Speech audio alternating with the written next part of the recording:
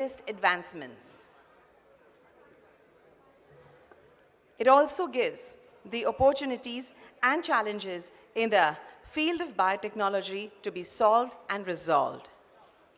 It fosters collaborations, knowledge sharing, and strategic discussions that can lead to innovations in healthcare, agriculture, environmental sustainability, and other sectors. So, ladies and gentlemen, we welcome you all in this very significant summit of today. We await the arrival of our Honorable Chief Minister of Gujarat, Shri Bhupendra Bhai Patel, and other esteemed dignitaries. Till then, two important announcements to be made. I request each one of you to kindly put your mobile phones on silent mode or vibrating mode. आप सभी से नम्र निवेदन है, आप अपना mobile phone silent mode या फिर वाइब्रेटिंग मोड पर रख दें. During the inaugural session, we request all the ladies and gentlemen to keep seated. Kindly refrain from getting up unless and until there is an emergency. Thank you.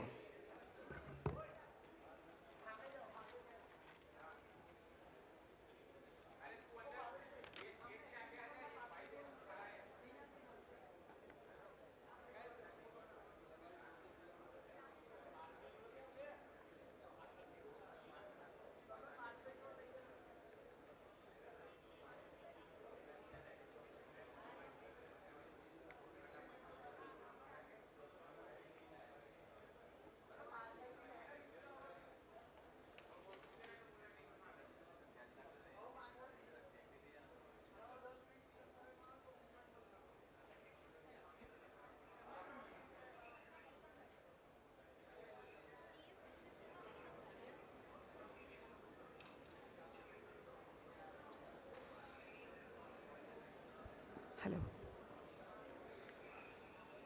Ladies and gentlemen, we request you to kindly take up your seats, please. And those who have just joined us, we also request them to put their mobile phones on silent mode or vibrating mode. आप सभी से नम्र निवेदन है कि समग्र कार्यक्रम के दरमियान हम अपनी जगह नहीं छोड़ें. या फिर कोई इमरजेंसी हो तो हम आपको उसी वक्त वहाँ से बाहर ले जाएंगे. धन्यवाद.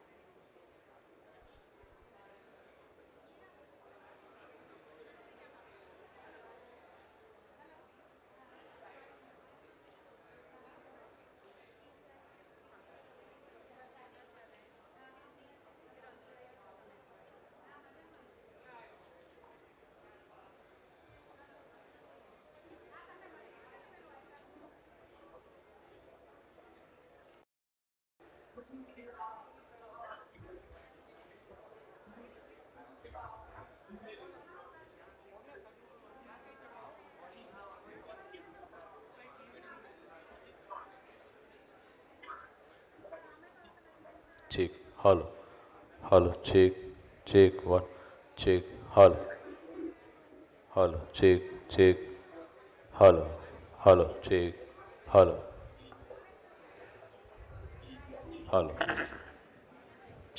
hello, check, hello, check, check, check, hello, check, hello, hello, check, check, hello, check, hello, check, check, hello, check, hello, check.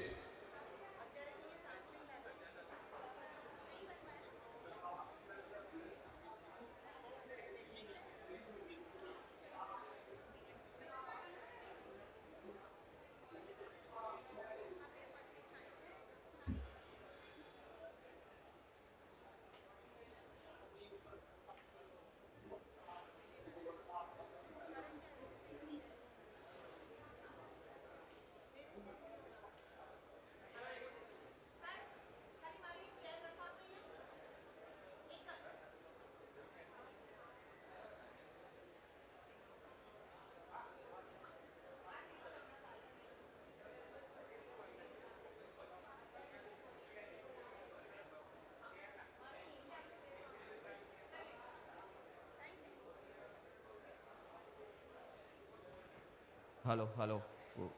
1 2 3 4. 1 2 3 4. Hello.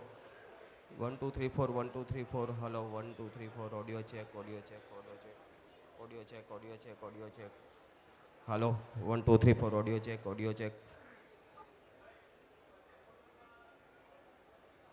1 2 3 4. Audio check. 1 2 3 4. Audio check.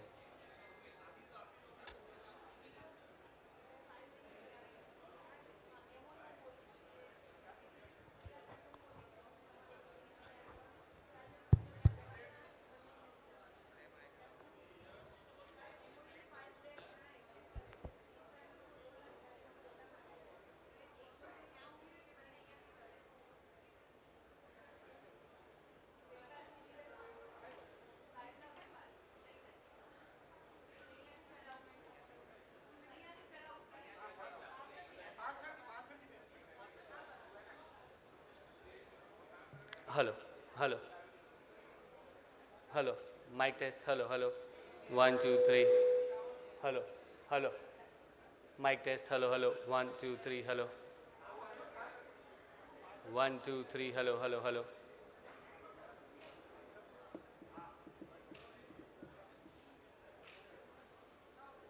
1 2 3. Hello. Mic test. Hello, hello. 1 2 3. Hello, hello, hello.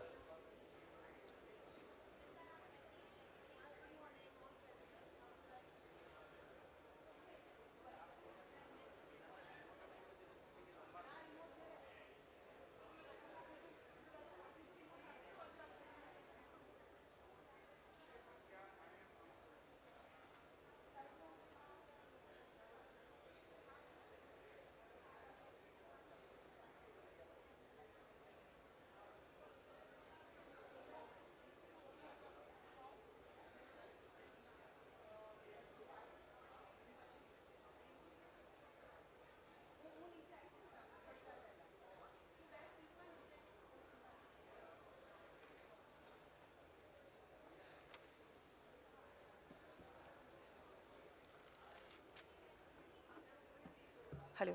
Ladies and gentlemen, we request you to kindly settle down. And those who have joined late, please put your mobile phones in silent mode or vibrating mode. आप सभी से नम्र निवेदन है कि आप अपना mobile phone silent mode या वाइब्रेटिंग मोड पर रख दें। हमारे माननीय मुख्यमंत्री श्री कुछ ही देर में यहाँ पर पधार रहे हैं।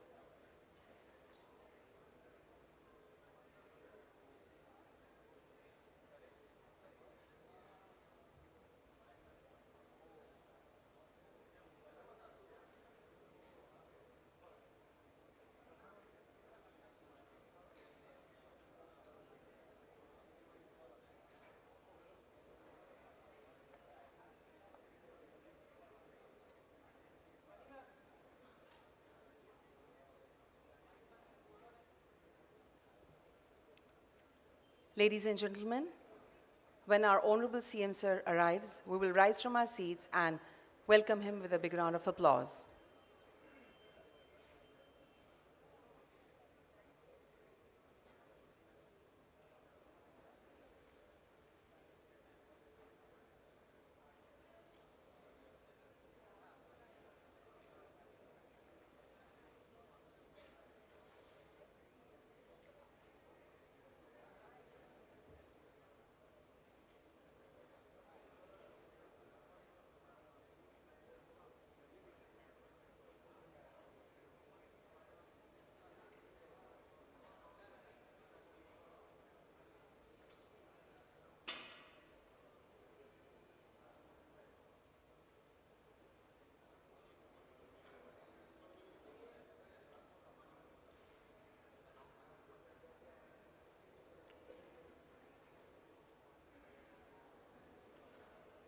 Ladies and gentlemen, please help me welcome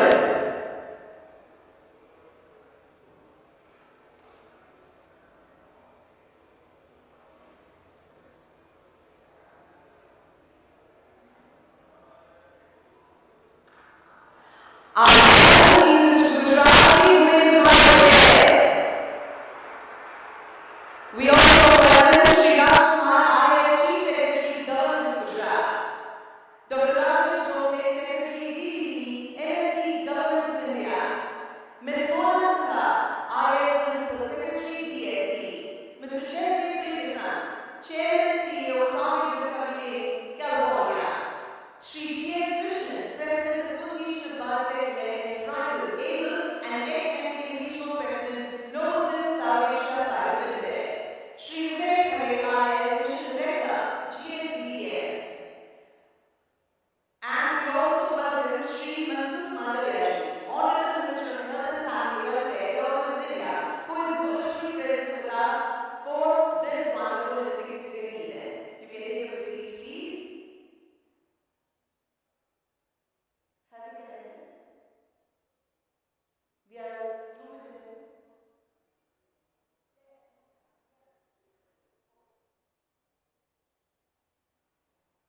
एक बार फिर से सभी गणमान्य अतिथि का बहुत बहुत स्वागत है. Welcome. In order to deliver the welcome address and to set the tone of this significant event, I would like to invite Ms. Mona Gupta, IS Principal Secretary, DSD, Government of Gujarat.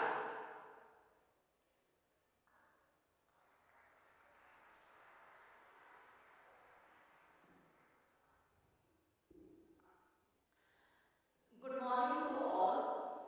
It is my proud privilege to extend a warm welcome to Honorable Chief Minister of Gujarat, Shri Bhupendra Bhai Patel, who takes a keen interest in science and technology, is also an Honorable Minister for Science and Technology, and despite of his busy schedule, he has given us a lot of guidance and spared so much time for this event. I also welcome Honorable Union Minister for Health, Family Welfare, Chemicals and Fertilizers, Shri Mansukh Mandavya. I welcome the Chief Secretary of Gujarat, Shri Rajkumar. Also Secretary Department of Biotechnology from Government of India, Dr. Rajesh Gopal, who are working on a very important policy formulation, and we will have a very engaging session on the same. I also welcome an eminent team of academicians, researchers and incubators from San Francisco, California, led by Dr. Priya Tandon, Setu Foundation, also leading Stanford India Bioscience Program, along with her, Chairman and CEO of Target Discovery Inc., California, Mr. Jeffrey Peterson, who has a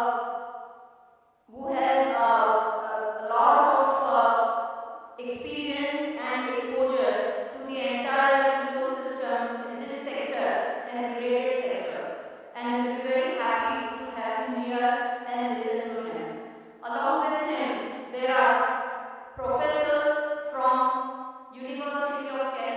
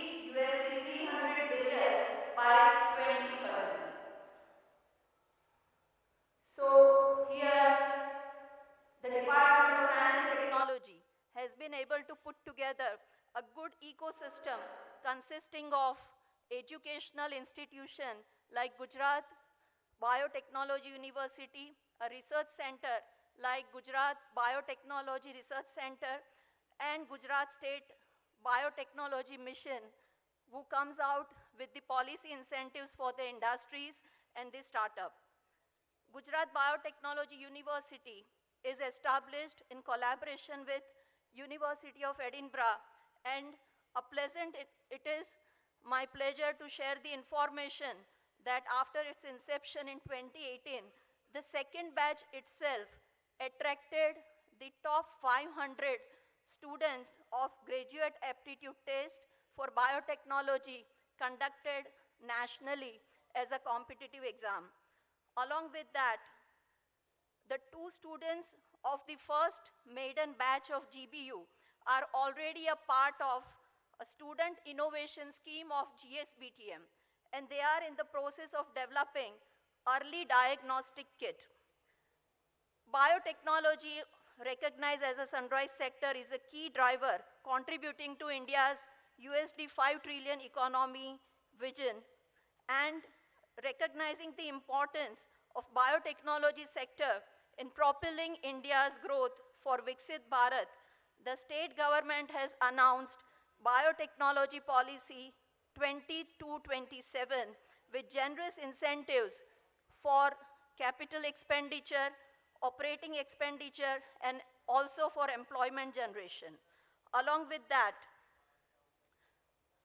the policy also has a special mention of special projects which relate to the upcoming areas of biotechnology like gene therapy and others, and mega projects which commit to bringing investment beyond INR 20,000 crore.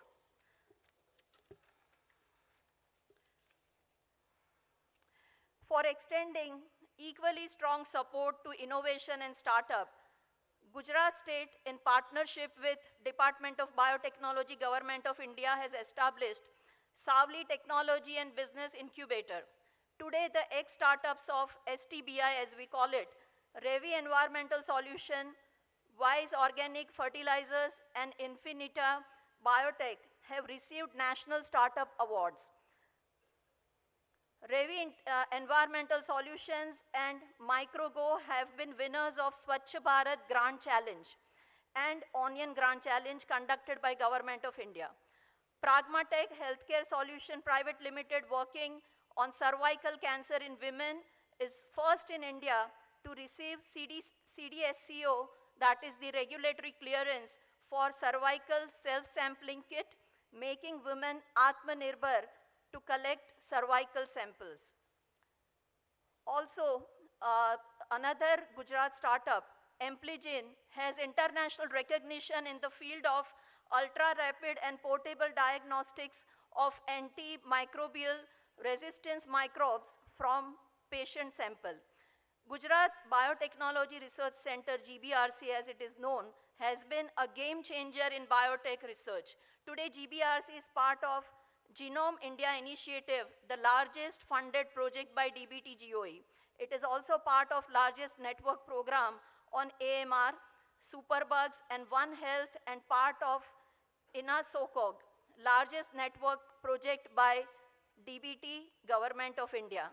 The solutions that GBRC is providing to Gujarat State are like dengue serotype detection kit, Amplicon panel for diagnosis of hereditary breast and ovarian cancer, Amplicon panel for diagnosis of muscular dystrophy and lysosomal storage disorder. For recombinant peptidase and other similar productions.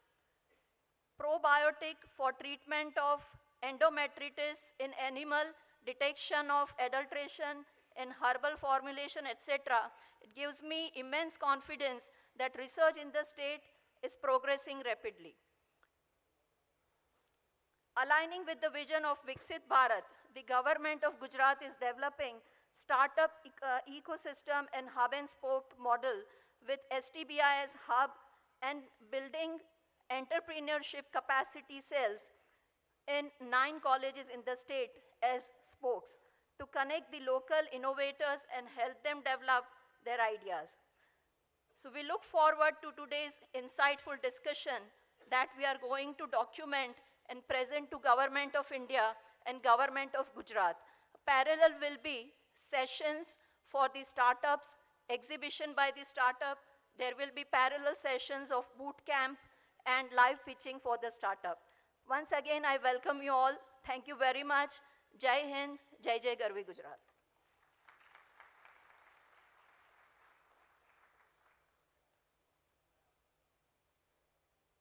Thank you so much, madam, for your warm welcome words and also the introductory remarks. आज हमारे साथ virtually हमारे संग जुड़े हैं माननीय मंत्री Shri doctor Mansukh Mandaviya जी, स्वास्थ्य एवं परिवार कल्याण मंत्रालय, भारत सरकार। मैं उन्हें आदर और विनम्रता से उनके विशेष उद्बोधन के लिए आमंत्रित करती हूं। जी नमस्कार। बायोटेक्नोलॉजी पर प्री वाइब्रेंट सेमिनार में उपस्थित गुजरात के यशस्वी मुख्यमंत्री आदरणीय भूपेंद्र भाई पटेल जी, राज्य के मुख्य सचिव श्री राजकुमार जी, भारत सरकार में सचिव श्री राजेश गोखले जी, मिस्टर पीटरसन, मिस्टर कृष्णन, इस कार्यक्रम से जुड़े सभी आज के इस अवसर पर आप सबका मैं अभिनंदन करता हूं। आप सबको सबसे पहले एक बात बताना चाहूंगा कि प्रधानमंत्री नरेंद्र मोदी जी जब गुजरात के मुख्यमंत्री थे तब राज्य में बायोटेक्नोलॉजी मिशन और बायोटेक पार्क की स्थापना की थी। 15-20 साल पहले बायोटेक मिशन की स्थापना करने वाला शायद गुजरात देश का पहला राज्य था और यह कदम दर्शाता है कि बायोटेक को लेकर मोदी जी का विजन कितना दूरंदेशी है, जो आज हमारे भूपेंद्र भाई उसको आगे बढ़ा रहा है। आज हम प्री वाइब्रेंट इवेंट में भी बायोटेक्नोलॉजी पर कार्यक्रम करते हैं, वह उसी का नतीजा है। भारत सरकार में फार्मास्यूटिकल्स का मंत्री होने के नाते मैं आपको इतना जरूर बता सकता हूं कि आने वाले वक्त में बायोटेक्नोलॉजी हेल्थ ट्रीटमेंट का सबसे बड़ा आधार बनेगा। इसी के साथ साथ कृषि, पर्यावरण, इंडस्ट्रीज उत्पादन जैसे कई सारे क्षेत्र में बायोटेक्नोलॉजी के जरिए जटिल प्रश्नों का समाधान खोजा जाएगा। इन सबके चलते आने वाले वक्त की इकोनॉमी बायोटेक्नोलॉजी आधारित बनेगी, इतना मुझे आज दिखाई दे रहा है। भारत की बायो इकोनॉमी पिछले 8 वर्षों में 8 गुना बढ़ी है और 10 अरब डॉलर से बढ़कर 80 अरब डॉलर तक पहुंच गई है। जैसा कि माननीय प्रधानमंत्री श्री नरेंद्र मोदी जी ने घोषणा की है कि देश बायोटेक के ग्लोबल इकोसिस्टम में शीर्ष 10 देशों की श्रेणी तक पहुंचने से बहुत दूर नहीं है।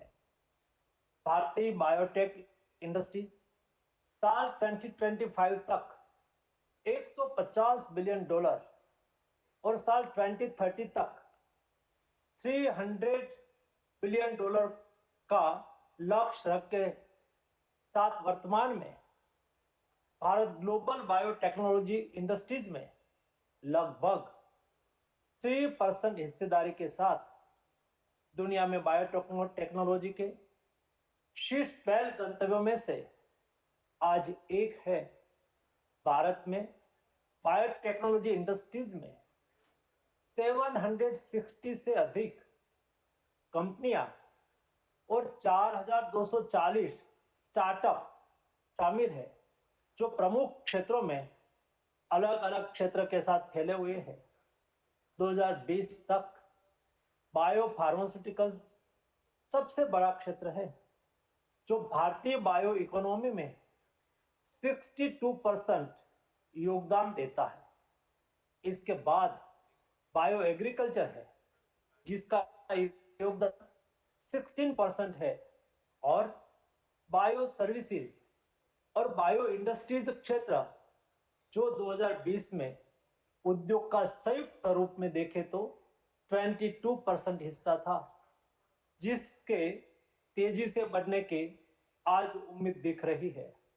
National biotechnology development strategy 2020 to 25 के मध्य से सरकार कौशल्य विकास, रिसर्च और इनोवेशन ड्रिवन मजबूत इकोसिस्टम, नॉलेज शेयरिंग और कॉमर्शलाइजेशन की सुविधा और इन क्षेत्र में पीपीपी मॉडल को प्रोत्साहित करके बाजार से जुड़ने तक फोकस कर रही है। कोविड-19 महामारी में भारत ने कुल 5 वैक्सीन देश में बनाई और दुनिया को भारत का बायोटेक्नोलॉजी के क्षेत्र में शक्ति का परिचय दिया। दुनिया के साथ ही भारत ने भी वैक्सीनेशन प्रोग्राम चालू कर पाया, जो हमारी बायोटेक्नोलॉजिकल स्किल के कारण संभव हुआ। भारत ने दुनिया के 125 से ज्यादा देशों को एफोर्डेबल वैक्सीन उपलब्ध कराई। आने वाले वक्त में दुनिया के लिए ऐसे कई सारे बायोटेक्नोलॉजी आधारित प्रोडक्ट भारत उपलब्ध कराएगा, जो दुनिया के कल्याण में उपयोगी होगा। गुजरात ने पिछले 2 दशकों में एक डायनेमिक, रिस्पॉन्सिबल और वाइब्रेंट अर्थव्यवस्था विकसित करने में महत्वपूर्ण योगदान दिया है। वाइब्रेंट गुजरात समिट 2024 के 10वें संस्करण की जो थीम है, उसे उपयुक्त रूप से गेटवे टू द फ्यूचर के रूप में रखा गया है, जो माननीय प्रधानमंत्री श्री के विकसित भारत 2047 के दृष्टिकोण को आगे बढ़ाता है।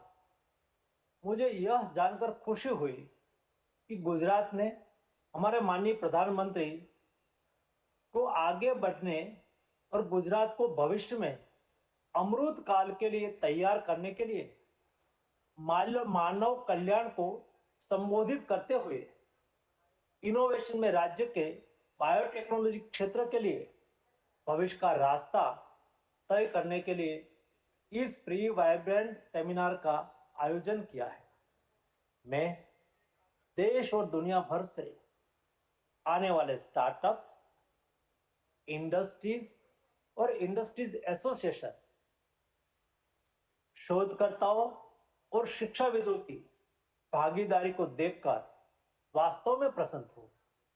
मुझे यकीन है कि आप सभी इस क्षेत्र के विकास में सहयोग और समर्थन के लिए बायोटेक्नोलॉजी पर इस मंच का उपयोग करेंगे और इस क्षेत्र में आने वाले वक्त में जो अपॉर्चुनिटी है, उन पर सार्थक चर्चा भी करेंगे। मैं करीब 2 दशकों से बायोटेक्नोलॉजी पर गुजरात के समर्पित फोकस और भारत को एक हेल्थ केयर और इनोवेशन रेडी देश बनाने में दृढ़ता से योगदान करते हुए देखकर भी वास्तव में प्रसन्न हूँ। माननीय प्रधानमंत्री श्री भारत को 2047 तक एक विकसित राष्ट्र का दर्जा प्राप्त करने की कल्पना करते हैं और उनका लक्ष्य इस अमृत काल के दौरान 25 वर्ष के लिए भारत को इस परिवर्तनकारी यात्रा पर स्थापित करना है। अगले 25 साल में भारत को विकसित बनाने के लिए हमें थोड़े ऐसे क्षेत्र में भारत को विकसित बनाना पड़ेगा, तभी जाकर भारत सही मायने में विकसित बन सकता है। इसमें बायोटेक्नोलॉजी मिशन शामिल है। गुजरात ने बायोटेक्नोलॉजी के क्षेत्र में अग्रसर रहकर देश के विकास में अपना योगदान देने के लिए जो काम किया है, वह सराहनीय है और वाइब्रेंट गुजरात की यह प्री इवेंट इसको सही दिशा देने में और तेजी से आगे बढ़ने के लिए अवश्य मदद करेगी। आज के इस अवसर पर मैं आप सबको बहुत बहुत बधाई देता हूँ और शुभकामना करता हूँ कि इस इवेंट के वैचारिक आदान प्रदान से इस सेक्टर को और अधिक ऊंचाई मिलेगी। आप सबको मेरी ओर से हार्दिक शुभकामनाएं। धन्यवाद।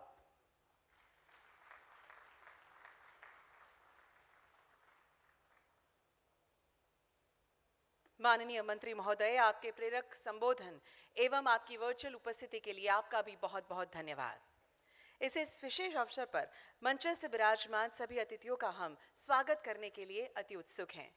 Foremost, I request Ms. Mona Khandar, Principal Secretary DST Government of Gujarat, to kindly welcome our Honorable Chief Minister of Gujarat, Shri Bhupendra Bhai Patel, with a shawl and a memento.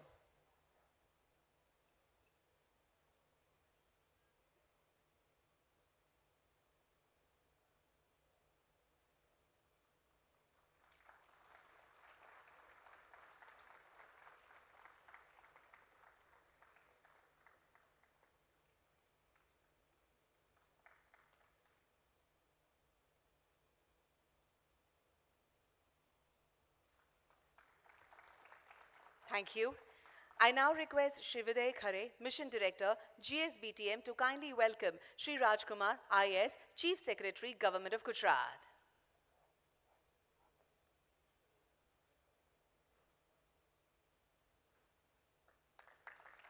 All these products are being made by our local artists. Hence, we significantly praise local for vocal.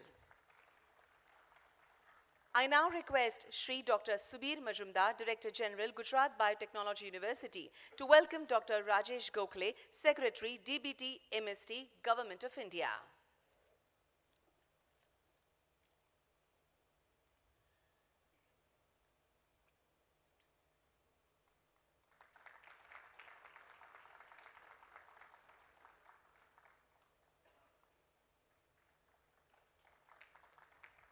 Thank you. I now request Shri Dr. Snehal Bagathria to welcome Mr. Jeffrey Peterson, Chairman and CEO, Target Discovery Inc., California.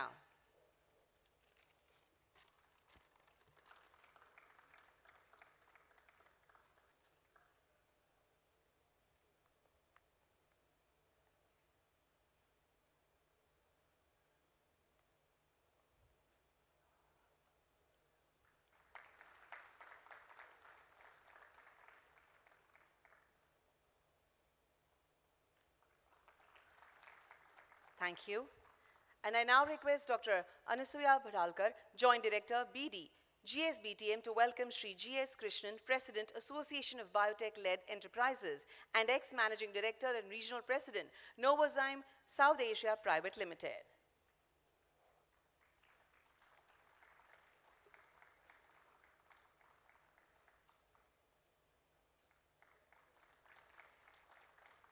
Thank you. As we know, biotechnology plays a crucial role in addressing various global challenges by harnessing biological systems and living organisms to develop innovative solutions. Its importance lies in advancing healthcare, agricultural advancements, environmental sustainability, industrial applications, research and development. To know more about this, let's have a look at an audiovisual film.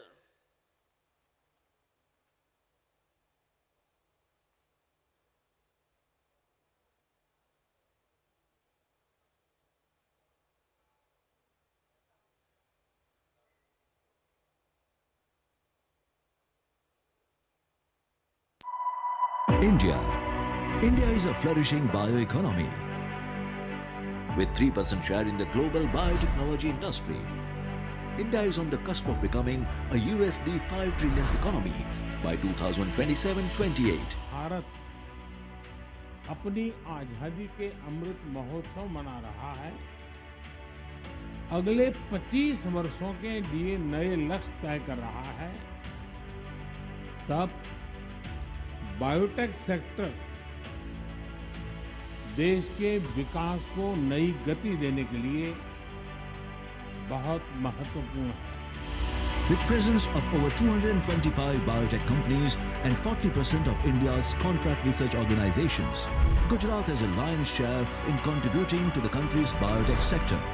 Government of Gujarat has been the enabler, creating conducive ecosystem for the major stakeholders: industry, startups, researchers and students.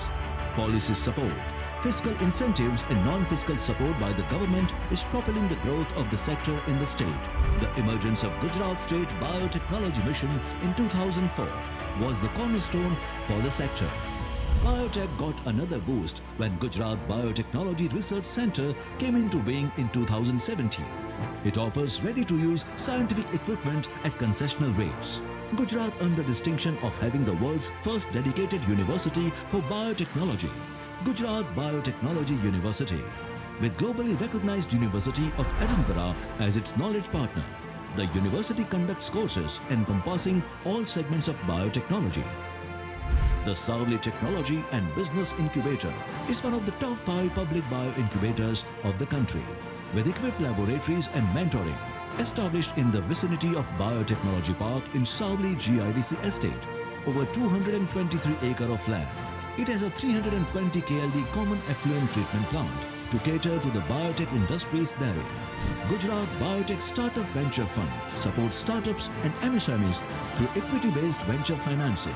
To further encourage investments, the government of Gujarat has unveiled Biotechnology Policy 2022-27, which aims to attract investment of Rs 20,000 crores, providing various capex and opex benefits to boost technopreneurship in the sector. The stars of Gujarat's biotech sector shining bright on the global horizon are Concord Biotech, one of the world's largest fermentation facility; Zytex Biotech, one of Asia's largest bacillus providing company; Sundiata Nemandis, one of the largest probiotics company in India; Hester Biosciences, Asia Pacific's largest poultry vaccine company. A pre-vibrant Gujarat Summit on biotechnology, the path of innovation and wellness for Viksit Bharat. Let's join hands for Atmanirbhar Gujarat to make an Atmanirbhar Bharat. Viksit Bharat.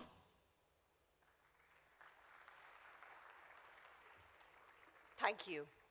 Now, in order to talk in this aspect more, I would humbly request Sri Raj Kumar, Chief Secretary, Government of Gujarat, to deliver his address.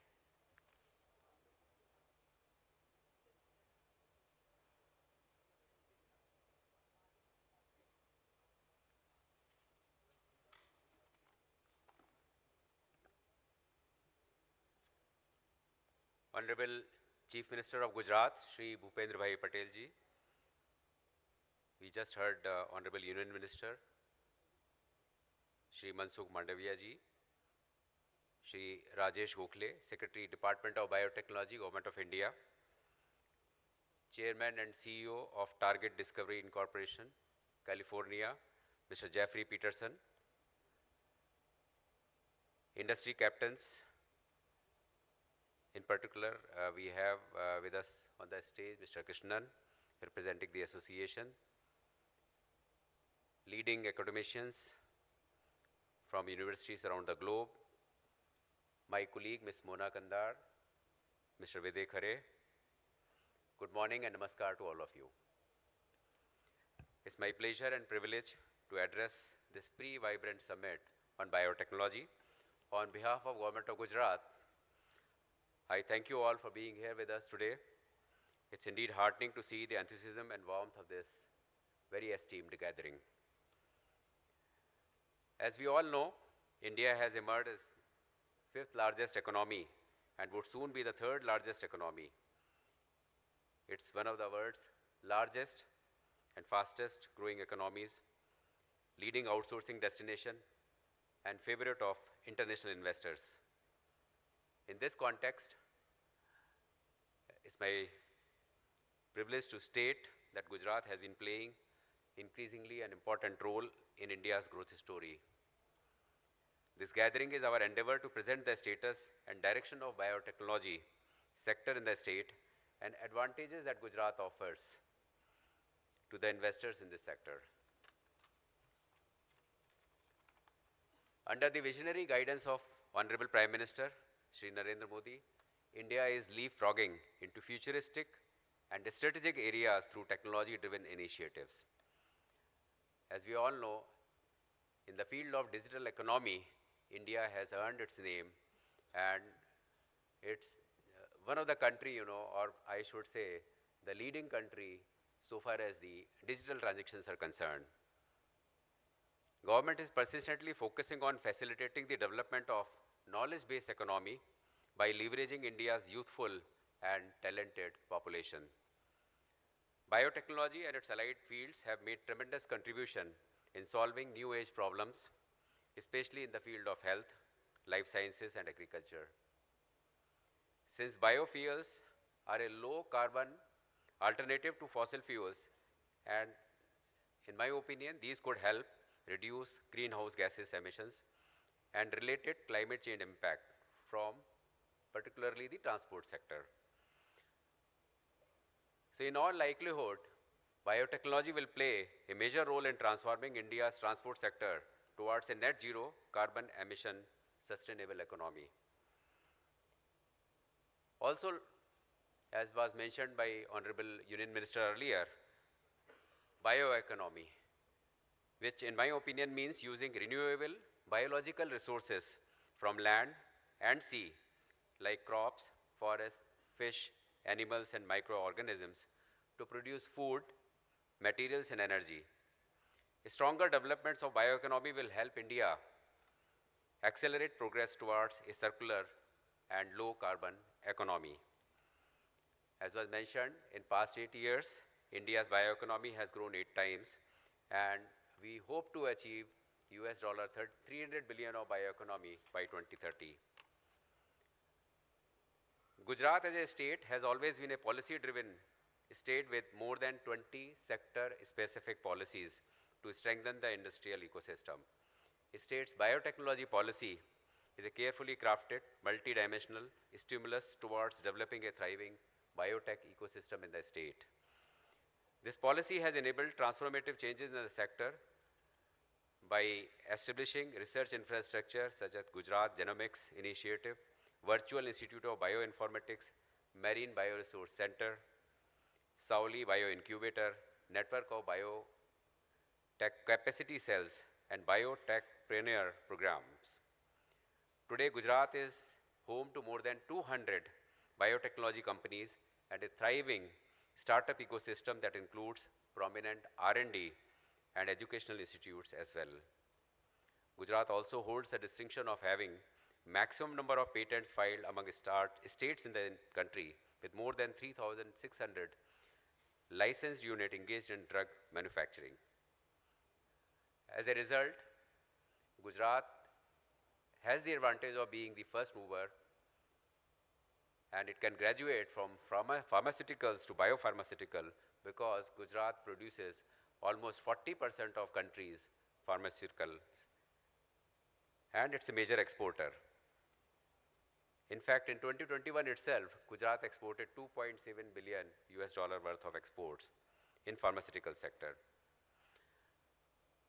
Gujarat is hosting 10th Vibrant Summit with central theme Gateway to the Future, and government is heavily focusing on creating a conducive environment for development of domestic industrial ecosystem based on emerging technologies.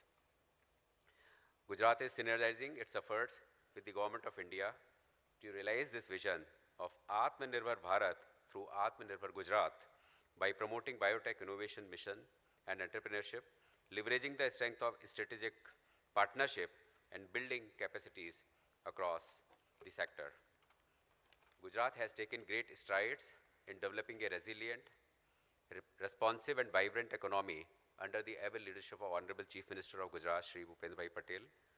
From this coveted platform of Vibrant Gujarat pre-summit seminar, I urge upon all the stakeholders, industry leaders, academicians, entrepreneurs, and aspiring youth of the state to join hands towards realizing the vision of Viksit Bharat through our ingenuity, perseverance, workmanship, and innovation.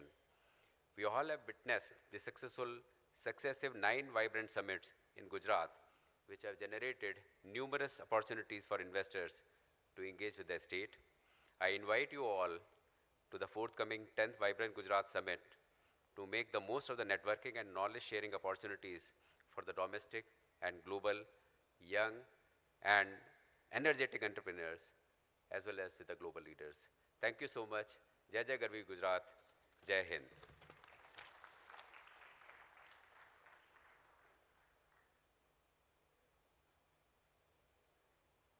Thank you so much, sir, for your significant address.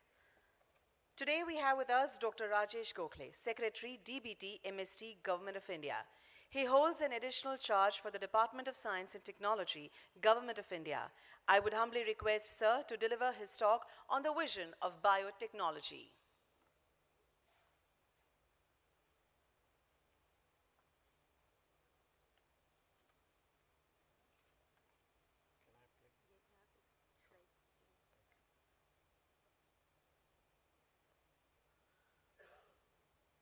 Namaskar and good morning to all of you.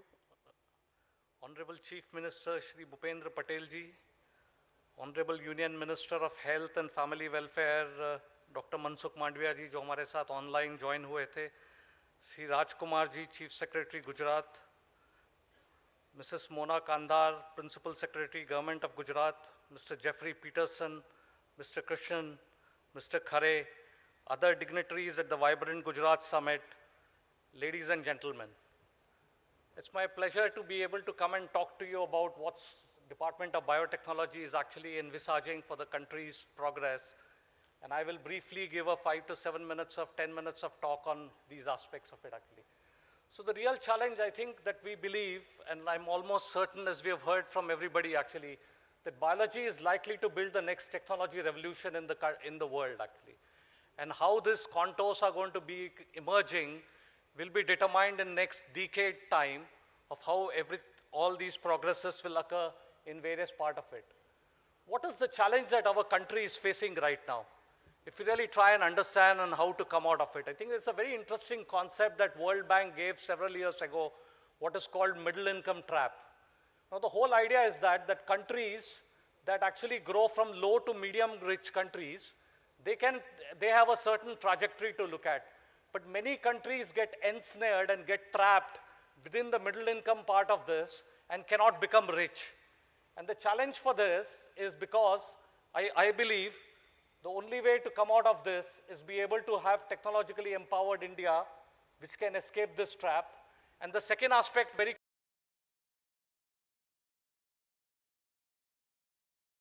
followed for middle to high income. And I think therefore one has to take a different trajectories and different projectiles to be able to catch hold of these kind of challenges in the world. To be able to do this, what we believe is that biotech sector is going to be the most critical sector to growth. And I think the perspective of this bioeconomy report is one that was released last week, in fact in Delhi, and therefore the data is the latest data that is available, and I think pardon me for giving you the latest data for it, but it's actually good to see that the growth last year was 23% of the past year of it actually. So it's a leaps and frogs jump that we have done actually. So 23% is a very, very high growth rate for the biosector to grow. The valuation is about $137 billion industry right now.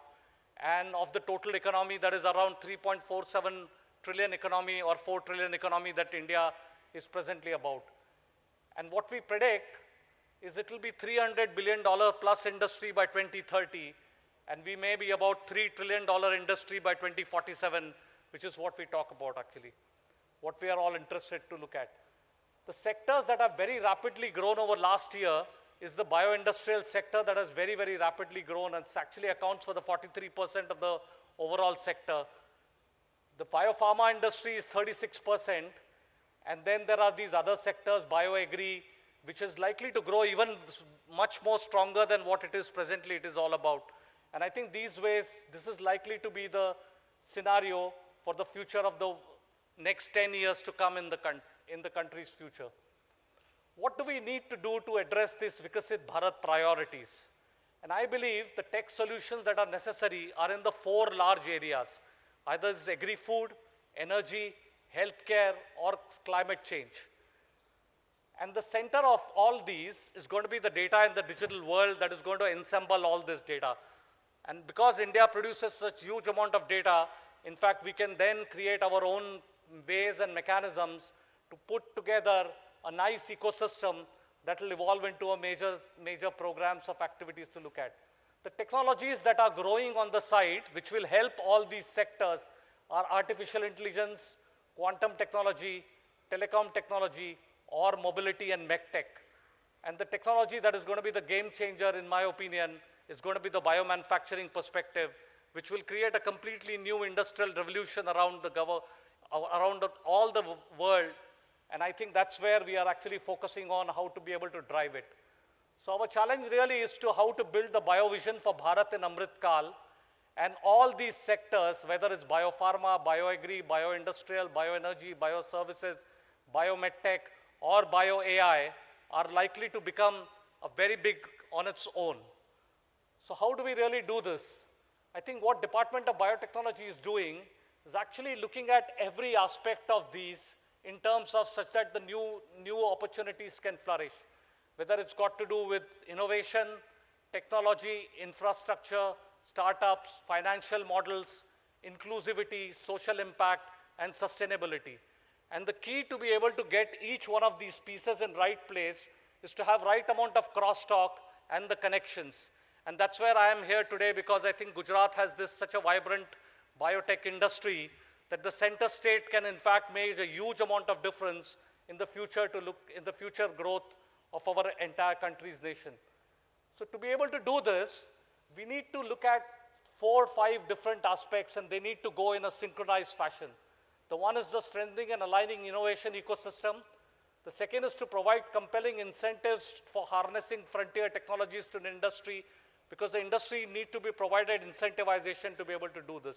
The workforce transitions and capacity building, the regulatory and reforms so that instruments and institutions grow in a synchronized way, because otherwise the GMO becomes a problem. And then the social protection is even more important, because there is a perception in biotechnology that you are actually changing the environment and ecosystem about it. So it's clearly very, very critical to be able to work on this cycle as we move along the sector, and R&D and budget becomes the center part of this theme. So what are the challenges that the world itself is facing actually? So if you really look at from every sector, the forests are burning, glaciers are melting, and biodiversity is on decline. And really, many of these has been due to the foresight of humans, with the context primarily driven by the material industry that has actually come around to be able to help all these sectors. So whether it is metal, glass, ceramic, fertilizers, or other chemicals like plastics, all of these have in fact have no roadmap for in terms of environmental protection perspective actually. The other problem, which is actually, for example, if you look at one of the material, which is textile or the cloth, you can see what is happening with the textile industry actually. This is an example where at Char Dham, pilgrims discarded, about 7 quintals of cloths were fished out from the river. Now, why is this happening? This is clearly happening because there is no end of life cycle of cloth. You don't know what will you do with the cloth. Initially, it was an essential one, but now it is a commodity. And so if 1.4 billion people in India is going to buy a large number of cloth, you don't know what we are going to do with this. So you need to figure out a way to be able to have a sum of end of life cycle for these kind of technologies. The global rice crisis, you can see the rice which once was provided us growth, now in fact stagnating yields, land water scarcity, and methane emission and global warming is a bit of a challenge actually to look at. So how do we resolve these actually? And I think that what we are trying to do is to foster a future now from our country's perspective, which is more sustainable, innovative, and responsible for the global challenges. You leverage living systems to create new sustainable and efficient manufacturing processes. These can be versatile, scalable, and if rightly put together, can be cost effective as well as an environmental impact. And obviously it will create new jobs and intensify entrepreneurial momentum that is very important to look at. All of these are in fact aligned with the nation's mission and visions that our Honorable Prime Minister has so many times shared, whether it's got to do with green growth or got to do with PM's vision of making India net zero carbon economy, or the lifestyle for the environment life, which is actually the mission that Honorable Prime Minister is driving. So we are all together as part of this nation's progress, wanting to grow these systems to look at. So what we are trying to do is we're going to come up with a policy which is going to enable these various initiatives that are critical for us to make an impact. Either it's bio-based chemicals or enzymes, or functional foods or smart proteins, or precision biotherapeutics, or it is climate resilient agriculture, or you could do the carbon capture and utilization, or the futuristic marine and the space research. All these sectors will be as a sectorially looked at, and growth will be addressed in a way such that one sector grows in a different fashion, the other sector grows in a different fashion. So we're going to look at each sectorial growth. And to be able to do this, we're going to set up bio-AI hubs and biomanufacturing hubs all across the country, with providing public-private partnerships and industrial cooperation as the two pillars of strength to be able to utilize these activities. Also, one of the key aspects of this likely is going to be for the health industry, what we call healing with dawai actually. And the dawai, as you understand, the dawa can be AI-driven dawai. And I think where you can see the accelerated drug discovery will happen, clinical trial optimizations can be done, the personalized medicines can work, and the medical imaging systems and analysis will come in together actually. It's also called wet AI now, or what we call bio-AI hubs. Now, deep learning enables computers to understand the language, and therefore the complex patterns that are there in biological data can be very nicely and impactfully identified. And I think that's why we're going to focus largely on the data and how the data gets integrated into systems and paradigms look together. So these are some of the futuristic technologies which can be quite revolutionary. For example, can genetically engineered synthetic probiotics be the solution for future? Can brain-computer interface solve problems of restoration of aspects of things? Can you have developing bioengineered ovaries actually as a way to look at, growth, hormone levels, restorations, and other kind of activities to look at? To be able to do this, it's also important to work on the how people care sector as well actually. And I think if you really look at one of the challenge in biomanufacturing sector is really got to do with the fact that our people are not completely engineered to be able to work to them. So really we need to work on all these four facets of learning, which I call Shastra, Tantra, Vidya, and Kala. And mostly when you do Shastra and Tantra and Vidya, the Vidya to Kala transition, in fact, during PhDs is being a challenge in our country actually. And what we're going to do through Department of Biotechnology is being able to have courses that allows you to transit to a skill and effective performance, which is very critical to be able to make things happen in its own format and own ways actually. I think I'll stop here, but thank you very much for all joining, and thank you for giving me this opportunity.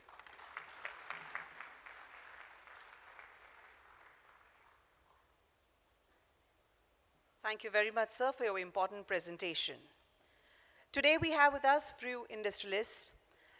We have with us Mr. Jeffrey Peterson, Chairman and CEO, Target Discovery, Inc., California, a personalized medicine diagnostic company leveraging proprietary proteomics tools. Prior to Target Discovery, he served as a CEO of Sharp, Peterson, Ochiltree, and Associates. Please help me welcome Mr. Jeffrey to share his experiences with us.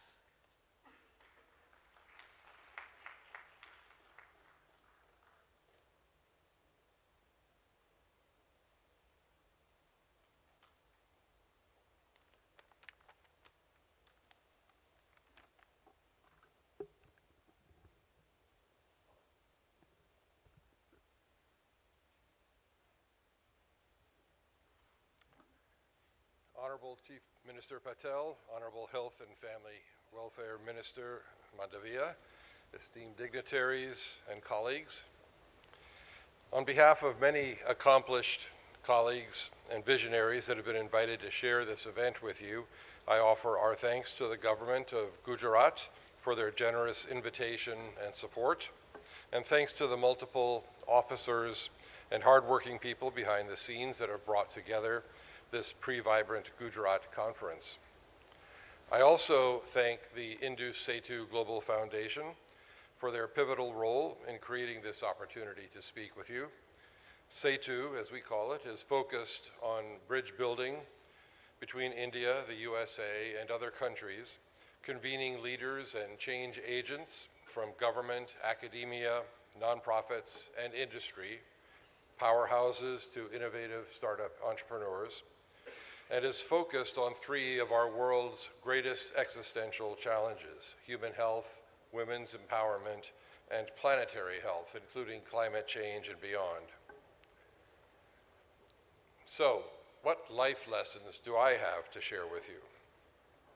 I've been incredibly fortunate and blessed with enormous diversity of experiences across industries, technologies, products, services, markets, functional areas, from the largest global conglomerates with sophisticated systems, cowboy companies that are improvising their way through explosive growth, to boards of public companies facing transformations, and to my journey through multiple startups, and more recently into teaching, coaching entrepreneurs at all levels, and helping give back to other founders creating new startup successes.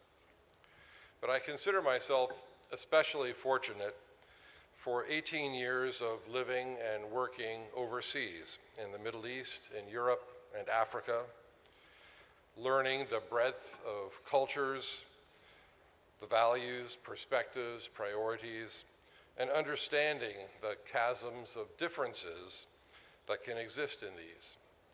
I've learned the deep challenges of differences in language and an understanding that what one side may consider to be clear and obvious, while the other side is on a different planet, and ultimately in showing the humility, consideration, and caring to always build to achieve mutual understanding, alignment, and collaboration. I've witnessed emancipation of women, creation of middle-class bourgeois, the power of societal and economic conversion in Iran under the Shah, and the arc of decisions and evolution that consumed him and veered the country onto a wildly different course. I've witnessed General Electric's transformation under Jack Welch, notably focused on developing people talent, creating and embracing challenge and accepting and making room for failures to allow room for growth, teaching thoughtful analysis, focused vision and planning, and accountable execution. These created a titanically respected and successful company, but I've seen some of the limitations in managing complexity and diversity that hobbled GE's path into a much different company today.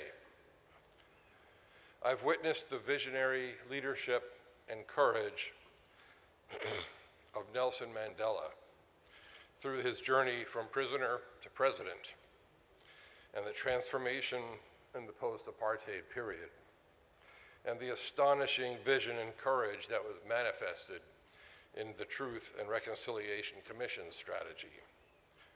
But I again watched the limitations of achievement under others that grasped opportunities subsequently to lead without sufficient vision, knowledge, or discipline, or with outright greed and corruption.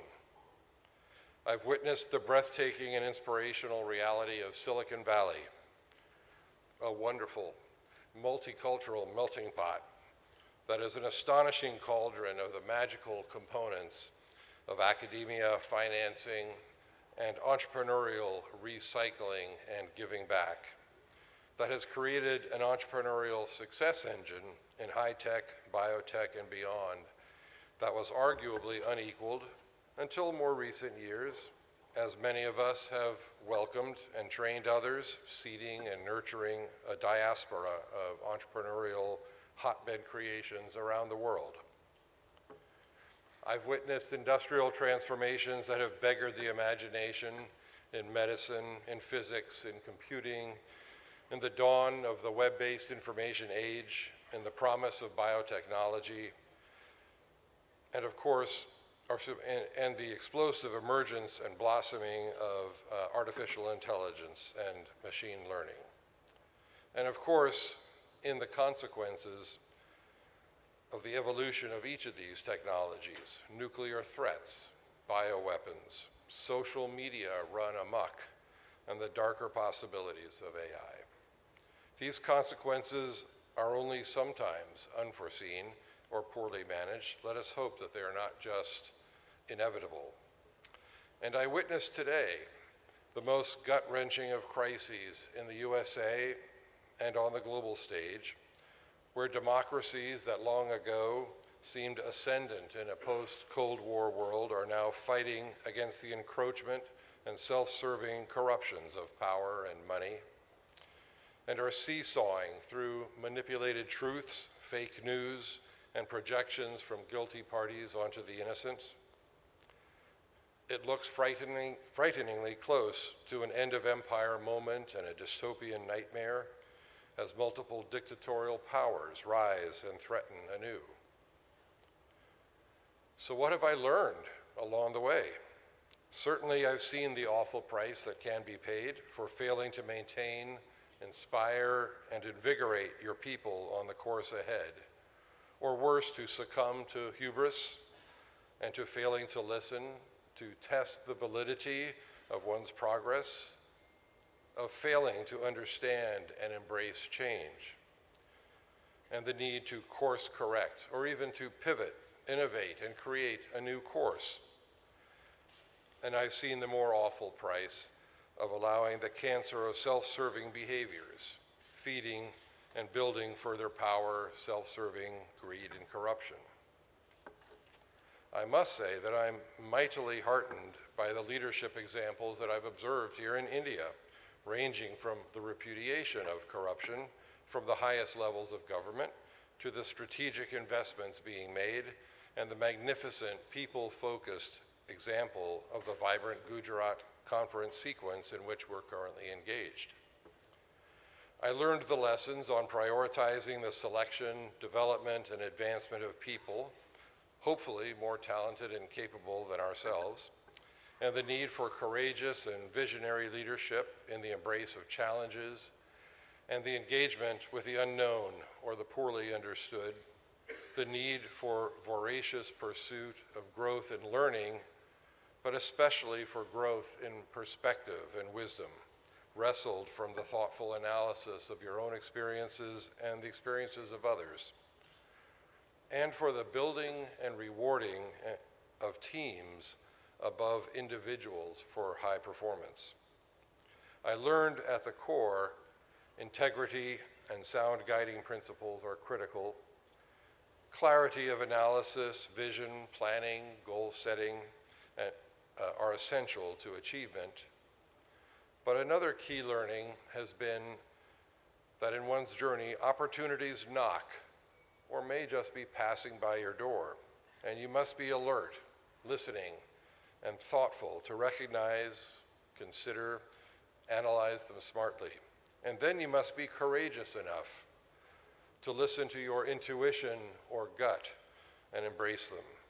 On any path, you must be humble enough to course adjust, and hardworking, visionary, and persistent enough to stay on and lead through the course to successful realization. Let me circle back to AI, artificial intelligence, to impress the importance of this explosive development on those of you who may not have understood its inescapability yet. AI is not new. The pursuit of it has been evolving for decades. The first generation was known as expert systems, which were basically deep and sometimes complex decision trees.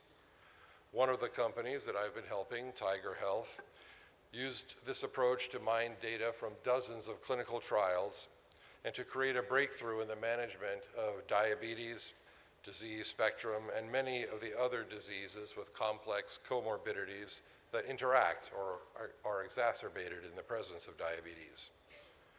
Tiger provides a fast and inexpensive physician decision support tool for the effective management of this disease spectrum within the incredibly short physician-patient visit time allowed by many health systems or the insurance reimbursement provided. The explosion of diabetes worldwide is one of the two greatest health economic threats faced by the globe and all of us. And this technology is uniquely positioned to completely change that trajectory. And I speak from personal experience. Over the course of 3 to 4 years, Tiger's health guidance transformed me personally from a fully diabetic state all the way back to a deeply normal territory. And that was first generation AI. The second generation of AI utilized sophistical statistical analysis tools to create decision analysis systems capable of teasing out challenges and often hidden insights from complex data sets. A couple of my companies have used these tools on complex mass spectrometry to produce intuitively understandable guidance on clinical outcomes and on food, beverage, and environmental contamination, substitutions, and authenticity. Third generation AI now harnesses these tools against massive deep data sets and complex multivariable problems in order to yield even more powerful insights and guidance. Another company that I'm helping, NeuralTrack, uses third generation AI to take a simple array of X-ray pictures from a short 60-degree sweep of a C-arm X-ray machine that reaches around an operating table during live surgery. And it converts that into full resolution CT imaging that can be sliced and sectioned for accurate surgical tool positioning, just like a full CT data set. The technology is revolutionary, not just to the health economics and accessibility of a great number of interventional surgeries, but more importantly, it will affordably revolutionize the accessibility of CT quality imaging capabilities into much more diverse and remote settings throughout the world, yielding an enormous impact upon health economics and patient outcomes. Fourth generation AI is the generative AI that has taken off in the past 2 years. That's amazing so many of us, with the conversationally interactive research and writing tools of ChatGPT for text and of DALL-E for image generation, and now a slew of other competing platforms vying for leadership. I've seen my wife's company in small pet care convert from spending hundreds of dollars on artwork regularly to using DALL-E's image generation capabilities to generate over 20,000 images of breathtaking quality, variety, composition, and artistic styles for fractions of a penny each. And these are offering an entirely new business expansion for her business. In summary, AI will be invading our lives from every angle in short order. I cannot emphasize enough the importance and opportunities available from getting involved early to understand, embrace, and participate in the utilization of these exploding tool sets. In closing, I'm very excited to be here with you. I look forward to the opportunity to create important and powerful partnerships, whether between my companies and their opportunities for translating enormous benefits quickly into India and beyond, or to helping the many entrepreneurs assembled for boot camp interactions here today, but most importantly, to partner with your government, academic and industry leaders to create and foster the development and flourishing of new meccas of entrepreneurial innovation and success across India. Thank you.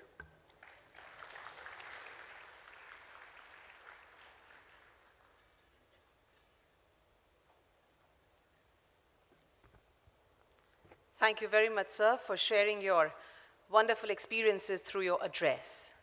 In order to share his experiences and views, I would now like to welcome Shri G.S. Krishnan, President, Association of Biotech-Led Enterprises, ABLE, and ex-Managing Director and Regional President, Novozymes South Asia Private Limited.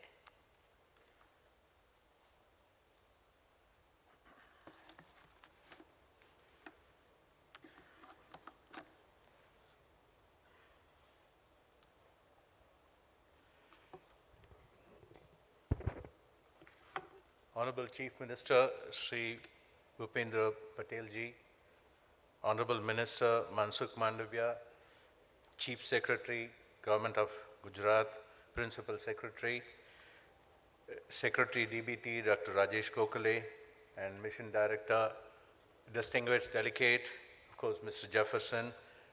It's a great pleasure and honor to be here today on behalf of the biotech segment representing the Association of Biotech-Led Enterprises. In fact, the Association of Biotech-Led Enterprises is the only industry body representing the biotech segment, supporting them in various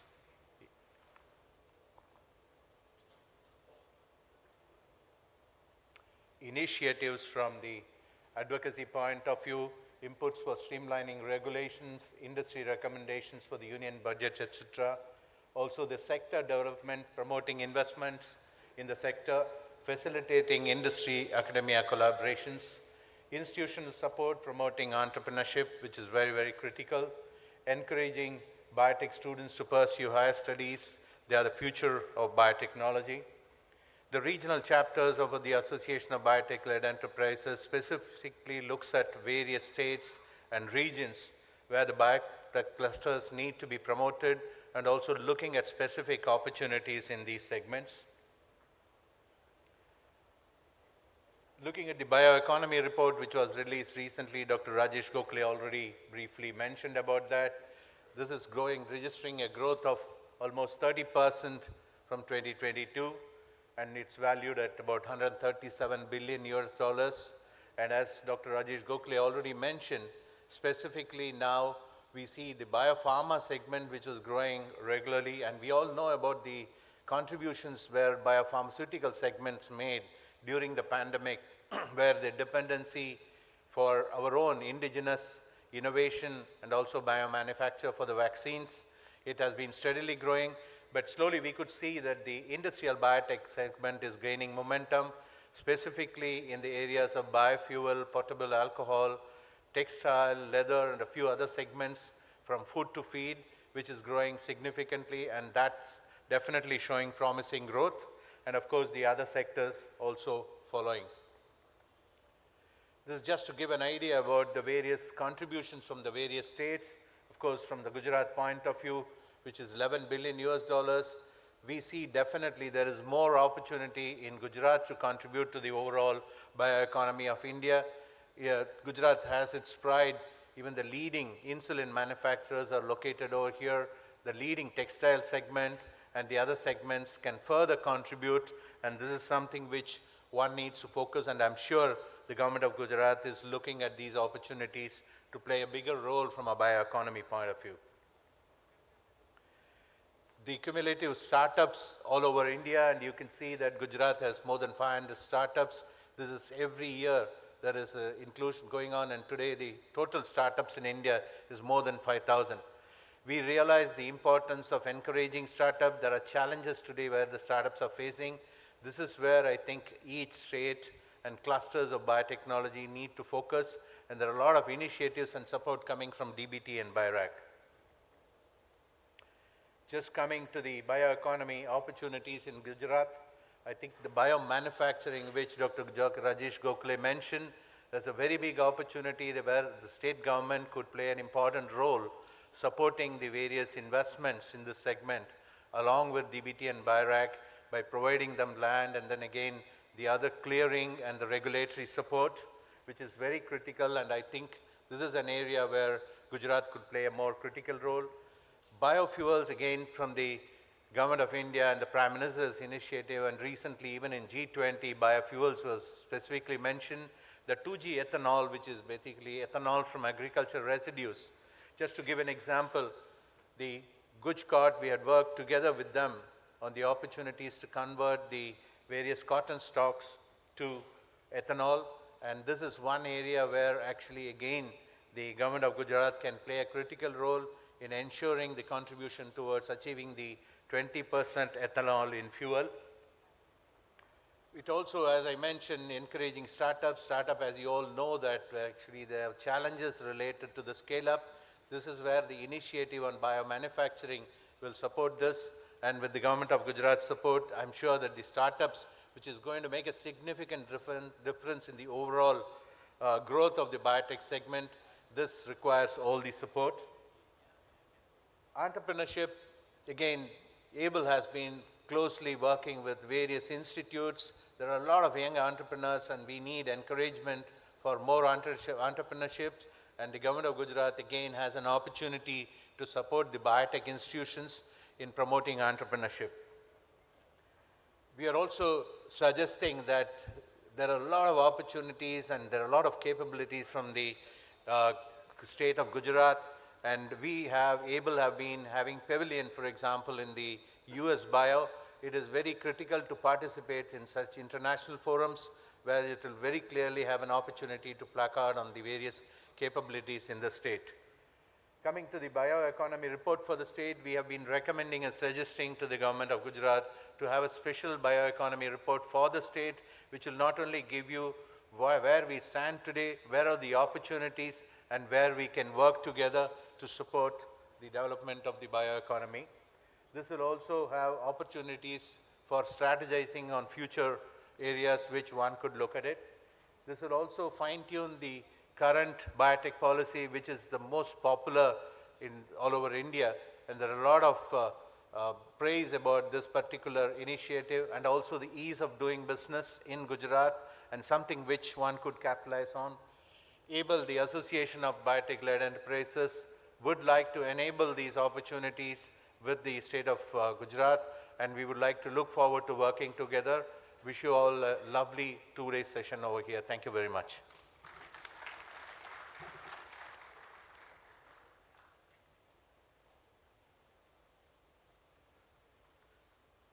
Thank you so much, sir, for your presentation and address. Ladies and gentlemen, this moment is also to mark the international collaborations that the state looks forward to forge and expand. For this, I welcome Ms. Priya Tandon, founder and chairman in the Setu Global Foundation, and request Shri Viday Khare, IS, Mission Director, Gujarat State Biotechnology Mission, to execute this partnership agreement for a long-term association by exchanging MOU in august presence of our Chief Minister of Gujarat, Shri Bhupendra Bhai Patel.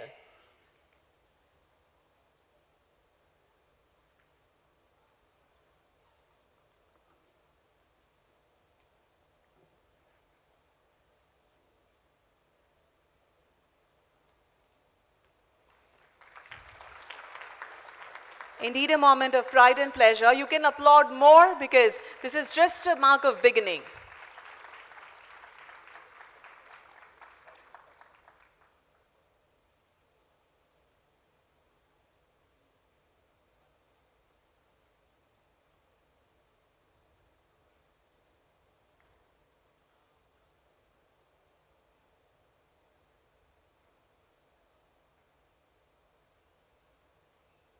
Thank you and good luck.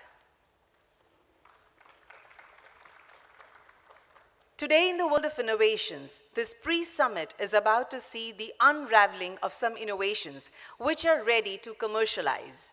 These products have cleared all the regulatory hurdles and are ready to serve the society. I would request foremost Shri Honorable Chief Minister of Gujarat, Bhupendra Bhai Patel, to launch this innovative and significant products with a remote.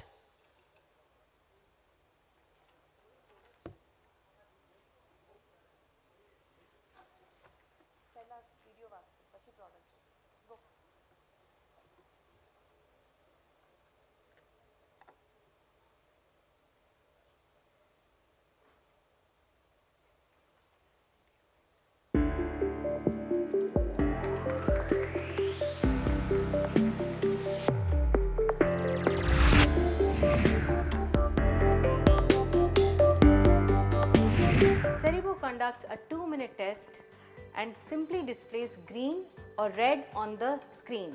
Green indicates healthy, red indicates hemorrhage, so refer for CT. And it's totally harmless even for pregnant women and children.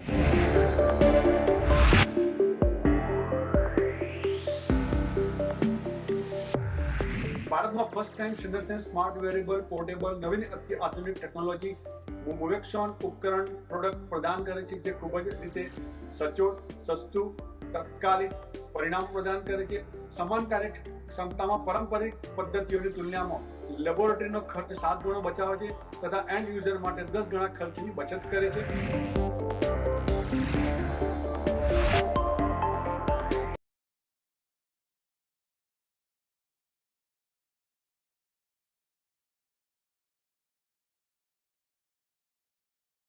So in that case, the benefit will be the people don't need to travel to the urban region to have their diagnostic. People can, while using our device, so they can self-sample their blood and can deliver this device to the tier 1 cities or the high-end diagnostic laboratory for their diagnostic test.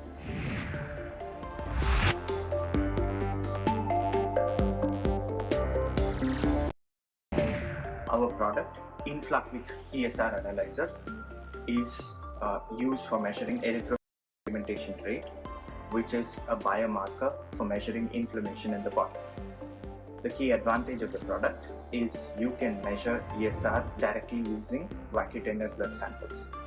Other distinguishing features of the product are that it is IoT enabled, it has wireless connectivity compliant to HL7 standard, and has high throughput of 60 tests per hour.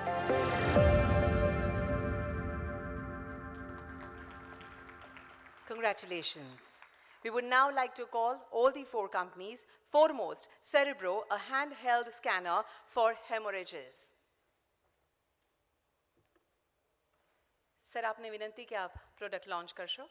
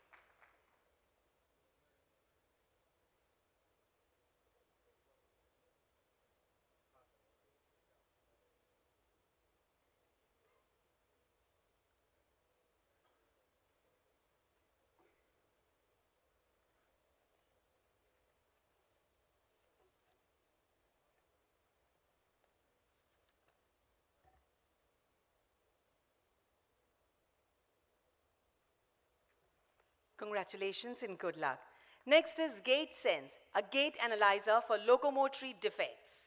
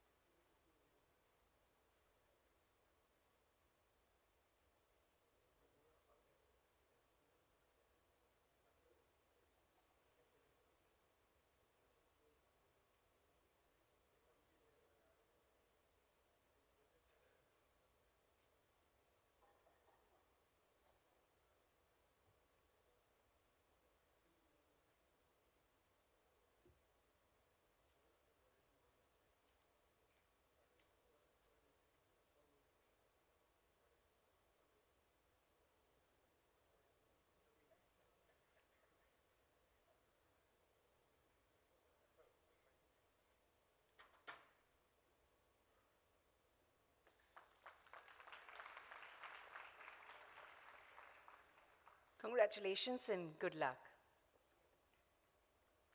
Next is Biosampler, a micro-volume blood collection storage kit.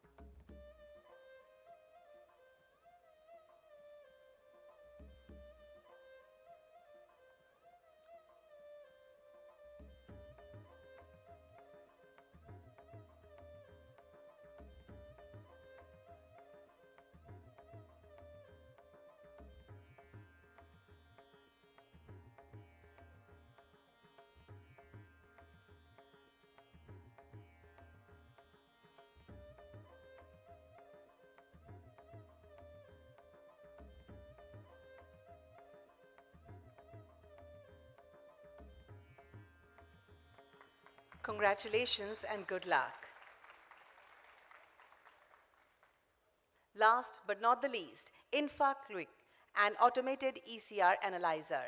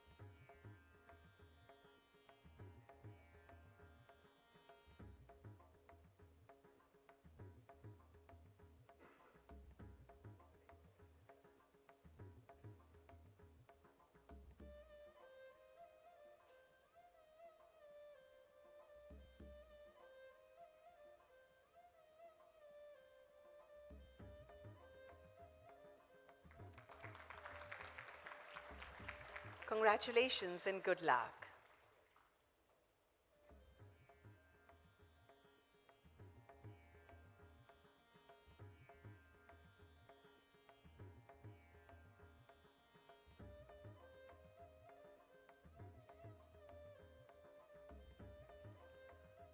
Thank you very much.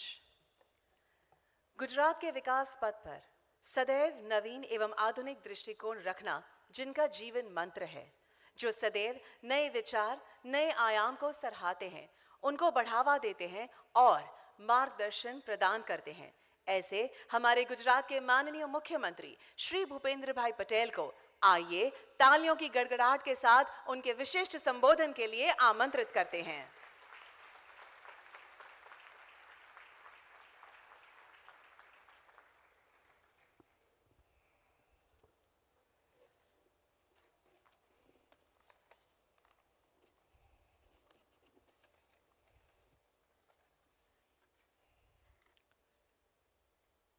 राज्य सरकार के science and technology विभाग द्वारा आयोजित vibrant Gujarat pre summit के तहत biotechnological the path of the innovation and wellness for विकसित भारत कार्यक्रम में वर्चुअल माध्यम से हमारे साथ उपस्थित केंद्रीय मंत्री श्री मनसुख भाई मांडविया जी, मेरे साथ मंच पर उपस्थित मुख्य सचिव श्री राजकुमार जी, केंद्रीय डीबीटी के सचिव श्री राजेश गोखले जी, अग्र सचिव Shri Mona Khandar ji, association of biotechnology led enterprise के अध्यक्ष Shri GS Krishnan, target university के chairman Shri Jeffrey Paterson, GSBTM के मिशन डायरेक्टर श्री विदय खरे, उपस्थित अधिकारीगण, आमंत्रित बायोटेक्नोलॉजी क्षेत्र के अग्रणी महानुभाव, प्रेस मीडिया के मित्र, आप सभी को मेरा नमस्कार। वैश्विक नेता और भारत के यशस्वी प्रधानमंत्री श्री नरेंद्र भाई मोदी जी ने गुजरात के मुख्यमंत्री के रूप में आज से 20 साल पहले वाइब्रेंट गुजरात ग्लोबल समिट का बीज बोया था। गुजरात में नई टेक्नोलॉजी के साथ साथ नई नई इंडस्ट्रीज आए और राज्य के लोगों को रोजगार मिले, यही इस मेगा इवेंट का आयोजित करने का उद्देश्य था। साथ ही गुजरात की क्षमताओं और गुजरात में मौजूदा अवसर का लाभ लेना भी इस इवेंट के मेन ऑब्जेक्टिव थे। आज मैं गर्व से ये कह सकता हूँ कि प्रधानमंत्री जी के मार्गदर्शन में हम अभी तक अपने इन उद्देश्यों को पूरा करने में सफल रहे हैं। अब जनवरी 2024 में हम इसके 10th एडिशन को आयोजित करने जा रहे हैं। वाइब्रेंट समिट 2024 से पहले पिछले कुछ महीनों में हमने 9 प्री वाइब्रेंट इवेंट्स और MOU साइनिंग कार्यक्रम भी आयोजित किए हैं। बायोटेक्नोलॉजी के क्षेत्र में 2000 करोड़ रुपये से अधिक से MOU हुए हैं और इससे करीबन 3000 रोजगार के अवसर आएंगे। प्री वाइब्रेंट सक्सेस के तौर पर गुजरात में अब तक केमिकल, फार्मा, इंजीनियरिंग जैसे विभिन्न क्षेत्रों में 30,000 से ज़्यादा MOU और लार्ज प्रोजेक्ट के लिए भी MOU भी हुए हैं। गेटवे टू द फ्यूचर की थीम के साथ हम इस वाइब्रेंट समिट में फ्यूचरिस्टिक सेक्टर्स पर अधिक फोकस करेंगे। फ्यूचरिस्टिक सेक्टर्स की ग्रोथ टेक्नोलॉजी के बिना संभव नहीं है और बायोटेक्नोलॉजी फ्यूचरिस्टिक सेक्टर्स के ओवरऑल ग्रोथ के लिए सबसे इम्पोर्टेंट फैक्टर्स में से एक है। इसीलिए हमने प्री वाइब्रेंट इवेंट के तौर पर बायोटेक्नोलॉजी विषय पर डेडिकेटेड इवेंट आयोजित किया है। बायोटेक्नोलॉजी से जुड़े सेक्टर्स गुजरात में आए और यहाँ ग्रो करे, इसके प्रयास माननीय प्रधानमंत्री जी ने अपने मुख्यमंत्री कार्यकाल में ही शुरू कर दिए थे। 2004 में श्री नरेंद्र भाई के मार्गदर्शन में गुजरात राज्य में बायोटेक्नोलॉजिकल मिशन को शुरू किया गया था। इस मिशन के अंतर्गत बायोटेक्नोलॉजी सेक्टर से जुड़े कई पहलुओं पर ध्यान दिया गया।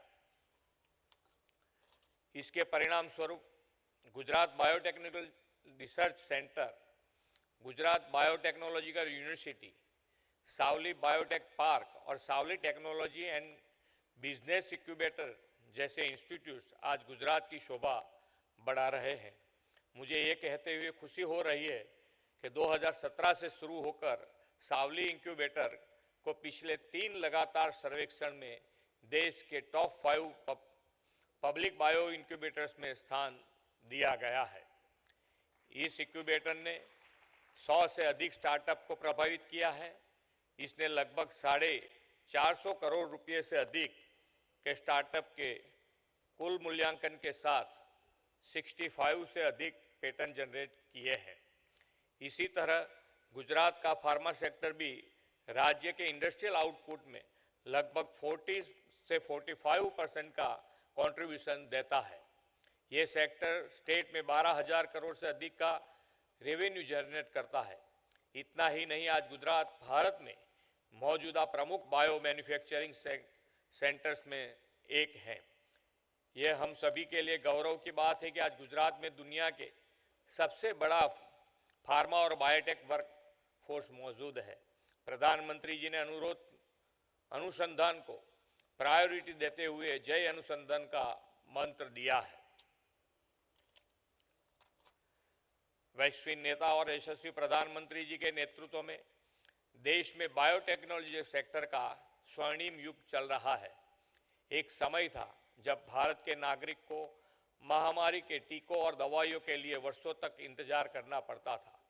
पहले विदेशों में शोध होता था और वहाँ के लोगों का इलाज पहले होता था, फिर भारत के लोगों को दवाइयाँ और टीके मिलते थे। लेकिन अब समय बदल गया है। कोरोना काल में भारत दुनिया की फार्मेसी बनकर उभरा है। हमने पूरी दुनिया में भारत निर्मित HCQ का एक्सपोर्ट किया है। इसके बाद भारतीय रिसर्च और भारतीय साइंटिस्ट ने कोरोना का स्वदेशी टीका भी विकसित किया, जिसने पूरे देश को कोरोना से बचाने में मदद की। हमने वसुधैव कुटुंबकम की भावना से देश के लोगों के साथ साथ पूरे विश्व के लोगों तक टीका पहुंचाया गया। प्रधानमंत्री जी ने क्लिनिकल टेस्टिंग से लेकर अप्रूवल स्टेज तक पूरे प्रोसेस को तेज कर दिया है, जिससे बायोटेक सेक्टर्स में रिसर्च को काफ़ी फायदा हुआ है। मुझे विश्वास है कि बायोटेक्नोलॉजी के सेक्टर भविष्य में गुजरात में समग्र विकास में महत्वपूर्ण भूमिका निभाएगा। वर्ल्ड लेवल पर बायोटेक्नोलॉजिकल इंडस्ट्रीज में लगभग 3% से की हिस्सेदारी के साथ भारत आज एशिया प्रशांत क्षेत्र में तीसरा सबसे बड़ा बायोटेक्नोलॉजी सेक्टर का डेस्टिनेशन है। आज भारत में बायोटेक्नोलॉजिकल सेक्टर सबसे तेजी से बढ़ते क्षेत्रों में से एक है। बायोटेक्नोलॉजिकल सेक्टर को टेक्नोलॉजी ऑफ होप कहा जाता है। गुजरात सरकार ने बायोटेक्नोलॉजी के इस महत्व को समझते हुए इस सेक्टर से जुड़े इंडस्ट्रीज के लिए बायोटेक्नोलॉजिकल पॉलिसी 2022 लागू कर दी है। मुझे विश्वास है कि हमारी यह पॉलिसी गुजरात के बायोटेक्नोलॉजिकल सेक्टर को वर्ल्ड लेवल पर एक नई पहचान देगी। गुजरात सरकार दुनिया की बेस्ट बायोटेक्नोलॉजिकल गुजरात में लाकर भविष्य में विकास और विकसित भारत के लिए प्रतिबद्ध है। इस सेक्टर में अंतर्राष्ट्रीय सहयोग के बेहतर रिजल्ट हासिल करने के लिए गुजरात इन सहयोगों को वाइब्रेंट गुजरात समिट से आगे लेकर जा रहा है। मुझे विश्वास है कि good governance, business friendly environment और पॉलिसी सपोर्ट्स के साथ गुजरात में बायोटेक्नोलॉजी का रिसर्च और डेवलपमेंट और उसकी पूरी इंडस्ट्रीज वर्ल्ड लेवल की बनेगी। साइंस हो या स्पेस, प्रधानमंत्री जी के नेतृत्व में भारत की स्वदेशी टेक्निक दुनिया को अपनी ताकत दिखा रही है। मुझे विश्वास है कि प्रधानमंत्री जी के विकसित भारत एट 2047 विजन के साथ वाइब्रेंट समिट के माध्यम से हम साथ मिलकर गुजरात को एक मजबूत बायोटेक डेस्टिनेशन बनाने में सफल रहेंगे। इन्हीं अपेक्षाओं के साथ मैं अपनी वाणी को विराम देता हूँ। भारत माता की जय। वंदे मातरम। जय जय Garvi Gujarat.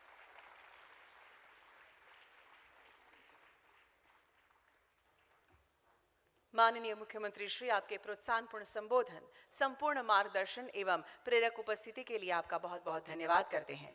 All the startups are requested to reach to their stalls before Honorable CM Sir inaugurates the exhibition. And other people are requested to kindly be seated. No one will move from the seats until the exhibition is totally open and Sir leaves from this particular hall. आइए अब तालियों के साथ माननीय मुख्यमंत्री और मंच से विराजमान सभी को हम एग्जीबिशन को इनॉग्रेट करने के लिए आमंत्रित करते हैं।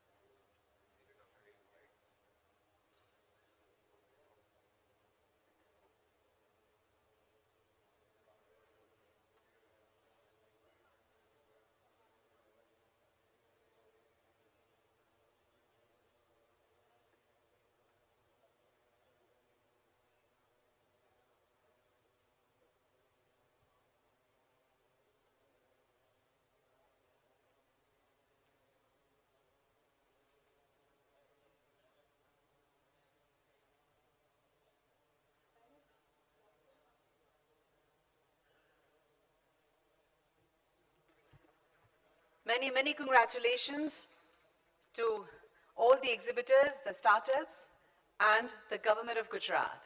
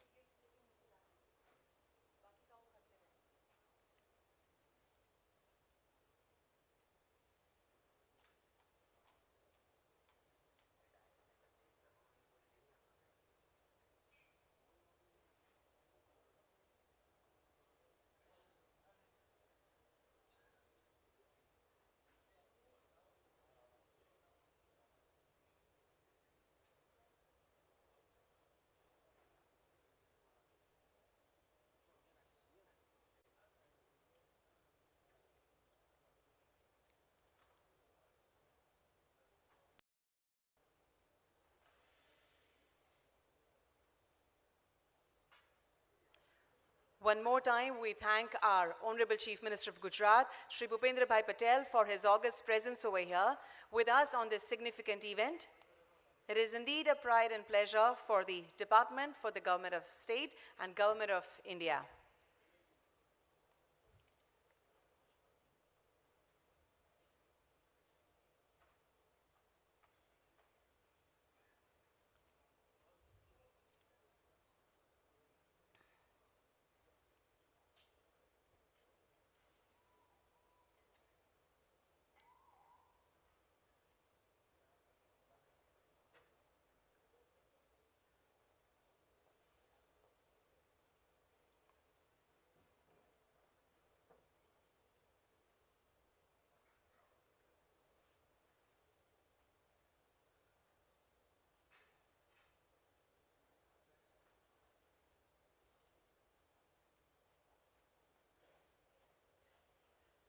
Thank you very much, sir.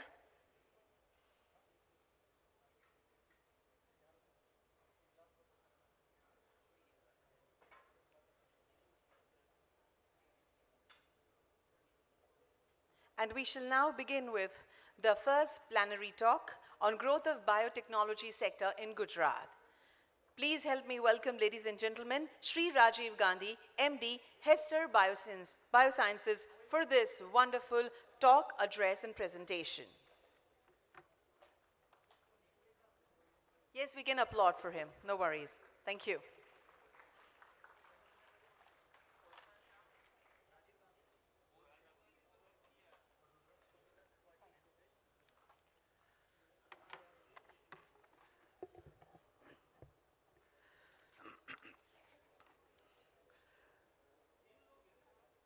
Respected ladies and gentlemen, good morning. It is indeed an honor to stand here today amidst pioneers and visionaries of the biotechnology sector to reflect on a journey that has significantly shaped not just Gujarat, but the entire landscape of biotechnology in India.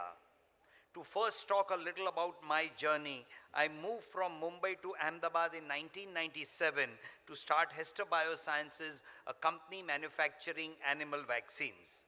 Things were completely different then from what they are today.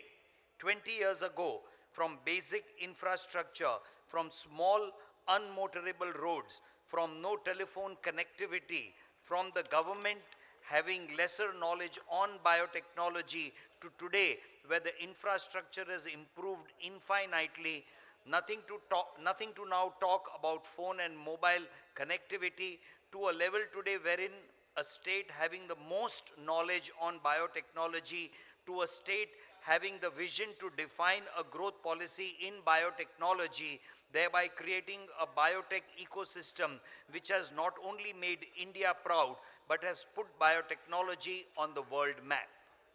I would also like to mention that at that time, 20 years ago, we being a new company, the phrase startup was not yet coined at that time. We were financed by a Gujarat state-owned financial institute, Gujarat Industrial and Investment Corporation, to whom we are extremely thankful, as without that financing, we would have not been able to move further. The funded amount was 1.5 crores Indian rupees. 20 years ago, the term biotechnology in Gujarat was more a promise than a reality. Today, we stand as a testament to what vision, innovation, and relentless pursuit of excellence can achieve. In these 2 decades, Gujarat has emerged from the shadows to become a luminary in the biotechnology arena. The state's journey began with small steps, establishing basic infrastructure, nurturing skilled manpower, and fostering a culture of research and innovation. Gujarat recognized earlier on that biotechnology was not just a new sector in the economy, but it was a new frontier of human capability.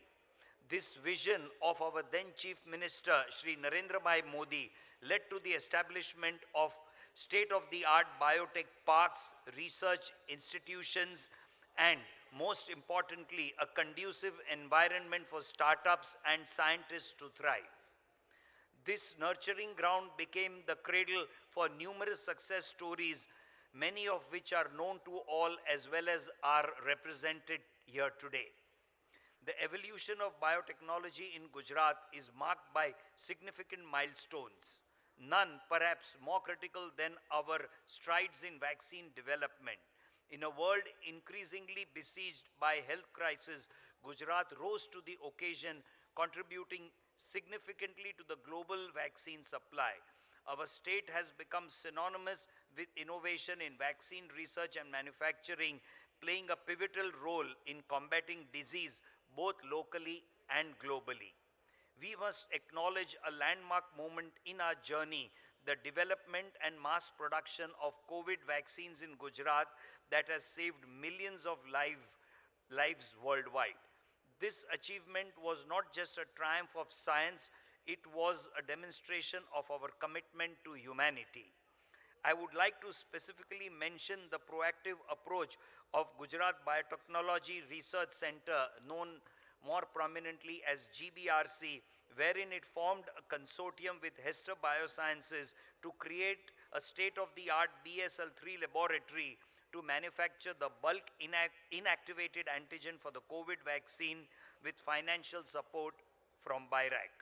Today, this BSL-3 laboratory is ready to manufacture any bulk antigen which the country may require in the event of any pandemic. I would also like to mention the development of the first DNA COVID vaccine by Zydus, again, a project in Gujarat. All this could happen not only with the support, but with the push from the government of Gujarat as well as from the government of India. Looking at this awe-inspiring past, one might wonder, what does the future hold for us? I say the future is not just bright, it is ours to define. The next chapter of biotechnology in Gujarat is being written by the brilliant minds of this gathering and beyond. Our focus now shifts to more complex challenges. We are venturing into realms like personalized medicine, gene therapy, and cutting-edge biopharmaceuticals. Our pursuit is not just to treat diseases, but to prevent them, not just to add years to life, but to add life to years. To the scientists and startups here, you are the torchbearers of this legacy. You are not just part of an industry, you are part of a movement that is shaping the future of humanity. Remember, every experiment you conduct, every hypothesis you test, and every product you bring to the market has the potential to change lives. Today, Gujarat has over 300 startups in the area of biotechnology. Today, we have Gujarat state-owned venture capital funding arm as well as innumerable private funds waiting and wanting to fund startups in Gujarat. In a way, share the risk with the budding startup entrepreneurs. Today, we have the right infrastructure, the right manpower in the state, private companies to develop new vaccines and diagnostics. At Hester, we use the services of GBRC regularly for our R&D, as GBRC not only has the sophisticated equipment, but it also has the pool of scientists which work on R&D. Currently, Hester has 4 ongoing projects with GBRC.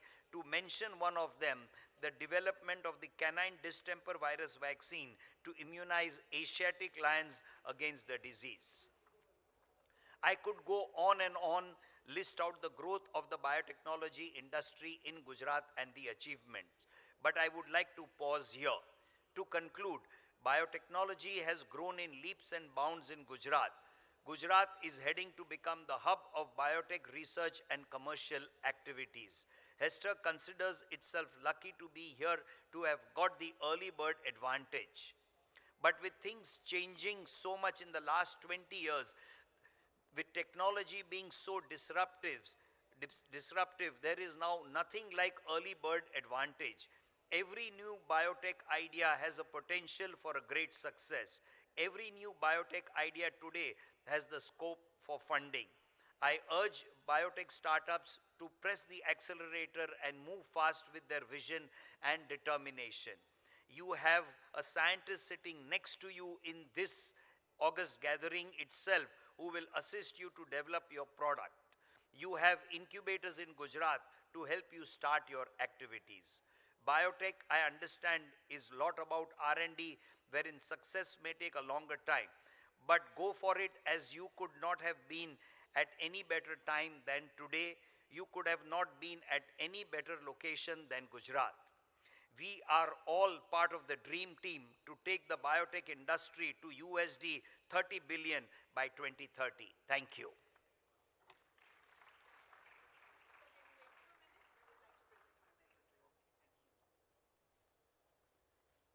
Thank you so much, sir, for your address and also for extending the good wishes to all the startups. I now request Dr. Snehal Bhagatharia, Joint Director, R&D, GSBTM, to kindly hand over the memento as a mark of gesture to sir.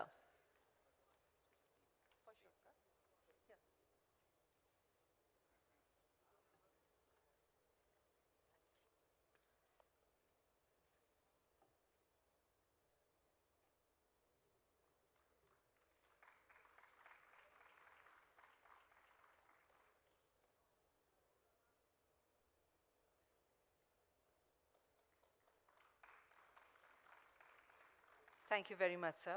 Thank you. Thank you, sir.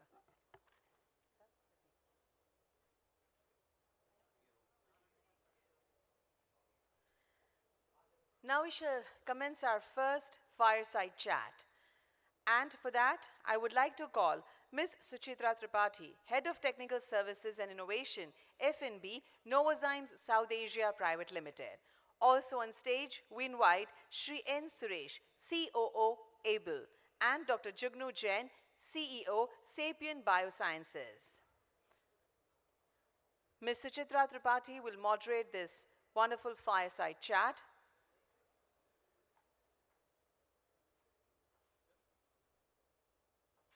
Welcome, madam.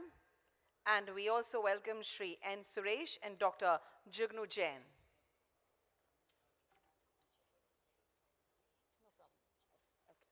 Dr. Jugnu will join in just a couple of minutes from now. So I request Ms. Suchitra to take over the session further and have a talk with Shri N. Suresh.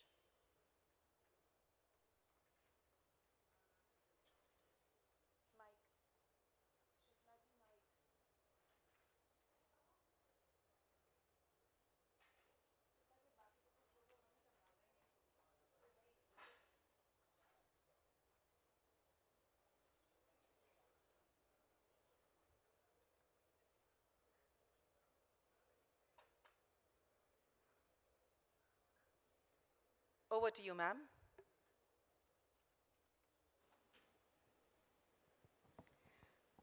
Good morning, everyone. And welcome to the first fireside chat with two wonderful guests here. I just got to know that Dr. Jugni is also here. Well, just to introduce myself, I'm Suchitra Tripathi, heading the the customer service as well as the innovation part of F&B Novozymes South Asia.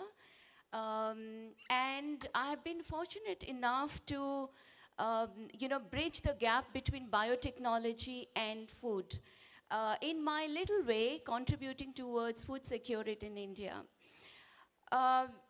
So the session is on the Radar Bharat bioeconomy.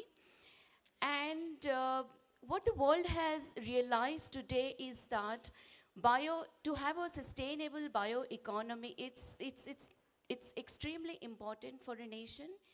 And it also contributes to the economic growth. And that can be done within the environmental policy goals. And at least 50 nations have put up in place their national tailored sustainable bioeconomy strategies or policies that is going to steer the growth within bioeconomy. In the year 2023, FAO, the Working Committee on Sustainable Bioeconomy, has mentioned about 10 principles and 24 criteria for a sustainable innovation within encompassing different areas like economy, society, environment, as well as governance. And the first one in the principle is food and nutrition security. Now, India is the largest producer of milk and pulses. And it's the second largest producer of rice, wheat, sugarcane, groundnut, fruits and vegetables. And many policies we have come up with to ensure that there is food security. But what about nutrition security in India? We are in a journey with biotechnology to bring sustainable agriculture, creating healthy and tasty replacements or alternatives to animal protein to cater to the growing world's protein need and increase production for a reduced environmental impact and reduced wastage. And these are some of the areas that's going to be even relevant for coming years. These are some of the examples from my food experience, you can say, I brought in on the stage. But today we can expect more. We have two distinguished speakers here, and they are going to bring more insight into the bioeconomy beyond food. And in this India's booming bioeconomy, from $4.3 billion in 2012, I think I'm right, Suresh, to $137 billion in 22, this incredible journey that we see today, we can be ambitious. And we are really looking forward to have the $300 billion by 2030. And it gives me immense pleasure to invite my guest here today, Dr. Jugnu Jain, CEO of Sapient Biosense, and Dr. N. Suresh, COO of Able India. And we are going to have a very interesting conversation today. So to start with, my first question goes to Dr. Jugnu. You have been working in the field of, say, molecular biology and cell biology and markers, diagnostics, and many more. How do you see the horizon of bioeconomy expanding not just from the human health, but beyond that, covering, say, health, nutrition, as well as environmental changes? It's a pleasure to be here.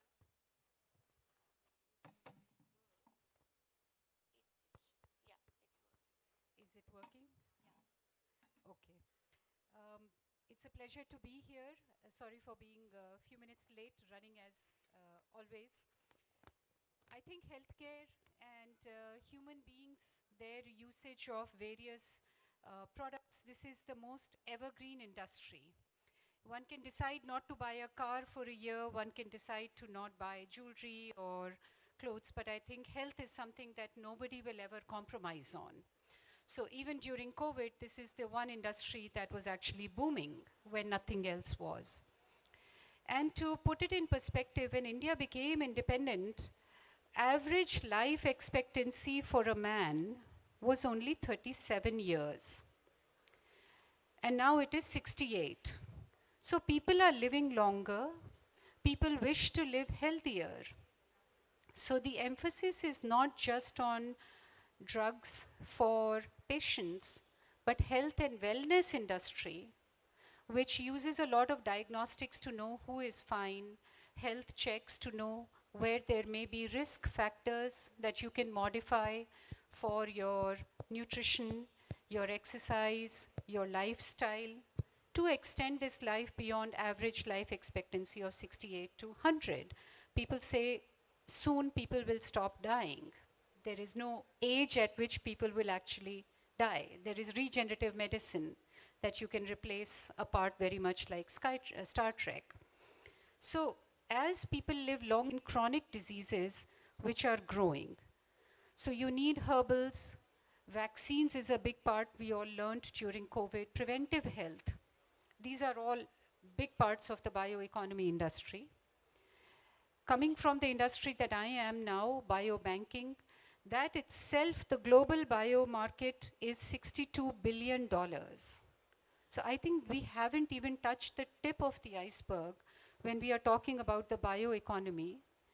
In that, these are the fastest growing areas also, 7% CAGR, 15% CAGR, with most people agreeing that Asia Pacific region, which is what we come under, Southeast Asia, these are the biggest growth drivers for the bioeconomy.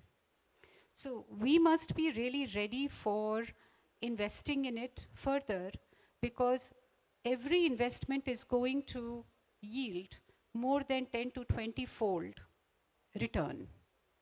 So focusing on this industry and realizing its potential is enormously valuable. I'm not talking about the environment and climate. If you want me to talk about that now or later, we can do that later. Thank you so much.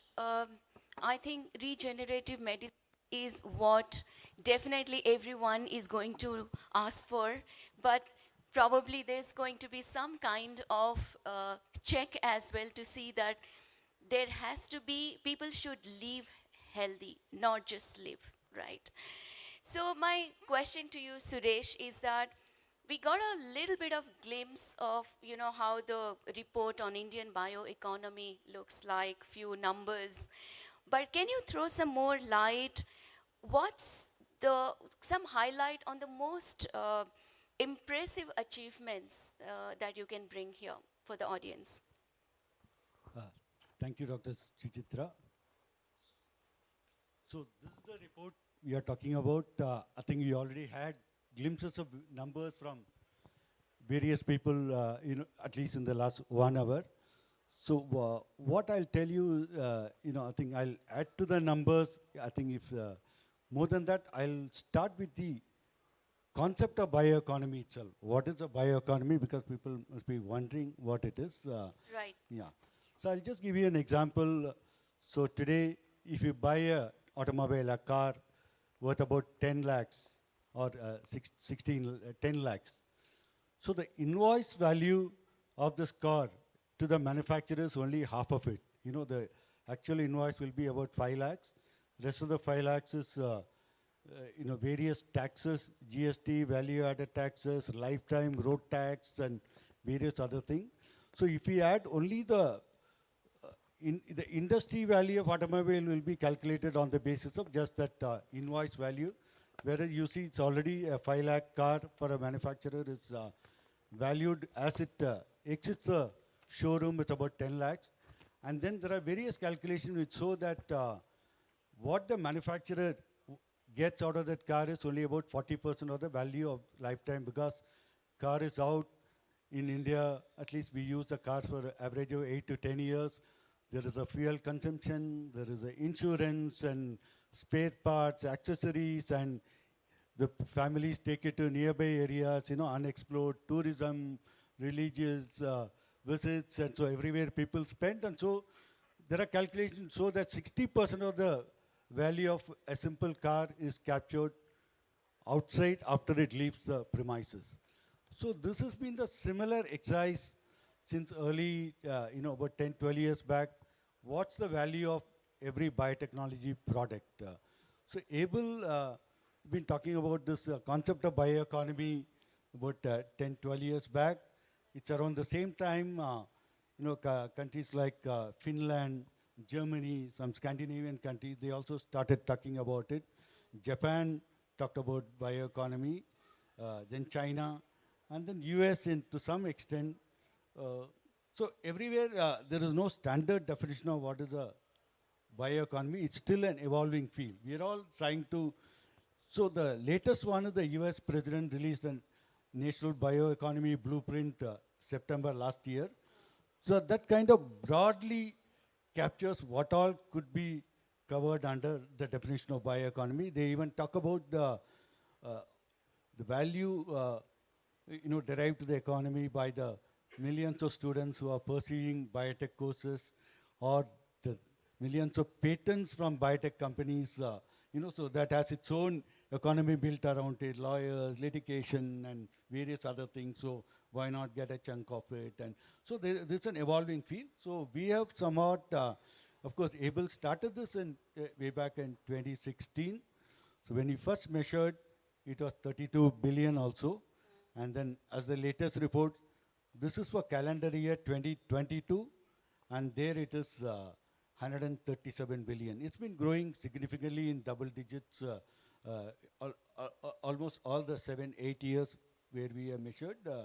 And the report not only captures, it's also, counts the startup, because as the Prime Minister and the Minister point out, 10 years ago there were hardly 40, 50 startups. Today, at the end of 2022, as per the report, there are close to 6,800, 6,755 to be precise. This is 22. When you see the 2023 report, you'll be even astounded by the numbers. Just to give the numbers, last 2022, there were almost 1,400 biotech startups are incorporated across the country. So the previous year it was 1,100, and this year it could be even close to 2,000. So you can see the numbers from 6,800 to almost 9,000 startup will be there as we close December 31st. So that's the exponential growth that is taking place. And then we coming back to even the definition. So I mentioned about automobile. Other easier example for people to understand is BD cotton example, which has been chronicled not only in India, even many other economies have studied the value addition. You have a BT cotton seed which is sold for about 800 rupees for a 400 gram seed. Each cotton, from that, it generates about 3 tons, 3,000 kilos of cotton. 60% of all textiles used in the country are cotton. Cotton, of course, will come to your industry enzymes and other, but even just the value of the 3 tons of cotton, how do you measure it? There are many other ways you measure it. One of the things, what we used is, okay, how many cotton shirts, for example, are made, then about 7 to 8 shirts per kg. And these are again global models. From there you calculate even at very low price of 200, 300, you're coming to about 8 to 10 billion dollars is the value created by just that 400 gram BT cotton seed. There are similar exercises done for many other product categories. It's an evolving field globally.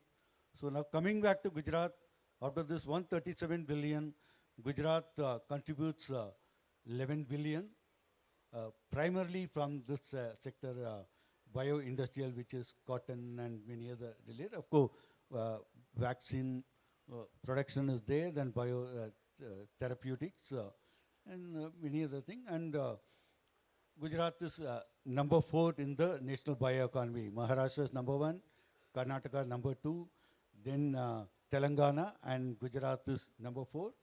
In terms of startups numbers, so last year, I think close to 100, or 97 to be precise, startups were incorporated in 2022.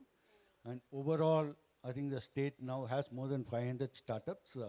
So that way, it's also growing, the growth here is more than the national average. So I hope I have given some insights into what bioeconomy means, because we are all talking of biotech, whereas it's just not the counting of the revenue of all the biotech companies. And then here again, we have looked at, derived this mostly from the consumption. For example, Dr. Jugnu talked about diagnostic tests. Where 2022, there was something like 700 million or 70 crore diagnostic tests of various categories done. There is an average pricing of these tests. And we haven't delved too much into how much of it is imported, how much of it is, and that will be part of the ongoing exercise.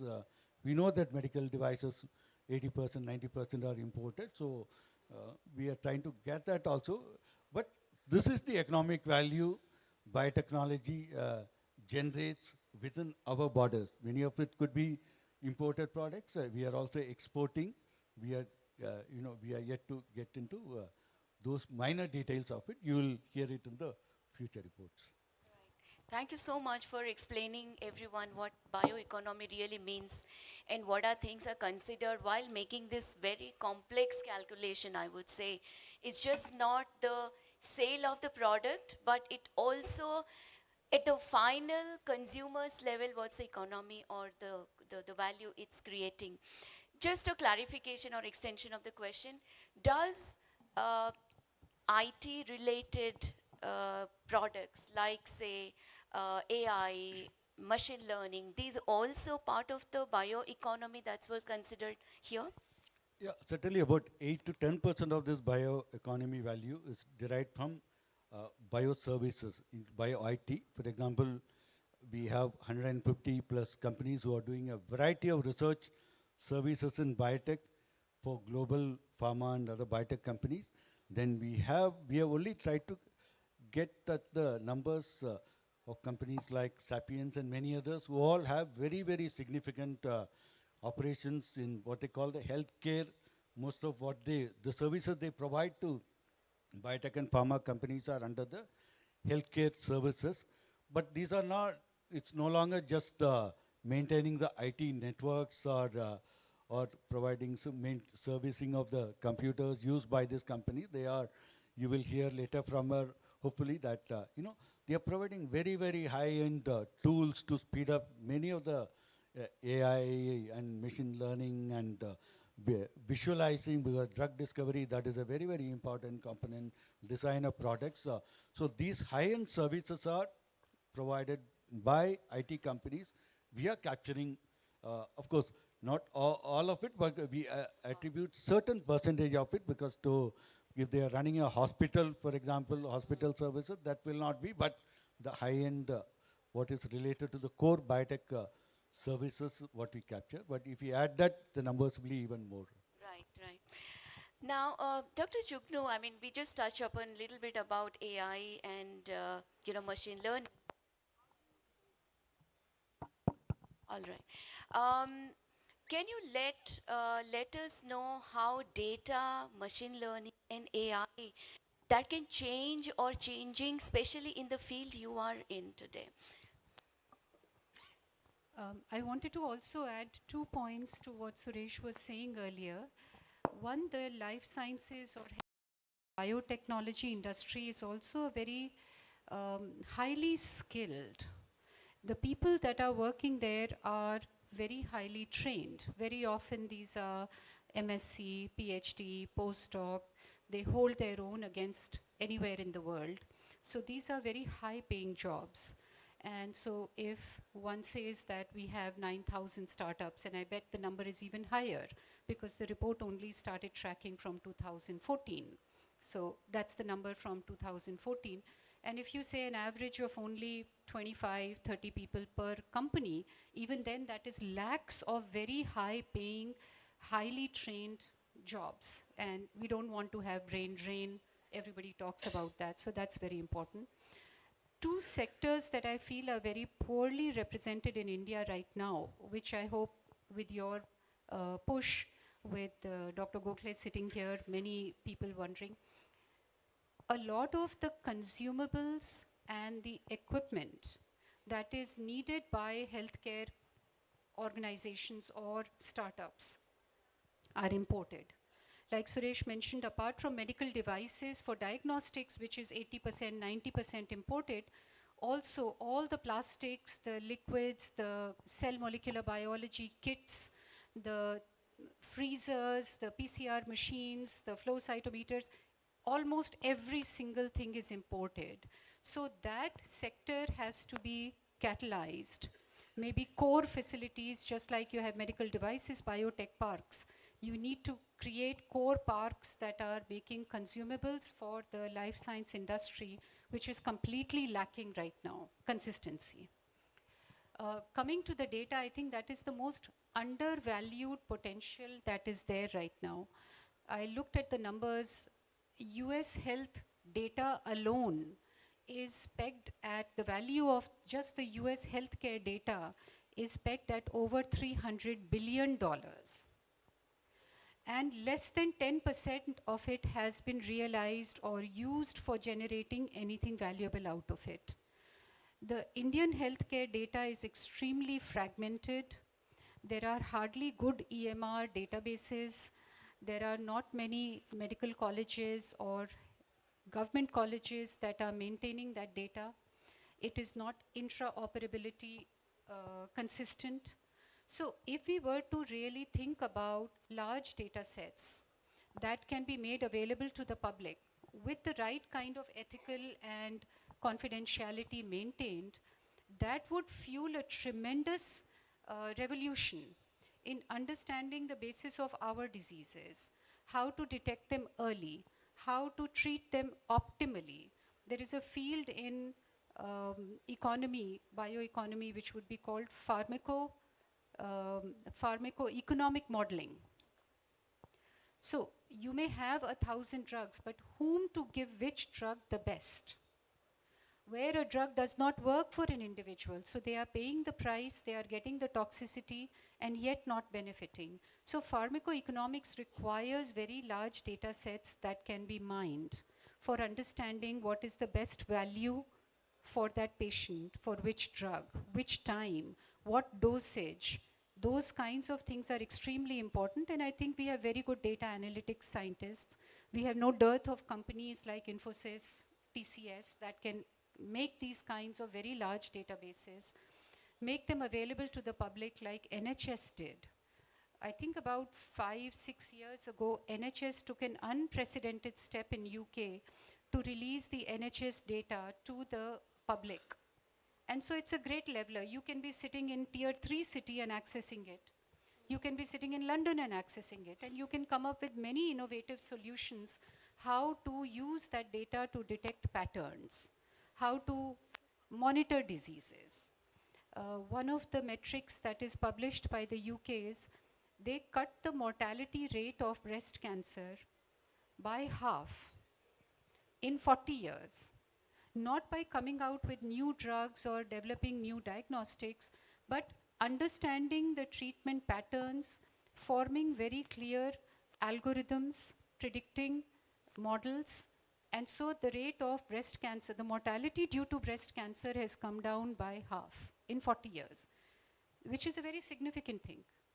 So those are the kinds of data models we need to come up.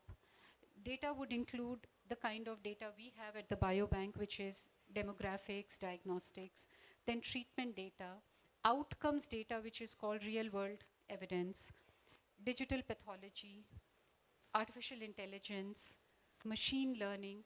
There are many aspects of data that need to be understood and then digitized in a uniform manner so that one person can use the same data as another person. To that, if we add now omics, genomics is the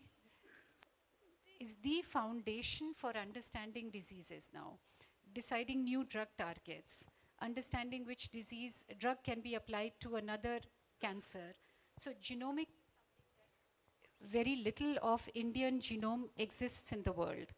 This is a prime time for the government and for public to come together to create a database like the UK Biobank for genomics, proteomics, metabolomics, and make it very widely available so that people can innovate. So data will be one of the biggest drivers. And we need to streamline it, we need to pay value to it, and we need to make it available to people in a usable format, in a structured format. Thank you so much. There's no dispute that data is the most important thing in finding the answer to many of the questions that we have, unresolved questions that we have. So Suresh, moving on, India is one of the fastest growing bioeconomy in the world, and we have ambition of 300 billion by 2030 and 150 probably we can even reach before 2025. What's fueling this growth? Okay, so since Jugnu talked about data, so even to prepare this report, we rely on data which generated on a daily basis, and we have huge government databases. The Ministry of Corporate Affairs, every company is now registered online. On an average, some 15,000 new companies are incorporated in the country every year, and every name to the last detail of the promoters, founders are all available. Of course, the classifications makes our job tough because all medical devices are under the classification metals and allied, or biotech companies are chemicals and industries thereof and things like that. But we had to run many algorithms to, to get the clue. When you're coming, so I mentioned this is 2022 report, and there is a history behind it. So when the ABLE and later Department of Biotechnology all joined together and set the target, it was 100 billion by 2025. And then, as you will see from the report, the 100 billion, mark was crossed very quietly in last year, 2021 itself. Yeah. And then now we are at 137. So compared to 29% growth last year, even if at 10-15%, we are bound to cross. I think as we sit today, we would have already crossed the 150 billion mark. And then we don't have to wait till 2030 even for that 300 billion mark. I think it may happen much sooner because we are still discovering more and more areas, especially from your sector where enzymes, the biofuels are growing, and there's a more sustainable manufacturing processes taken up in many industries and which are dependent on variety of enzymes. So these are all fueling the growth. Of course, in a normal year, 2 COVID years, many other sectors, the growth are coming down, but the COVID vaccines came to the rescue. Even in the report, we have captured the COVID vaccines in 2020 was about $6-7 billion, even when COVID was off, but now it will be very little, maybe, but something else is coming in. So these are all many, many growth areas. We see bioindustrial and of course therapeutics, wellness products, and host of this environmentally sustainable products which are dependent on biotech ingredients will be the growth drivers. So that's what, and then these are, we are comparing with the world, but even the world is not so advanced as us, at least in data. Even the US President's first national report he released last year talks about the value of China bioeconomy from 2015 data, or for many other countries, even most of the international global reports have a 1 or 2 year time lag in getting the data. We are able to do it much, much faster because by 2020, December and January, February, we will be able to give the 2023 report for BIRAC. We are doing this for BIRAC. BIRAC, we're working very closely with BIRAC and DBT to monitor the data on a monthly basis, weekly basis, because startups data is available every month. We get the data of export and imports of literally every product that goes out of every either airport or ports across the country. These are all instantly published. So much so, 2 years ago, Able had to make a recommendation to the finance minister, Nirmala Sitharaman, that keep at least the unit prices of various products and other things out of this data, because our competitors across the world are able to get the insights into how much these companies are selling. And of course, an amendment was introduced in the budget last year, and now it makes it punishable 6-month imprisonment if you, for anyone publishes those finer trade secret data in export-import figures. Right. Yeah. Thank you so much. We have, in the audience, we have representation from startups, academia, as well as government agencies and policymakers. So, Dr. Jugnu, if you have to bring 2 to 3 key points which would enable people contributing to India's bioeconomy in the grassroots level, what are those asks would be?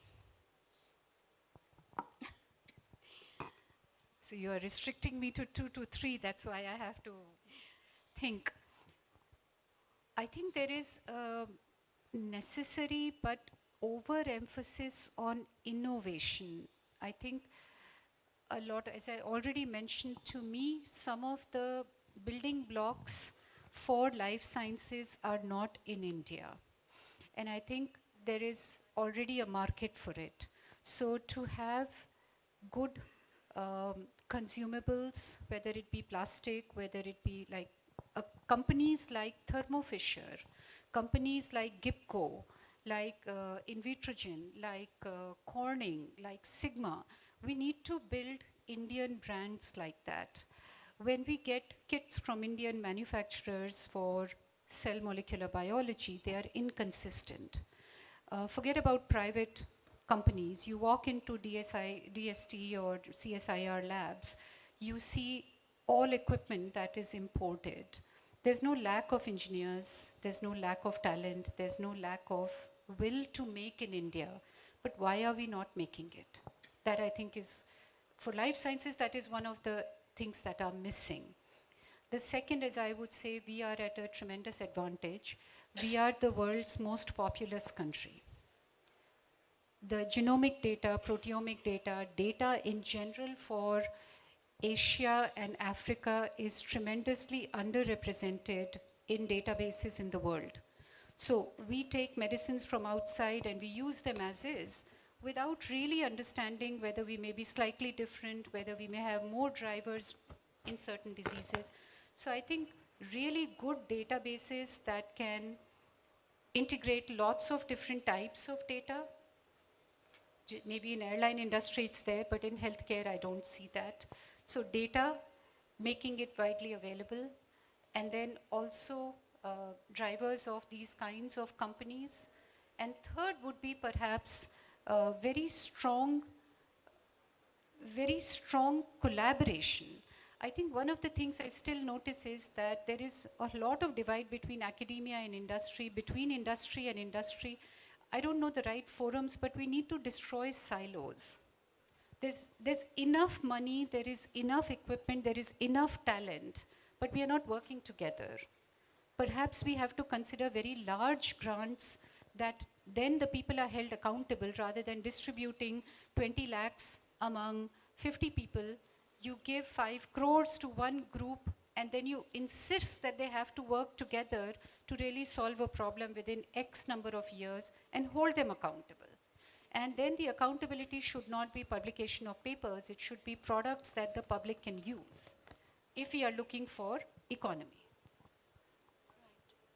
Those are my unvarnished thoughts. But thank you so much. I could see that the time is ticking, so Suresh, probably you have to excuse me from asking the last question.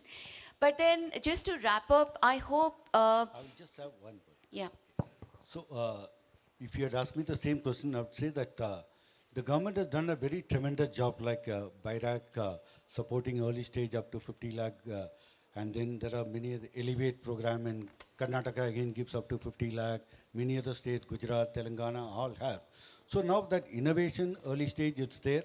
Now I think we'll have to, make a bet on few of these promising. Here from 9,000 startup this year, we are predicting it will be about 30,000 plus. So even if you assume 20-30% of these companies are going to be the next generation or the leaders, you can talking about 8,000, 9,000 companies. So we should have the capital to fund. We should have innovative schemes. I think we have to identify which are the ones that are long, will last the course, and then better. Many other countries have done, Korea and others. We should also, at government, society, investor, we all should do that so that these are tomorrows. After all, you are talking only about 600, 700 big, small and medium biotech companies in the country. The next 600 should come out of this cohort of 8,000.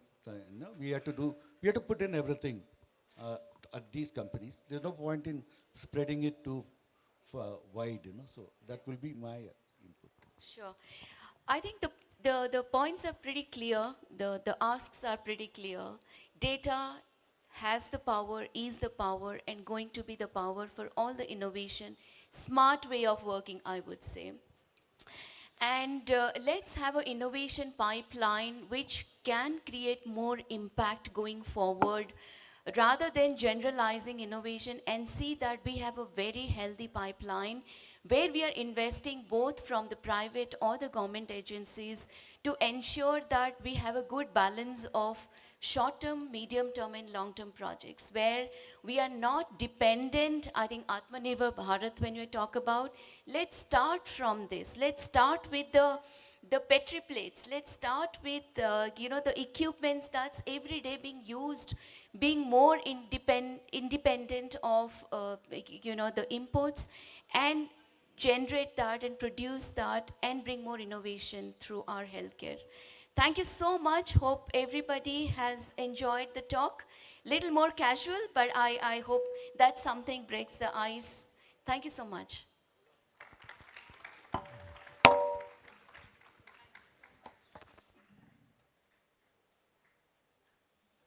Hello. Thank you so much, madam, for that wonderful session. And I would now call upon Dr. Madhvi Joshi, Joint Director and Scientist, D, GPRC, to kindly hand over the memento and shawl to moderator ma'am, and also to Shri and Suresh and Dr. Jugnu Jain.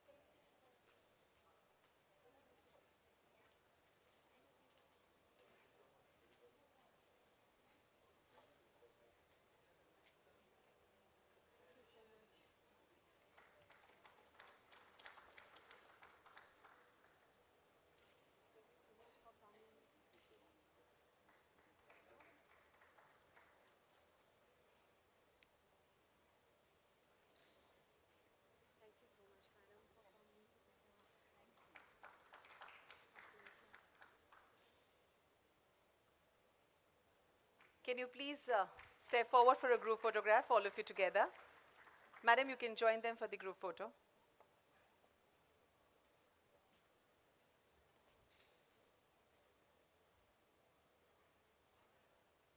Thank you very much. And now we shall move towards the first panel discussion of today, that is exploring the transformative power of deep tech in biotechnology. We just wait for 30 seconds from now, and then I'll name all the wonderful speakers and panelists and the moderator.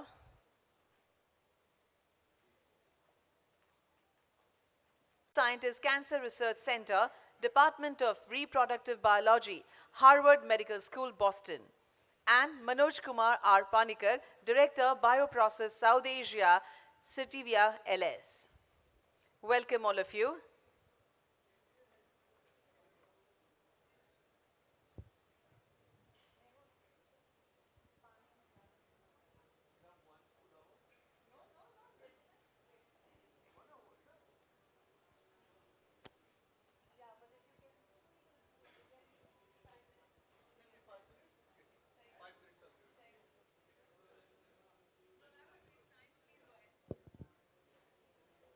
Can we extend a big round of applause to all the speakers and the moderator, sir? And I now request Moderator Dr. Dr. Shantanu Dasgupta, Senior Vice President, Reliance Industries, to take over, please. Hey, ladies and gentlemen, wear your seatbelt.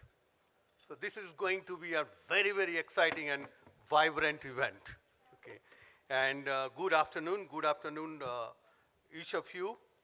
And I welcome all of you to the knowledge session on exploring the transformative power of deep tech in biotechnology as you know, as a part of this pre-summit on biotechnology, the path of innovation and wellness for Viksit Bharat. I'm really privileged to moderate this session with a set of scientific leaders who are highly accomplished in their respective diverse areas of life science and technology innovations. Thanks again, organizers, for giving me this opportunity. I have expertise like alternate food, agricultural technology, health sciences to biopharma and bioprocesses. Let me, as a moderator, take this opportunity to spend few words on today's topic, exploring the transformative power of deep tech in biotechnology, with what our panel is going to deliberate today. Very interestingly and probably more alarmingly, we are moving towards a complex world facing complex challenges and crises, be it about energy security, food security, water security, health and wellness, climate changes, just to name a few. And addressing these pressing challenges with quick fixes is not going to work. It's not going to give us sustainable solutions, but rather risk further embedding divisions and resulting in short-lived outcomes. And this is the time, very interestingly, this is the time when deep tech is coming up as a fourth wave of innovation following the industrial, information, and digital revolutions to break boundaries and integrate advanced technologies, including artificial intelligence, machine learning, engineering solutions, biomanufacturing, synthetic biology, to all areas of life science technology and create next generation biotechnology. In recent years, there has been a growing interest and investment worldwide, not just in India, in developing strategies for next generation biological technology, increasing manufacturing capabilities, and very importantly, ensuring biological safety. In biotechnology, it also gained prominence in all government agendas alongside artificial intelligence and energy, which is very important as a crucial technology. There are many examples which are actually making us excited about deep tech application in biotech, like pioneering AI technology, delivering therapeutic antibodies for specified oncology target. You might have already aware the development as early as last week about anthrobots. Anthrobots are tiny biological robots crafted from human tracheal cells. And these multicellular robots have demonstrated the ability to move across surfaces and notably promote the growth of damaged neurons within a laboratory setting, and that presents the potential therapeutic tools for regeneration, healing, and disease treatment. Number 3, machine learning. Machine learning is able to accelerate many parts of the drug development processes, from early research to clinical validation. And ultimately, these techniques and technologies are the tools that can either speed up the process, reduce cost, or lead to better, more efficacious, safer, and easier to manufacture drugs going into the clinic. We recently saw the first machine learning generated small molecule drug entering into clinical trials. Interestingly, and we have a panel, there will be a discussion on producing alternate and more sustainable, healthier, tastier food in the form of alternate meat, alternate fish, alternate egg, alternate milk, like miracle milk. AI-driven bioprocesses, including precision fermentation, using deep tech integrated biotechnology are other examples. However, I think some speaker was mentioning earlier, collaboration among policymakers, business leaders, scientists, engineers across domain is essential to move today's biotech to its next generation and take innovation from the lab to practical commercial solutions. And very, very importantly, enable the access of benefit to the last man of the earth. Otherwise, this technology will not work if we cannot enable the access to the last man of the earth. Cooperative and forward-thinking governance approaches need to be developed to harness the potential and mitigate the risk of fast-evolving technologies. There is a risk, of course. We have to mitigate the risk of technologies like artificial intelligence and its application to biology. Making positive progresses for both people and the planet, it requires stepping out from siloed approaches, considering opposing views, very important, and integrating the latest thinking across disciplines into decision making. These are the real key points for the success. It's not just the availability of technology. And I'm sure today's panel will get an overall guidance and direction to move forward in diverse areas of biotechnology with deep tech integration.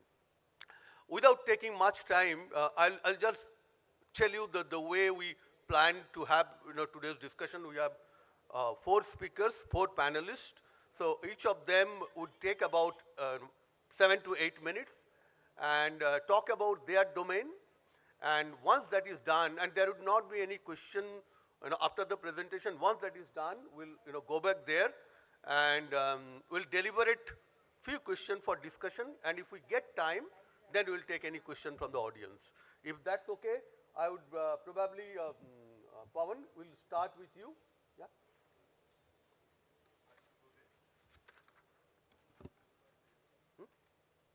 Yeah, you can come here. Or whatever you prefer. You prefer to be here? Remote hai, ladna?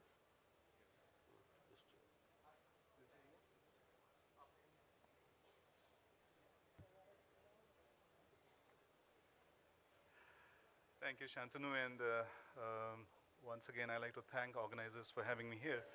Can we have the slides, please?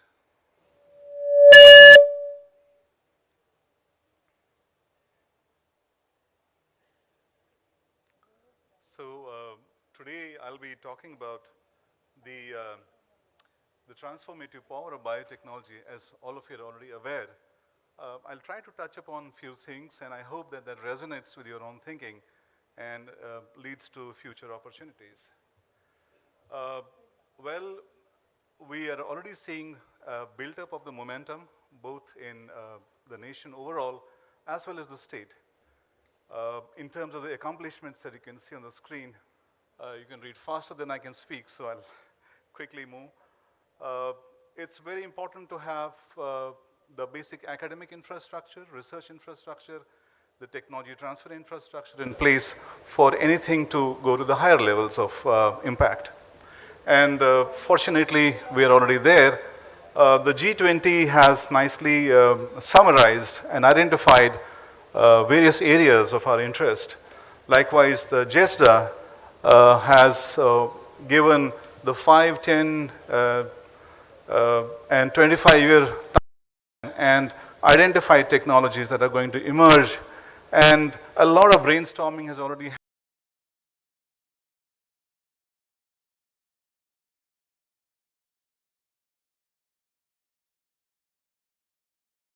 happened to change that technology is enabling in terms of the startup impact. These were one after the other every month, and now we are seeing this big event today. When you talk of the deep tech, synthetic biology has been identified as a critical area, and it has 1.5 decades of history. In terms of constructing the parts, devices, and circuits, engineering the whole systems, and building the standards that are not available in biology. The latest version of synthetic biology, the upgrade, is the BioFoundry, which is a maker space for building tools, standards, and applications. What has happened in the last 5 to 7 years in particular is the acceleration of this alternative protein concept.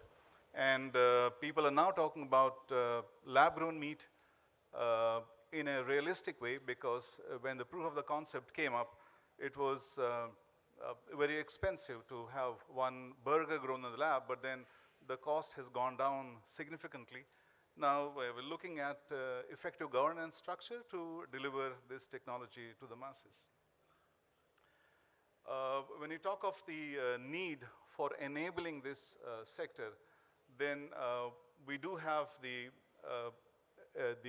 need for having the food grade cell lines, the edible scaffold, an alternative to fetal bovine serum, because if you're saying that there's a slaughter-free meat, you need to remove the FBS from the equation. And that's where a lot of companies are working, and that's where we have a small contribution there in terms of the ClearX9 product that is already in the market. And that is a complete animal cell culture medium that does not use fetal bovine serum. And likewise, the cultured meat is picking up the momentum in India and also overseas. Moving on to the focus of today's discussion. When you look at the Gujarat Biotechnology Initiative, what appears to me is, well, there are, of course, mature verticals in terms of the education, research, development, and trade, and regulation, but it would be nice to have the diplomacy component added to this. If there's a sovereign wealth funds that provide the scale up and they provide the moonshot ideas beyond the national borders,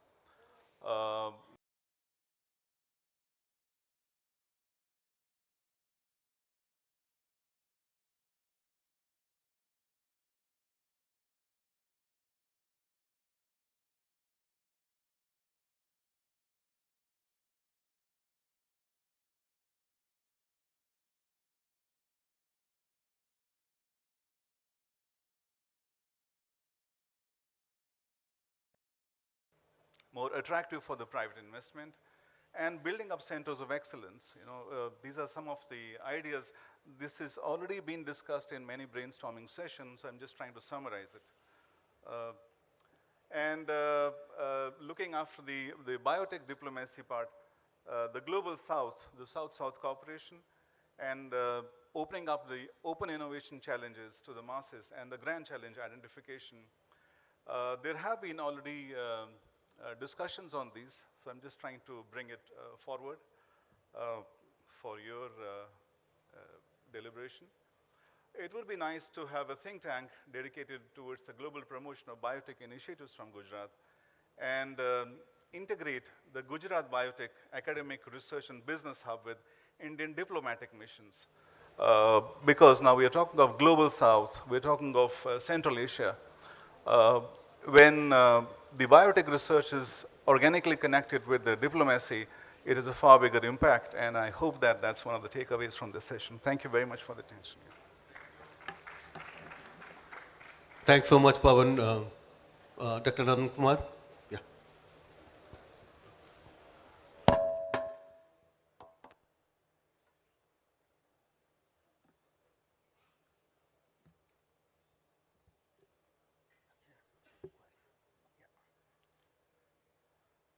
Good morning.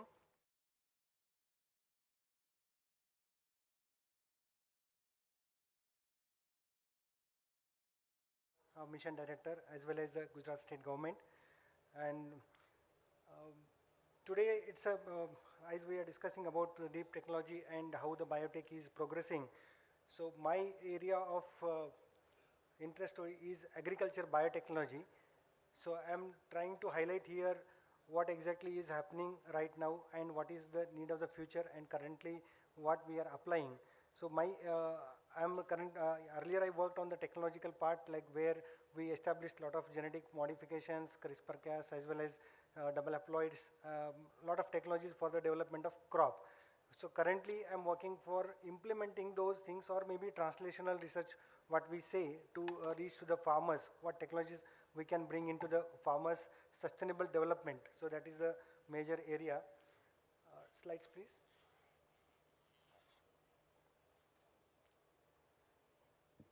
Slides, please.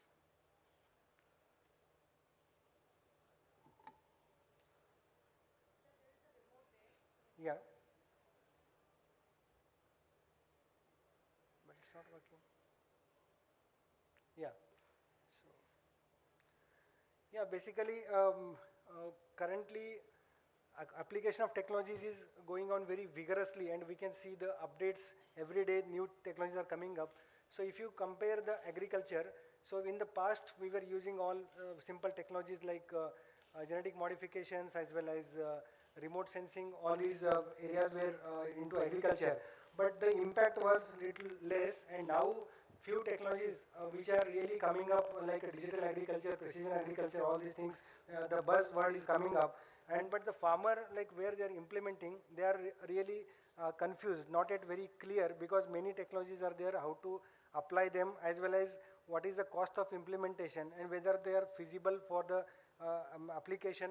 That is a question mark. So future is going to be like we are talking about data management.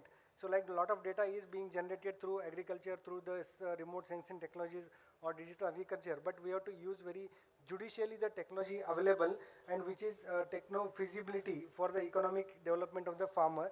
So there I just wanted to highlight like how deep tech is working. Like AI based applications or IoT based applications are being implemented. As one of the example, if you say yield estimations and prediction of diseases, and based on the robotics harvestings, as well as defining the harvest time, all these things are coming up. But there are gaps, like people are there working on the company part, but how to take it to the longer, bigger picture, or maybe the bigger number of farmers, how to take it. So there are some challenges are there. Now seeing into the agri-biotech sector, what are the important things going on?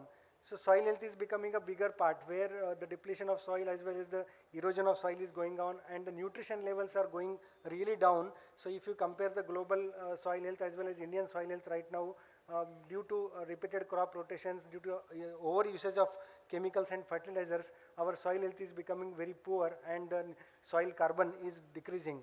And that is the biggest challenge in the near future. So where our technology should work in a very systematic way, where we can maintain the soil health as well as the produce more good with the high nutrition. Plant health is also another important part. Plant health is again dependent on the soil health as well as how we manage with the genetics and the new technologies.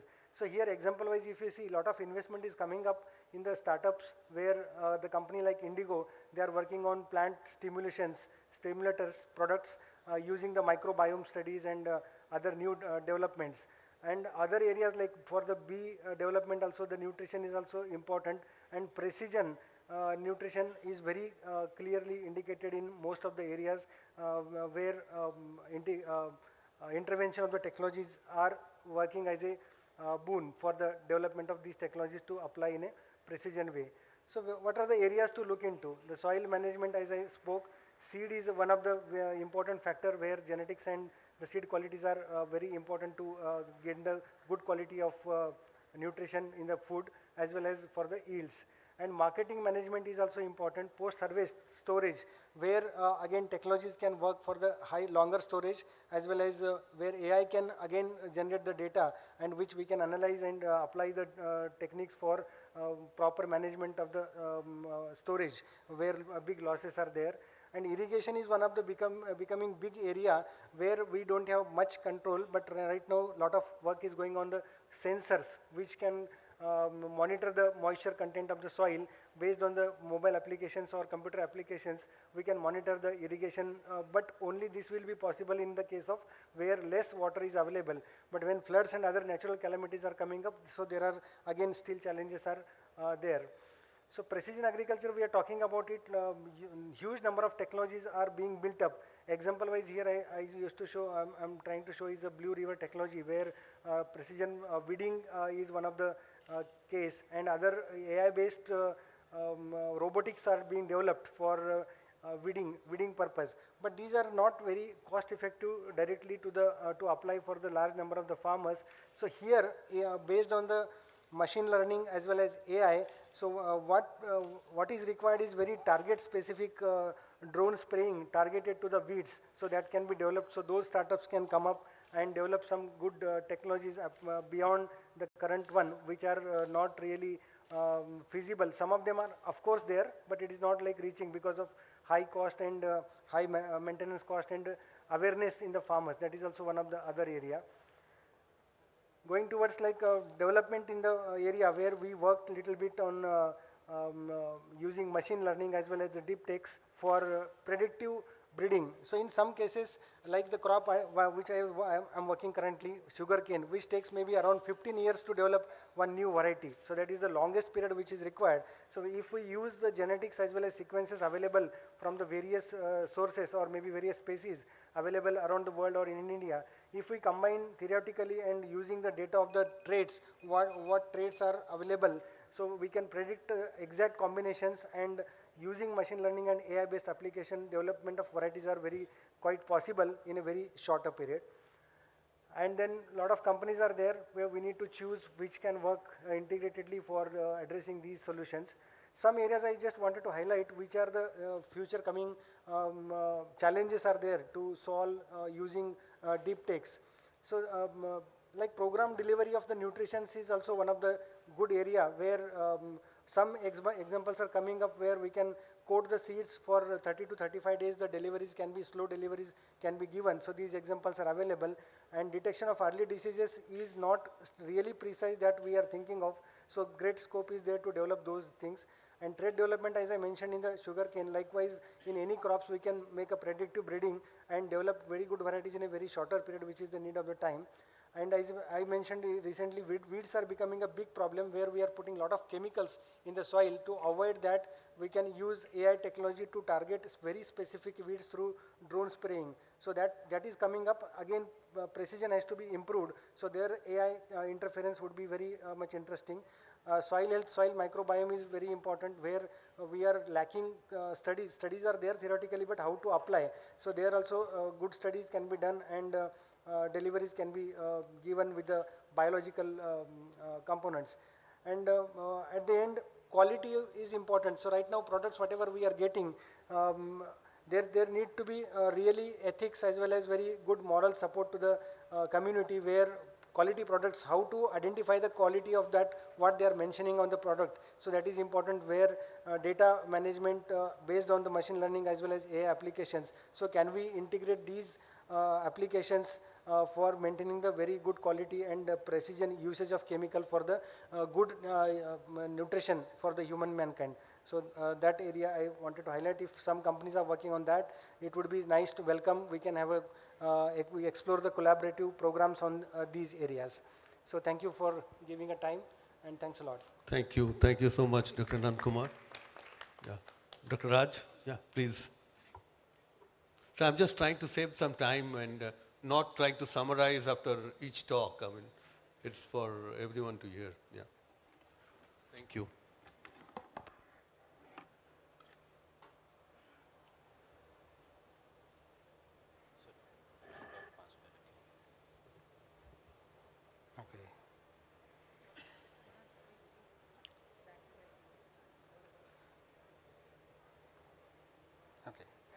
So, ladies and gentlemen, good afternoon. I sincerely appreciate for giving me an opportunity to showcase my work here. So, I have a very strong belief that, can I have slides? Okay. So, I have a strong belief that one day using the advanced technologies that we have now and emerging technology will have an answer for cancer. Why I believe? Because I studied molecular biology and genetic engineering at School of Biotechnology, Gujarat University under Dr. Aparna Dikshit, and I gained some more insight in advanced technology at Harvard University. And many people are like using this technology in combined or pulling together and fusing and making a new technology. That's what you say, the deep tech. And these are cutting edge technologies being used to revolutionize the treatment of the cancer or other disease. So my talk is on the deep tech health. Having a problem? Sorry. So, okay, this is the process of engineering the CAR-T, so which involves the designing, building, and testing the CAR-T cells. As we know that immune therapy is just as a harnessing of the power of the immune system to fight any disease, and particularly in case of the cancer. So we design the CAR, and if you see, okay, so this is the process of designing the CAR and CAR-T. So what we do, we design a construct. This is a vector system. Either it's a lentivirus or a retrovirus.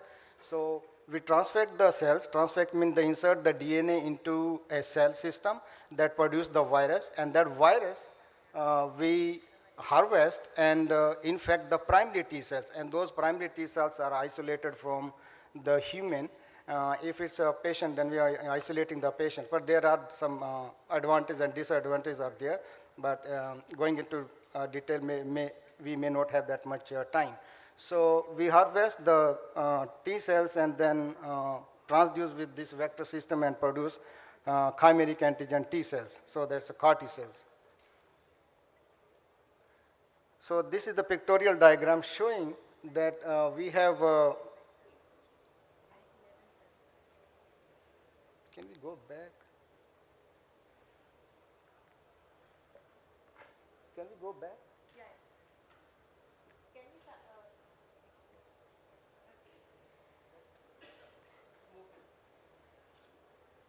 Hello. Okay. Can we go back?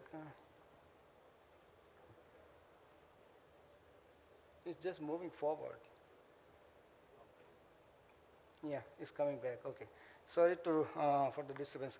So what we do, this is a pictorial diagram showing the producer cell that actually produce the virus, and we collect the virus and then infect the primary T cells, and then the primary T cells become the transduced CAR T cells, and these CAR T cells are like we analyze by FACS analysis. It's a sophisticated machine that tests the generation of the CAR T cells and their efficacy, how much the T cells are transduced. So.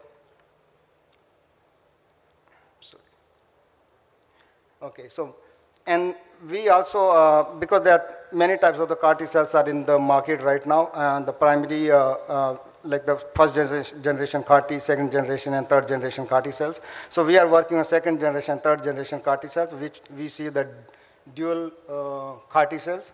So here we are checking the efficacy of the CAR T cells which express two type of antigen and that target the cancers.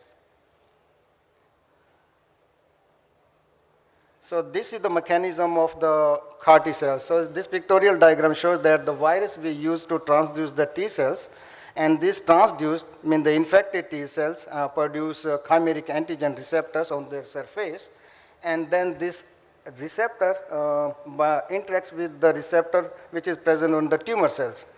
And this engagement leads to the activation of the T cells, and T cell secrete cytokines, and these cytokines finally kill the cancer cell. And we tested this CAR on, because since I was working the ovarian cancer cell, so we tested this CAR in the ovarian cancer cell. So we saw the,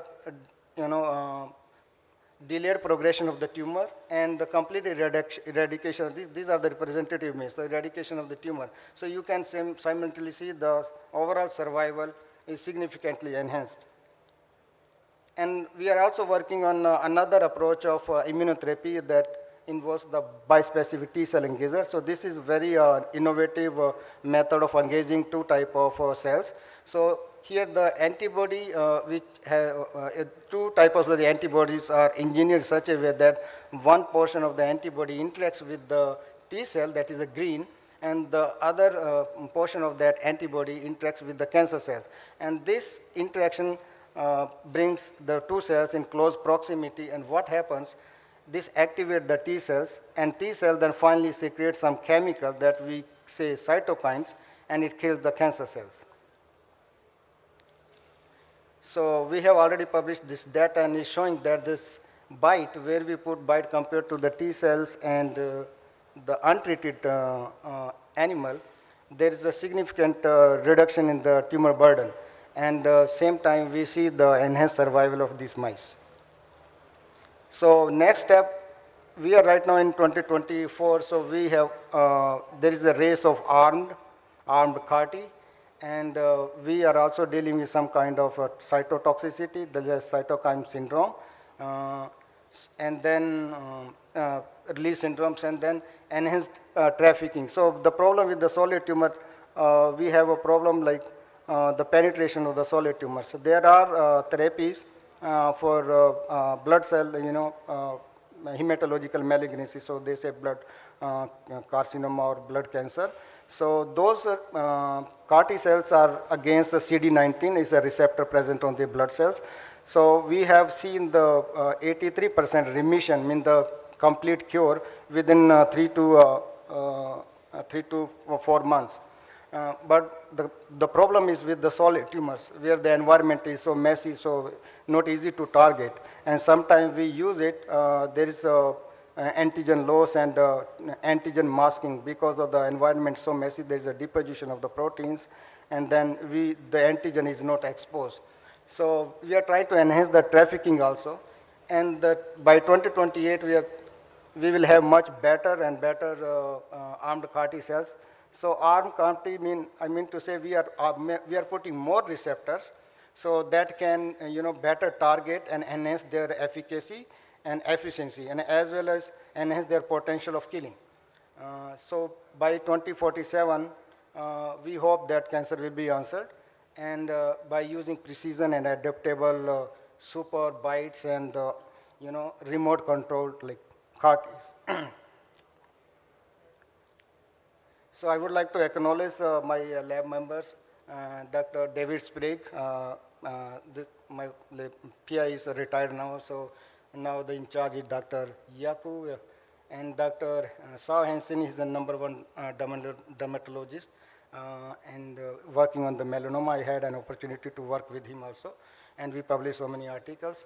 And then we have Dr. Ruda, who is director of the Vincent Center of Reproductive Biology, and the lab members, doctors and scientists, and postdocs and technicians, and the funding agency we have. So with that, I end here, and thank you for attention. Thank you so much, Dr. Raj. And yeah, Manoj, please. Yeah.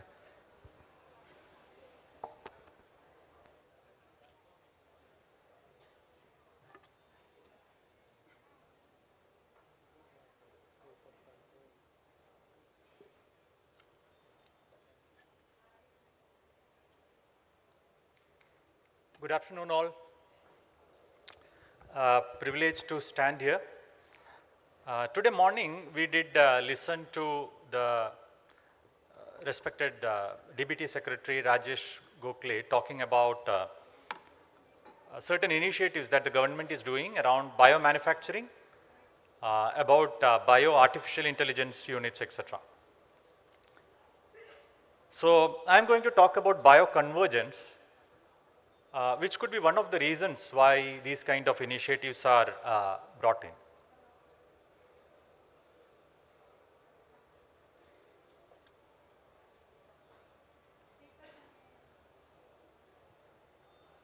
So an introduction to the deep tech in specific area of biopharma, where I do work. When we are talking about deep tech in the biopharma area, I will talk about 3 areas. The first is the science, which is very important area. So in science, there has been quite a lot of advancements in the deep tech space, whether it is around nanotechnology, in the field of microbiology, my colleague panelist already mentioned about that, biochemistry, synthetic biology, etc. The second one is around technology, where we are seeing a lot of advent in the field of artificial intelligence, quantum, cloud, industry 4.0, etc. And then the third one is around devices. We are seeing a lot of advancements that are happening around sensors and a lot of intelligent products that are being built into the system. Now there is a convergence between each of these domains. So if I look into the first domain, where the science and the technology is converging, we are seeing a lot of advent in digital twins. So there are bioreactor digital twins which can talk about how the cell culture would achieve the right yield and when is the right time to stop that and take the yield out, etc. There are a lot of in silico drug discovery solutions. Recently I was in C-Camp where I saw a startup talking about artificial intelligence based solutions connecting science and artificial intelligence basically. So what they had done was very interesting, like they have converted the biology to the chemistry, which of course we know the biochemistry, and then that to physics, and then that to mathematics basically. So it's moving from biology to mathematics, and then look into the, you might have heard about a company called AlphaFold globally, who kind of have modeled the folding patterns of all these proteins. So many such advancements are happening globally as well as in India. In silico process development solutions, so there are various softwares like the Go Silico platform, say for example, is one such in silico process development solution platform. If I look into where the technology and the devices are merging, we are seeing 3D printing, a lot of database, and many predictive intelligence softwares as well that are coming here. And then finally into the adjacency of the science and the devices, there are the smart factories. So I think somebody mentioned earlier in the day like how unit operations can be made much more smarter and how the entire manufacturing space itself can be made much smarter. So there are a lot of products available in that particular space as well. So all of these put together, there is a real opportunity for this industry to go to the next level through the, I can call it as a biopharma 3.0. So that somewhere we can merge all of these industry capabilities. Currently, the deep tech in the biopharma focus more on precision medicine, drug discovery acceleration. So there was another startup who was kind of looking into how target identification can be made quicker through the use of artificial intelligence rather than doing so many experiments. And then process development and manufacturing acceleration. So process development acceleration is very key for biomanufacturing companies. There are various tools such as, and then for manufacturing acceleration also, there are solutions, I mean, from the company where I come from, Saitiva, there is something called the Flex Factory solution where all these different products are integrated together for the manufacturing. There are challenges though in this particular area which include regulatory hurdles. There are questions on data privacy and security and the high development cost as well that are involved along with this. The future prospects as I see in the biomanufacturing area include AI-driven drug discovery. This is already happening. Gene editing revolution and 3D printing of organs. So basically I want to conclude with the key takeaways that deep tech is here to stay and going to make a deep impact in this particular space. It requires a lot of collaboration, industry, academia, technology collaboration. And we will be able to embrace the future. I mean, this technology is going to bring huge change in this area. Thank you so much.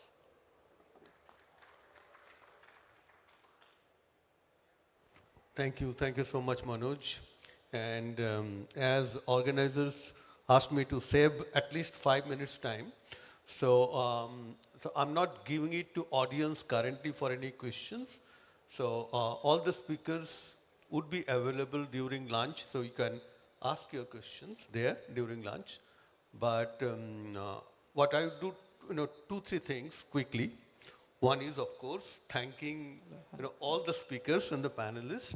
And very interestingly, you are basically, you represented only few areas like alternate food and alternate protein, agriculture, deep tech in health science and deep tech in biopharma. And there are many other areas where deep tech is impacting, especially in biology, be it climate change, energy, to name a few. And but from each of you, as this is an opportunity, I would love to hear if you have any comment. And I have many things to ask, but just a couple of things. One is how you think India as a country, can be competitive and fast enough to implement deep tech into biotechnology and move to the next stage. Anyone want to comment?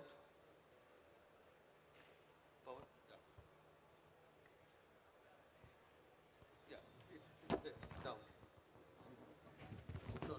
Yeah.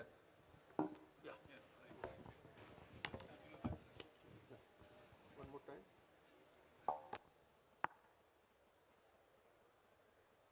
Hello? Yeah. Thank you, Shantanu. I think that's a very relevant point. There is always a last mile connectivity issue. And I think there needs to be startup companies who focus on the last mile connectivity.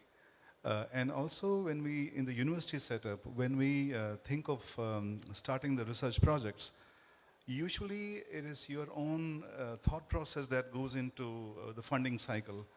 There is an increasing need to talk to industry before even starting research, so that it's very relevant. Academia and industry, they need to talk to each other more frequently, and I've seen some of the universities doing that. Industry, there is an academic board, but there's also an industry board in the university. Now it has started coming up. And industry people need to also be involved in the skill development process so that it's relevant to them. And so I think overall there needs to be a diffusion of more such ideas at the state government level and also at the central government level. Eventually, when industry and academia talk to each other, a lot of things can happen. Yeah. Thank you, Pawan. Anyone has anything to add?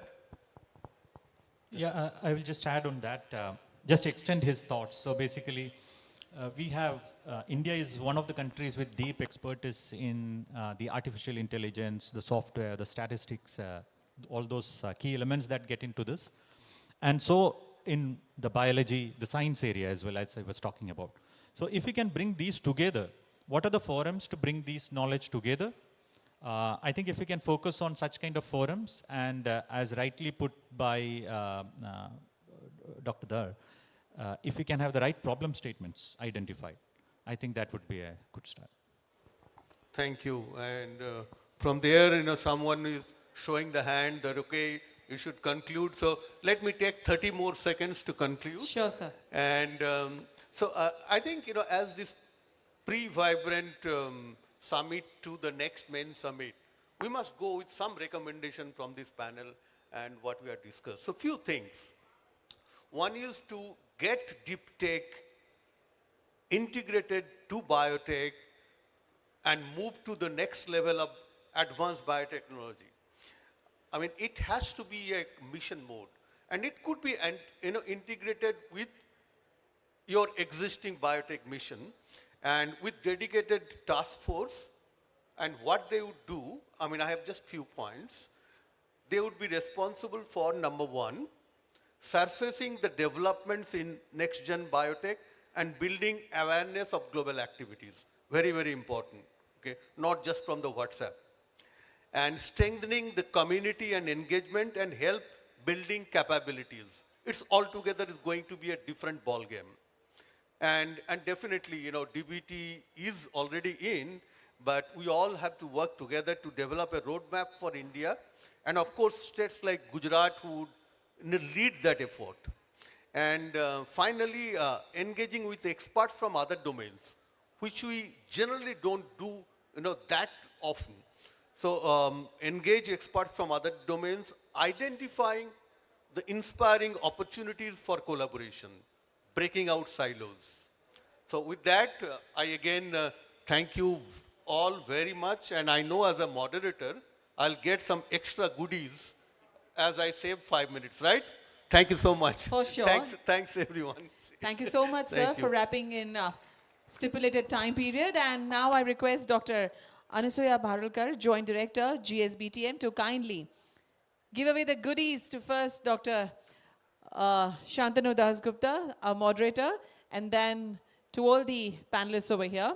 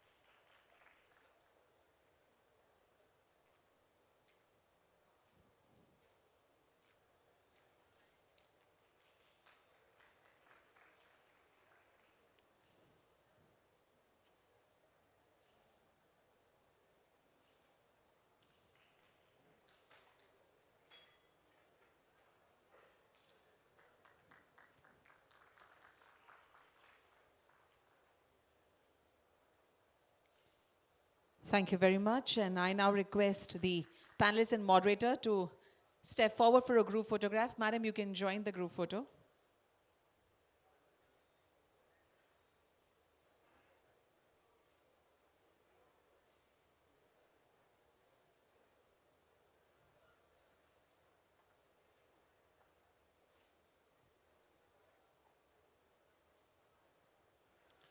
Thank you very much. And the august audience, I now request you to kindly proceed for the lunch, which is in the back side of the exhibition area on the right-hand side. And the VVIPs and the speakers and the delegates are requested to join us right over there in a cubicle, which is specially arranged for you all. And we assemble over here sharp at 1:55 to start the next session, which is the fireside chat on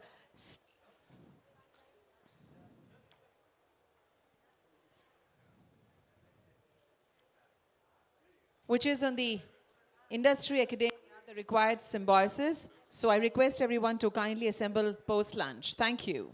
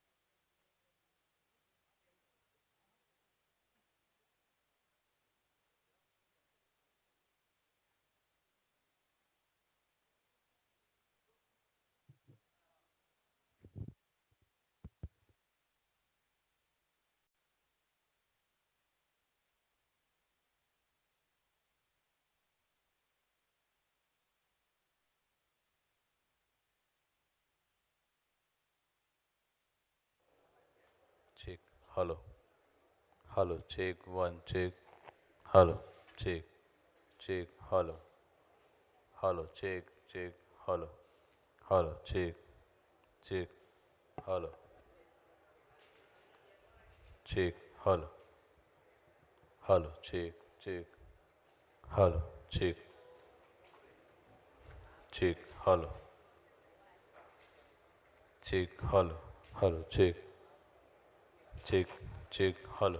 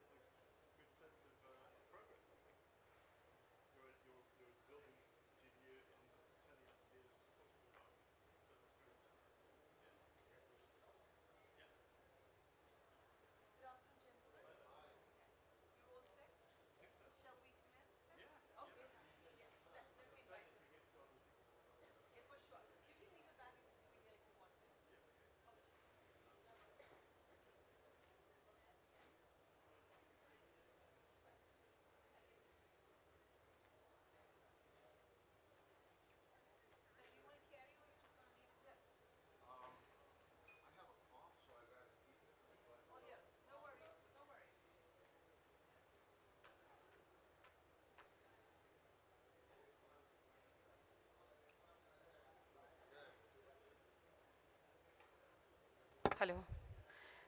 Welcome back, ladies and gentlemen. As we promised you, we shall start the session, which is exactly scheduled at 2 o'clock. And the session is about the industry academia, the required symbiosis.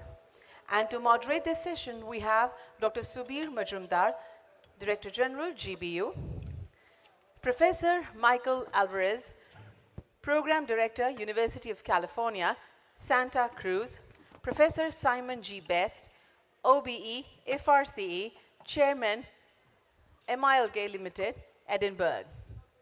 So now, without wasting a moment, I would request Dr. Subir Majumdar to take over the session further. Thank you. So, good afternoon, ladies and gentlemen. And Madam has introduced Simon and Mike, and we will finish this session in 30 minutes. So, universities serve the industry in two ways. It provides the workforce necessary to run the industry, and two, it finishes innovative ideas to start new business ventures.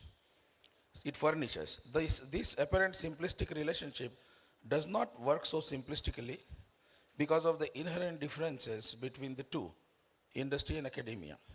University desired to contribute to the theory. On the other hand, the industry is restrained by the profitability. So, in this, we have Dr. Simon from University of Edinburgh, and I would like to ask to him, Simon, how would you describe the University of Edinburgh approach to industrial engagement? Well, thank you, Subir. I think the approach is to, first of all, make sure that our overall culture of academia is from students right the way through to staff.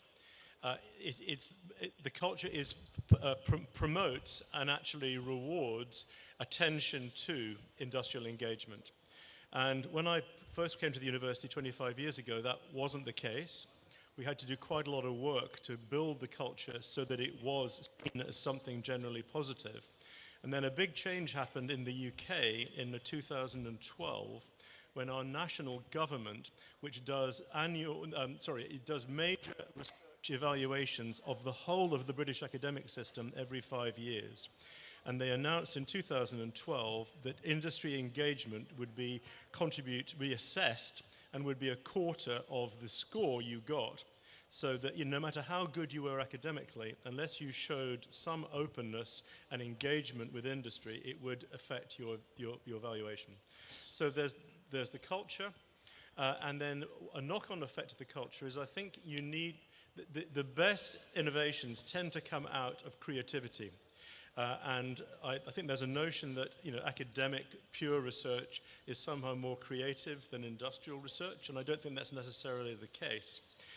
So I think we like to make sure that our academics do have some freedom, perhaps no more than a day a week, maybe sometimes less, but if they want to work on something very speculative for a day a week, they're encouraged to do it because it allows them to then think laterally. And actually quite a lot of our industry engagements have come from that. So I would further ask, what are some of the University of Edinburgh's key external partnerships, and how were these established over a period of time? Well, okay, so on the biopharmaceutical side, we have a very interesting early stage three-way partnership with Evotech, which is a major chemistry services company in Germany, and then with Bristol Myers Squibb, which is one of the top 5 big international drug companies. And together with the university, we have a pool of money that they have contributed 2/3 of, that actually is there to if an academic appears to come up with an idea that could be usable as a drug, whether a chemical or an antibody or a protein, that they can get small quantities of it made up to GMP standards very quickly by Evotech, which then allows the earliest possible clinical evaluations. And Bristol Myers Squibb put in money, but of course they are an early observers of what's happening, and then they do have first option rights to take things forward, but they have to make a quick decision and they have to back it up by extra money. So that's a good example in the biopharma space. So this experience keeps on changing from company to company and time to time? Or Yes, yeah. I mean, different companies will have different approaches on how they want to do things. If we take the environmental space, then there's much more willingness to take the long view. There's still a lot of uncertainty about what really the best ways of dealing with climate change are. And there, for instance, in areas like tidal energy research, which has been so far largely disappointing. We've spent a lot of time working with the energy industry, both renewable and fossil fuels, to actually come up with packages of financing that are long-term enough to really allow difficult approaches to be tried out. So that's worked well. So following Dolly, the University of Edinburgh is highly rated for both veterinarian and human medicine. How does it manages and leverages the synergies between these two fields? Well, we actually, one of the mottos, so first of all, both veterinary medicine and human medicine fall under the same college. So it's CMVM, the Centre for Medicine and Veterinary Medicine. And although the Roslin campus is separate, it's a few miles away from the medical campus, it's not far. And the head of the college rotates every 3 years between a vet and a doctor for the whole thing. So that there's, at any one time in the leadership, there'll be somebody who knows both fields. Okay. So that's the first thing. Particularly in the area of developmental biology, which supported Dolly and now supports cell and gene therapy, where the university has its big institute, the Center for Regenerative Medicine, and on the animal side, we're still doing a lot of work on growing tissues and growing potentially meat in factories from cells. Actually, there's become a growing common thread between the human side and the animal side, which is about scale up efficiently and at low cost. So there's a lot of interesting progress in cell and gene therapy, but as yet, the treatments that have come out of it have been for rare or small diseases, things that affect a very few people, and therefore treatments that cost millions of dollars per patient are acceptable. Okay. But there's growing pressure now for cell and gene therapy to start addressing bigger indications that affect hundreds of thousands or millions of people at reasonable cost, which means they, like we do with animal cells, need to work out how to scale up large volumes with much lower cost approaches, and that's becoming a common agenda, and we have a common program now. Wonderful. Thanks, Simon. And as we all know, gentlemen, this session is about academia, industria, required symbiosis. What is the symbiosis required? I will ask one of my colleagues to distribute small piece of paper where your name and a place for question is there. If you want to ask any relevant question regarding academia, industrial symbiosis or required symbiosis, you can ask and we will collect it and then we can ask some of those questions. So I'll go to my other colleague, Mike from University of California, Santa Cruz, and where is the director of BQ3. So Mike, you have been the founding director of centers at several different institutions, enabling the translation of the technologies and talent from the universities to industry settings. What was your approach and what are some key success factors for establishing centers like this from scratch? Okay, thanks for the question and for having me here. I think the best way to frame the answer is to explain that an incubator all by itself, if it's developed in a vacuum, its usefulness is very limited. Okay, so it can only be as good as the adjacent assets that are nearby. And so my approach was to, which I believe has proven successful, has been to keep a long-term view in mind, because a 5-year commitment, a 7-year commitment is not adequate.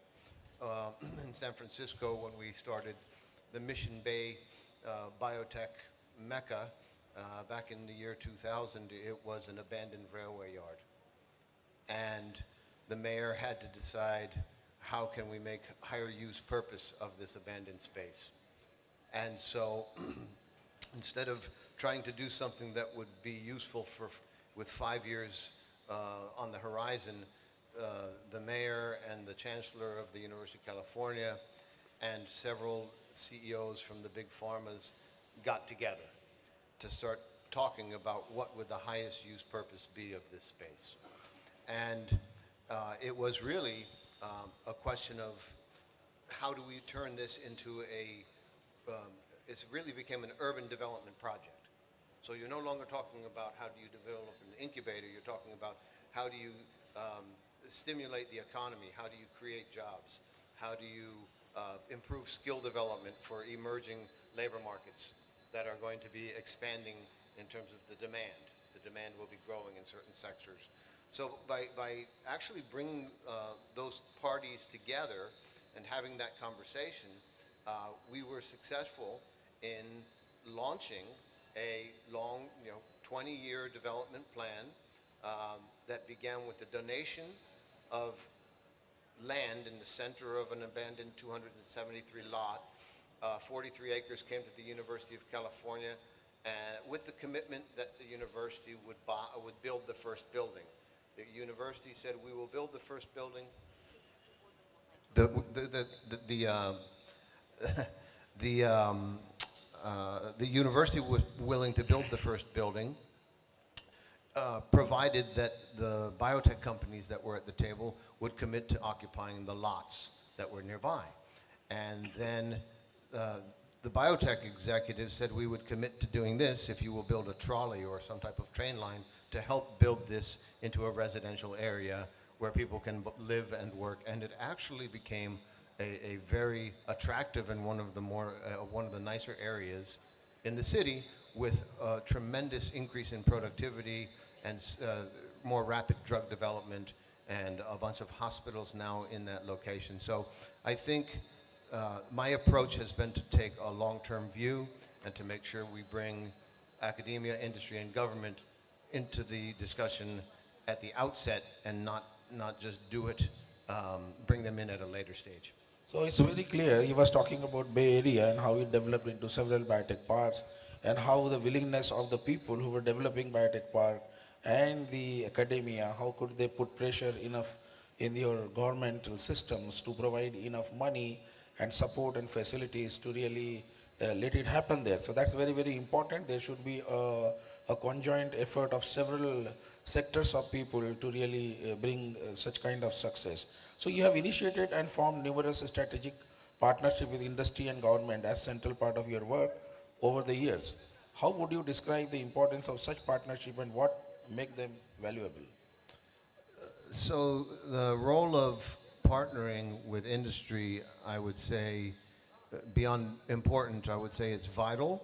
And it's in fact because of the way that industry and the function within society. What is the function of industry within society? What is the function of government? What's the function of a university?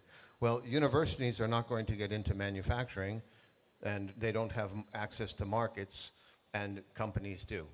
And so this is where you think about the possibility of something translating from a research environment into commercial utility, and industry is vital. Yeah. Okay, good. So this is the way in which I would describe it as vital, and they blend their experience. I think the other thing is they provide design specifications, and so by that I mean when they start informing and influencing what types of things should be learned within the academic hallways and among the trainees, postdocs, physicians, when you have practitioners coming to explain the challenges that they are facing, then together you can rise to meet those. Okay, great. And I am conveying you, this is a session on academia, industry, required symbiosis. If any one of you, especially students or startups, have any questions, you can raise your hand, somebody will give you a piece of paper, and we can ask these questions taking your name. So the last question in this particular thing is, what experience was most helpful to you in building and launching centers for innovation and entrepreneurship for researchers and clinicians from the diverse fields across different institutions and regions? Yeah, this is a multi-part question, but I have a pretty straightforward three-part answer, which is to say, right after college and grad school in Boston, my first job was with Anderson Consulting, which was the top grossing consulting firm in the world at the time. It's now called Accenture. It's a very different company. But in that role, I was working with pharma companies, and we did large-scale corporate change management projects. And so I think global corporate consulting and understanding the importance of actually taking organizations that are 30,000, 40,000 people in size, that have offices all over the globe, and rolling out new operational priorities and effectuating change within an organization. That was excellent preparation for effectuating change within university settings. So change management within a top flight consulting firm was great. As far as the disciplines, working for 25 years with clinicians and researchers, biotech executives, and cell biologists and plant biologists and geneticists and people from across all different biomedical fields, although some of them feel like they need a specialized training in entrepreneurship that's relevant to their specific field, the truth is that I've come to learn that there are some core tenets of entrepreneurship that don't change no matter what the scientific field. And so I think that's where you get the most mileage, is by introducing a layer of exposure and education that helps no matter what your field, whether you're a clinician or a bench scientist, and working across all those disciplines. In fact, the core tenets, what makes early stage companies successful, they don't change despite the discipline. And then in terms of geography, I think this is interesting. Geography is where you see the greatest variability, because I choose it like a readiness score.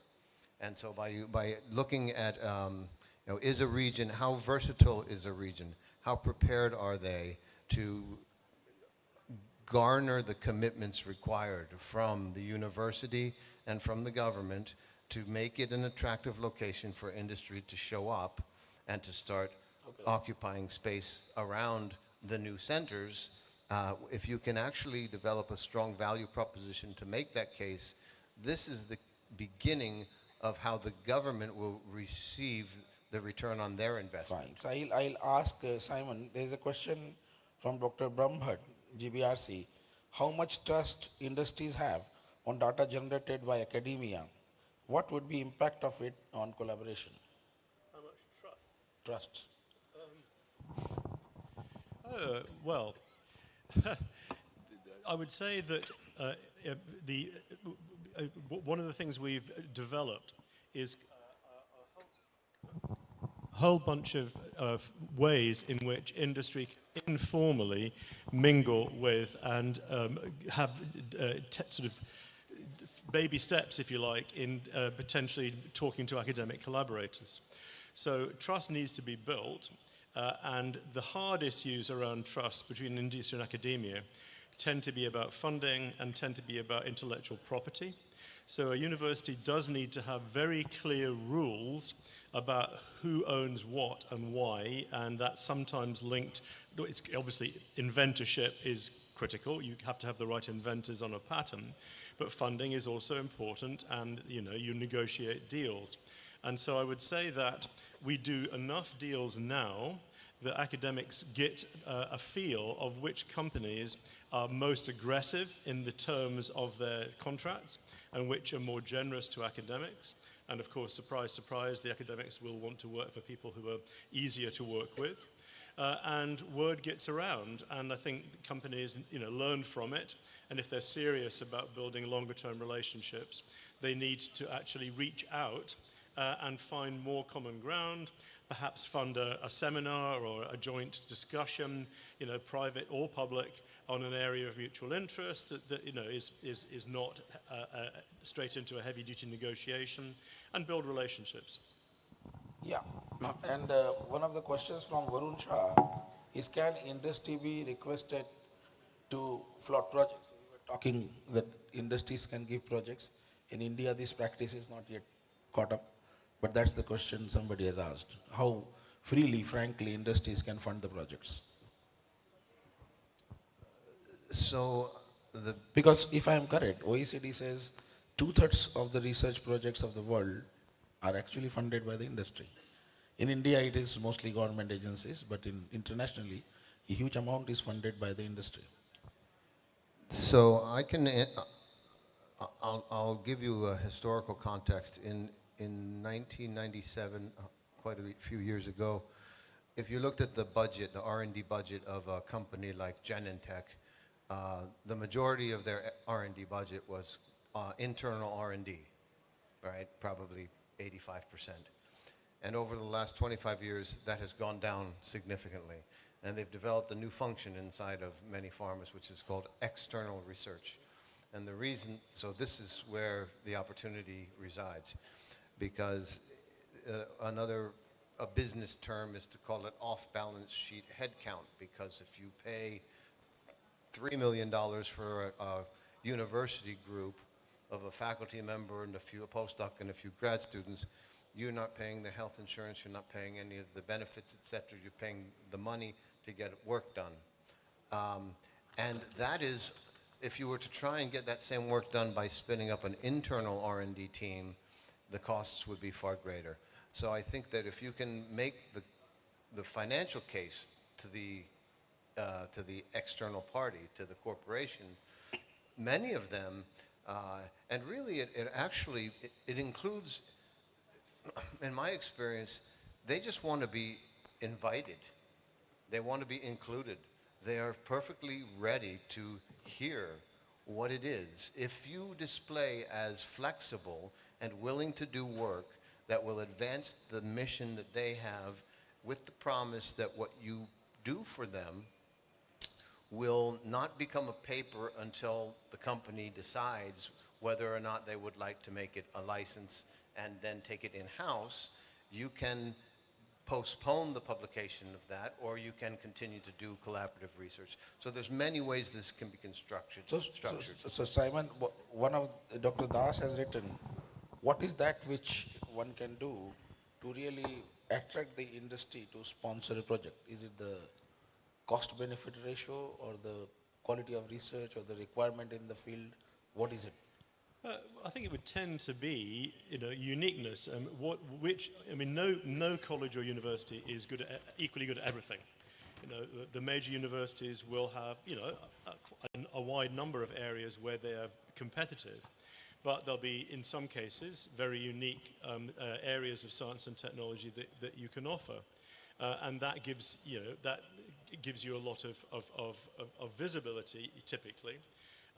Again, building on what Mike just said about the proportion of research in companies that's now external. Well, how do they learn about what's going on? Typically, they need and do go and perhaps send their younger researchers out to more and more earlier stage academic conferences to pick up the signs of interesting things happening. And then they'll arrange for a visit, early on to pick up on the signs of a new area. Okay. So, yeah. So I have two questions. One is from Arun Bandyopadhyay, which I can answer, that how much our government is supporting private partnership, specifically with the long-term incubation period. And I think this government is very much supportive. So we need not worry. We are free to do whatever kind of good research we want to do and transfer to industry. And the second question is related to what you were answering before, which Tarun has asked. And what he is asking is, sometimes industry would take their good project, take it, buy it, whichever way, and shelf it, and not allow it to go further, because they have established market. How do you kind of tackle those situations? Well, that's interesting. So we've had a case of that in Edinburgh over the past few years, because big companies are notorious for, we're going through a new strategic evaluation of our priorities. So particularly if there's an area where the university does have unique expertise, then we're rarely prepared to give any industrial partner a completely open-ended, exclusive right to that project. Because if they decided to shelve it, there would be nowhere else to go. So in the case that we did a long collaboration with the GSK on pancreatitis, the inflammation disease of the pancreas, and some novel routes for treating it. And it resulted in some new molecules being discovered and going into early clinical trials. And then GSK decided that it wasn't for them and they wanted to back out of it. And we, in our contracts, we always had a right to take things back if they weren't developed for more than a few months against an agreed project. Okay. So I think you actually have to build it into your deals, that they can't just sit on things that they kill. So I'll ask Mike, what are the tips you would like to give to this audience for convincing venture capitalists to take interest in one's project? So the tipping point, the point at which an investor tends to say, to put the green light and say, I will go with this, rather than I'm going to step back and I will take a pass. It's a very complex algorithm, and I think that the two things that are most important is, depending on the appetite of the investor, we call it risk appetite, because there are some who are very happy with a high risk, high reward situation where a lot of the risk has not been taken out, and so they call that the de-risking period. And so I think the best way to get a venture firm to say yes to funding your project is to know what is the risk appetite of that particular venture firm.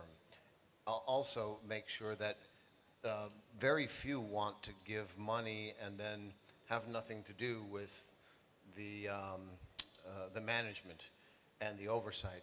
And so I think you really want to make sure you have a trusting relationship, and one where you are comfortable and have a healthy dynamic and a working relationship with the partners that will be involved with you as part of their portfolio, and you want to welcome them and you want to get more. There's an expression, if you want to get money, ask for advice, right? That's the best way to go. And so sometimes you can filter from all of the possible potential funding sources, not by asking them for money, but asking for advice as a means of screening to identify whether or not that is the right type of person that you believe would fit. Thanks, Mike. Now, Simon, at what stage of career one should institute entrepreneurship, ideally? Career? Yeah, what stage of career? School? Early college? Well, I can tell you, there is no right answer. Where we've ended up in Edinburgh is actually we have a very active student program with, which actually encourages undergraduates to think about what they might potentially want to do, and to give them people who come up with what the university agrees is a potentially solid idea, even if it's very early, small amounts of money to try it out. And so we start with students. Now, obviously, I'm sure their supervisors sometimes groan and say, "You're distracting my kids." I mean, so there's a bit of managing to do there. But I think in terms of creating an entrepreneurial culture, you can't just sort of flip it in for academics only, or postdocs or PhD students only. If you really want the culture to change so that it embraces industry interaction, I think you have to start young. Having said that, again, I've got 3 daughters who've been through university. One of them set up her own business, and it was tough, and she learned some tough lessons from it. As a parent, would I have discouraged her from doing it as a responsible? I don't know, but it's an issue. But to be honest, scores amongst students for the student experience at Edinburgh have gone up. So since we started supporting student entrepreneurship. So based on this, I will go further. We understand that it is necessary to include fundamental industrial practices in academia to help students develop their skills. But Mike, if companies don't succeed, entrepreneurs are not successful, do you preach entrepreneurs about the alternatives? Absolutely. One of the first things that we made clear when I launched an entrepreneurship program in the Stanford School of Medicine which had about 85 trainees. There were some faculty members, maybe 5 faculty members. There might have been 22 postdocs. There were probably 35 med students, a couple of business students. So quite a mix. But before we went into the 8-week program, I explained, look, not all of you are going to have a company that's successful as a result of coming through this program. That is not an expectation that you should hold.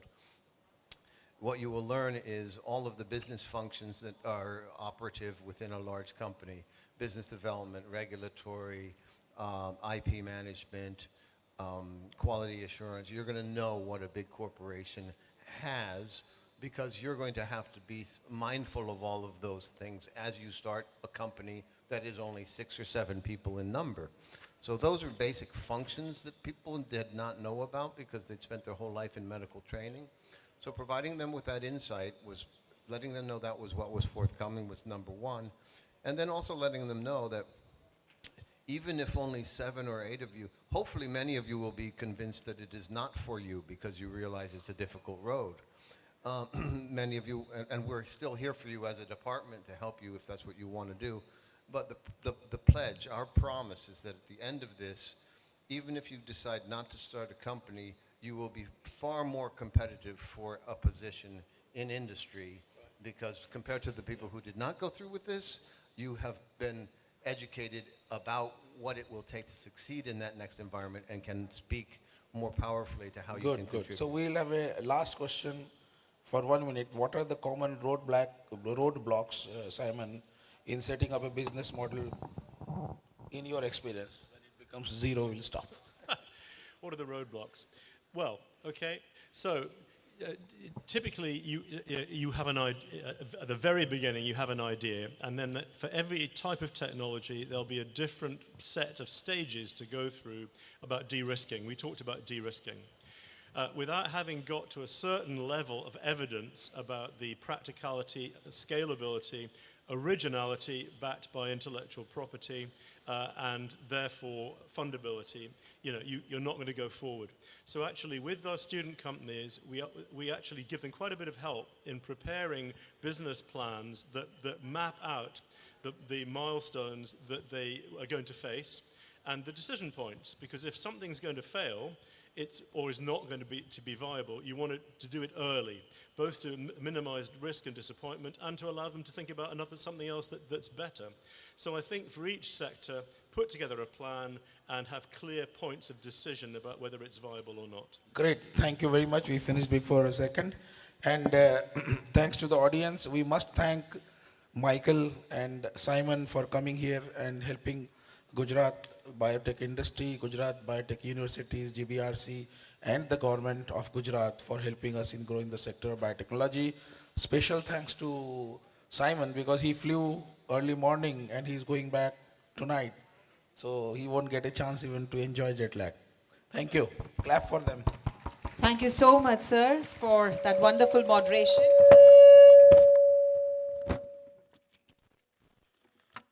And also, thank you so much, both the speakers.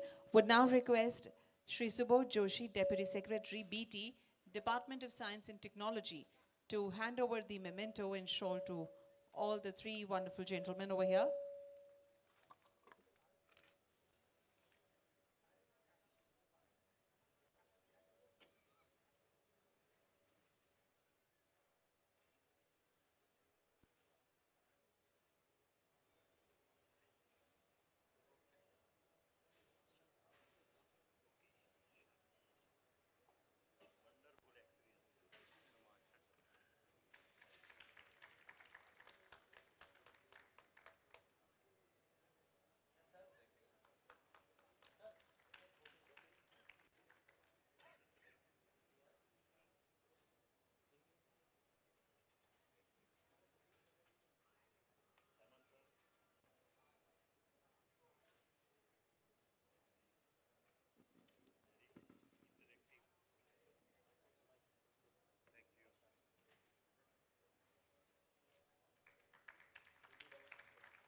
Thank you very much, and you can step forward for a group photograph, sir.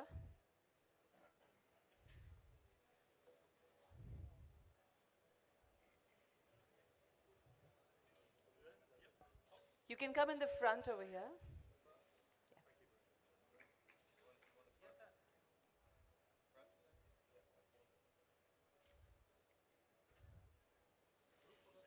So for the group photograph, you can step forward.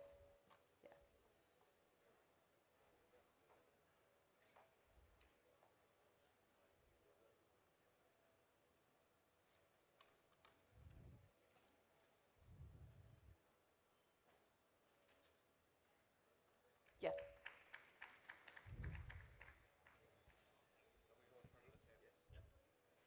Thank you.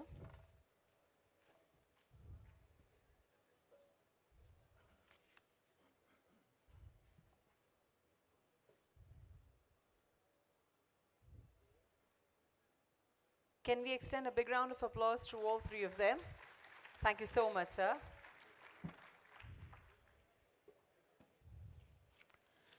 Without wasting a moment, we are now moving towards the panel discussion 2, which is on research and innovation commercialization. Until the stage is set, we welcome moderator Dr. Satya Dash, President Strategy, Partnerships and Acceleration, Big Tech Private Limited. As a moderator, we welcome you, sir. And the panelists, we welcome Professor Robert Lund, Professor and Department Chair, Statistics, University of California, Santa Cruz, Dr. Chirag Trivedi, Global Head Clinical Study Units, Early Operational Strategy, Cenefi, Dr. Geeta Manjunath, Founder, CEO and CTO, Niramay Health Analytics, and Dr.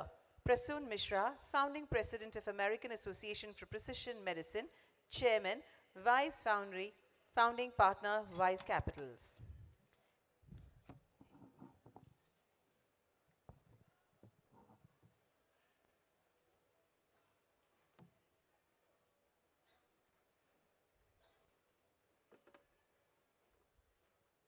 So you can use this podium as well. That's fine. Be okay to use this. Anyone, all yours. Can we hear the sound, please, that side? Yeah, it's on, sir. It is it? Yeah, good to go. Great. And it's 1 hour, not 30 minutes. So. No, it's 1 hour. Okay. Guys, stop the watch right now. It's for 1 hour. So we'll, exactly at 50 minutes, we pass the chit. That's fine? At 50 minutes, we give you a reminder. At the end of the 50 minutes. That would be good. Okay. Yeah, yeah. Thank you. Don't start it now. Start it after Yeah, like please. couple of minutes. You can stop. You can stop the watch right now. Thank you. Over to you, sir. I'll time it as well. So thank you, everyone. I think that was a great panel. Lots of learning, both from Michael as well as Simon Best. So thank you. Without losing much time, and the timer has just started, but let's do before we get into the meat of the thing. Let's do a straw poll. How many of you are students here? Can you raise your hands? All right, everybody in the backbencher.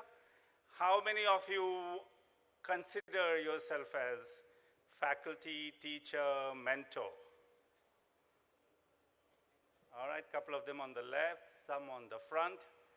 How many of you run startups or consider yourself innovators? You could be faculty as well, or student too. There's a double hand raised by one person there. Okay, there's one there. Okay, Michael is. How many of you are ecosystem players? All right, so few. Tarun is there, and Bala is there, and few like that. Okay. That gives you a sense, I think, And I'll take one more minute. So postprandial, our hormones go in a different.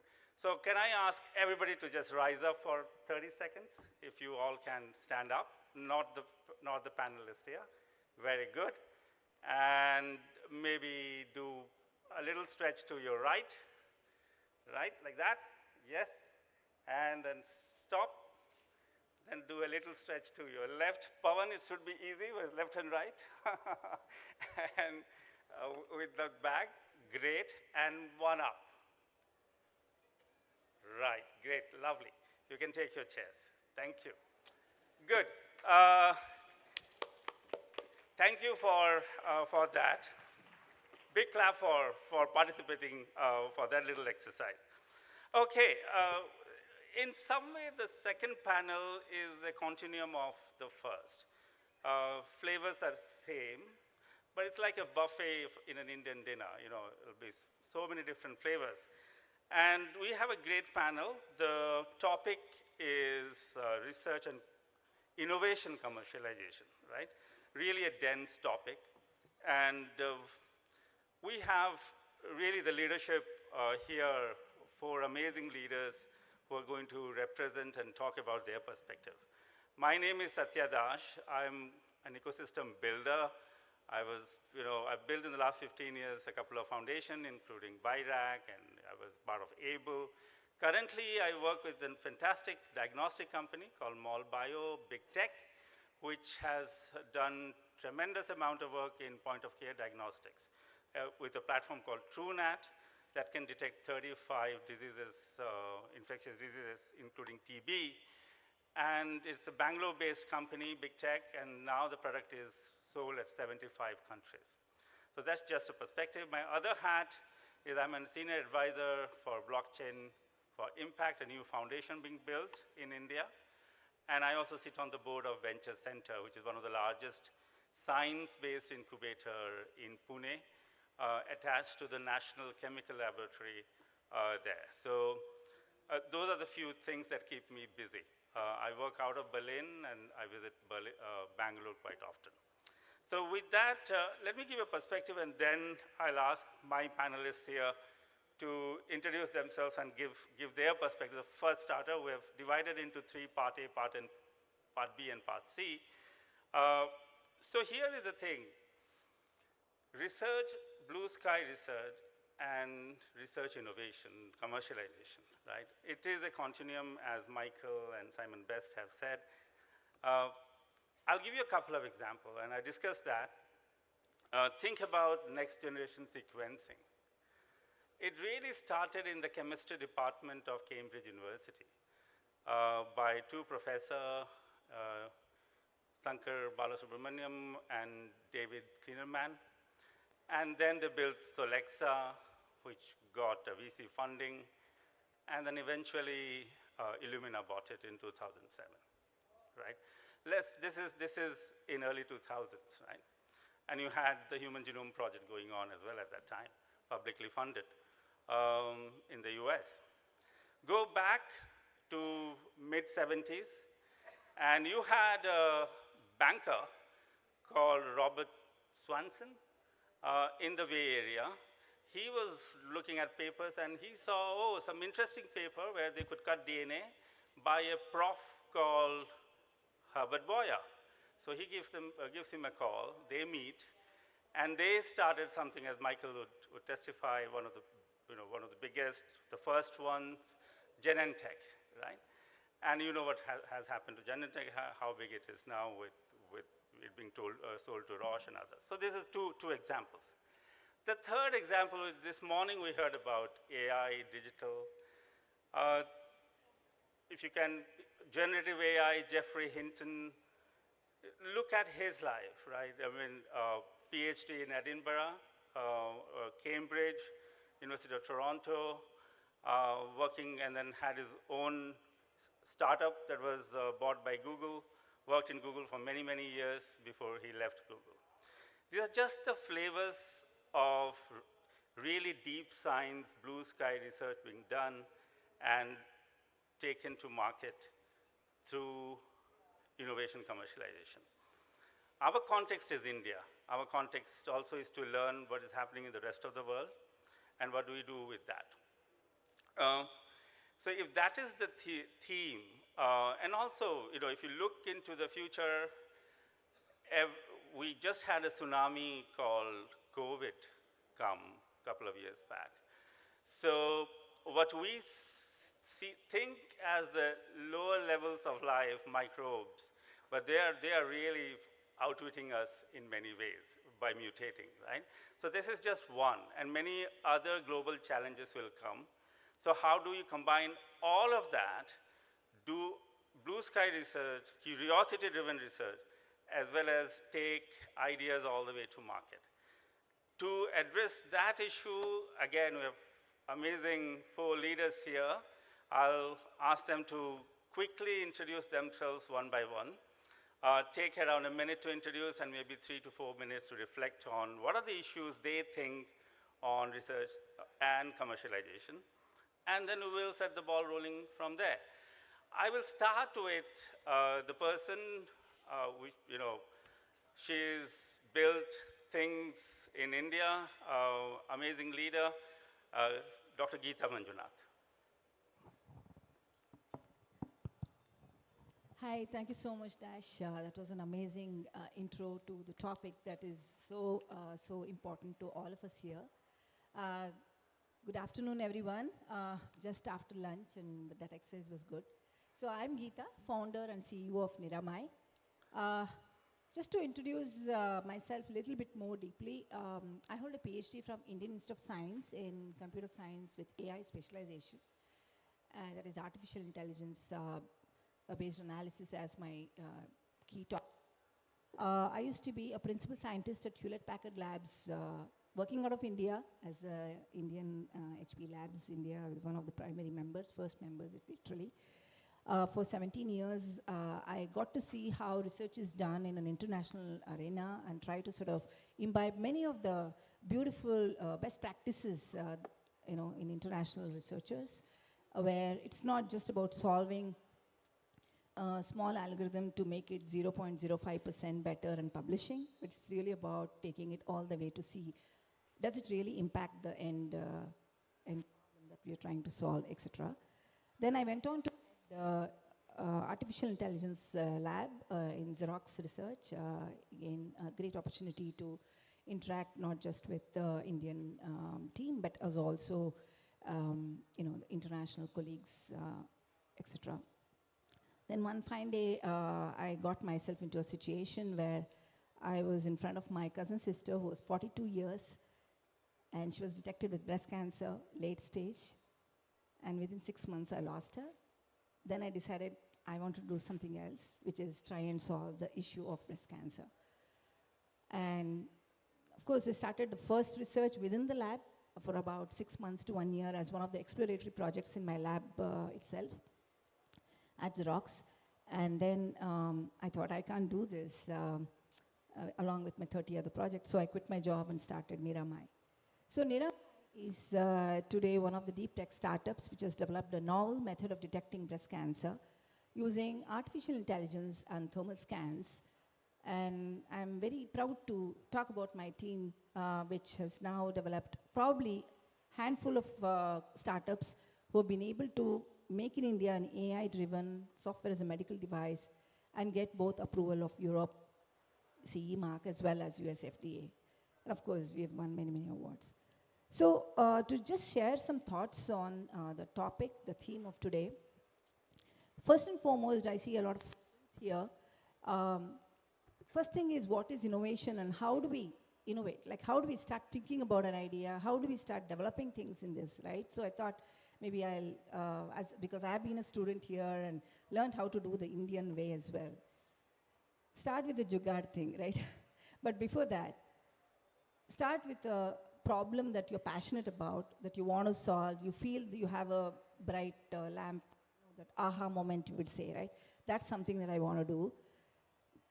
And then, first thing is to prove to yourself that there is something in this idea. First, of course, you do all the Google searches to figure out somebody else hasn't had the same idea, but then can you prove to yourself, validate to yourself that it's actually a good idea? So there are different ways to do it with your whatever infrastructure is available nearby. And like I said, that's where the jugaad way comes in.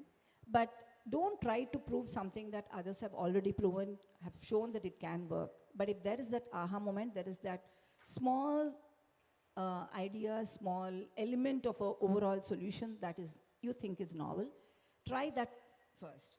Try that first, validate that first as a proof of concept. there's a lot of accelerator programs, who can help you seed the idea, if you like, and seed the idea implementation, if you will. And then once you're sure that the core idea is validated to some extent, then you can start thinking about how can I use existing things to sort of build the overall solution and test it out.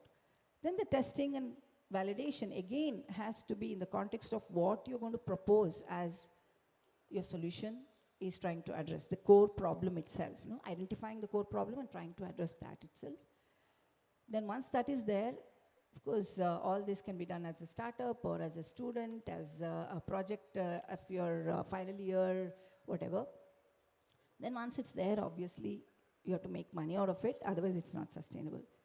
Here I'll just sort of take a little bit backtrack and say, innovation and research and innovation has become not just, fun and good thing for students to do, but it's something that every company, be it a startup or a very big, huge company or government, everyone needs to do, because emerging technologies are coming from all over the place, like developing countries, developed countries, etc. So innovation is really, really core, and it needs to be there to be in the market, to be competitive, to keep the leadership, and so on and so forth. So, but how much do we invest so that we get something out of it? That what we call as return on investment, right? So how do we do this fast? So whatever I said so far to the student holds for you, for all of us as startups or companies, etc. You can have a small, ideation. We have done that in HP and Xerox as well. Idea, event, figure out what is the best idea, and then start investing in it, but doing it in an incremental fashion, proving the core point, etc. Maybe I'll talk about the challenges and so on in the next round. Yeah. So that was a great point, Geeta, thank you. So from that aha moment, but you may have many aha moments, and which one then you curate and triage and then take it forward, something we can then ask Geeta later, to ideation, to validation, to really what she said about innovation is at the core, and you need to work what your customers, what your market demand is, right? We're going to, so she has built that company, built that product, taken all the way to market, and I was just asking whether those devices are in Gujarat as well, and they are, right? So as she said, it's a non-touch breast cancer detection device that she has built, right? So Geeta, thank you for that. And you could see how she has transitioned from being in academia to industry, R&D in HP, in Xerox, and then taken through a personal incident, take that idea all the way to the market. We'll jump right into the other side, which is when we discussed that, you had research happening in academia. It could be DNA being cut by, Robert Boyer and then Genentech happening out of it.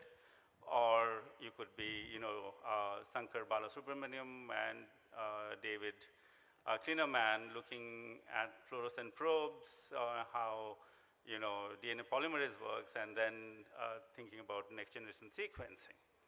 So, and you'll see also how this will be an interplay between California and India as well. So I'll go to Professor Robert Lund, who chairs the Office of Research at University of California, Santa Cruz.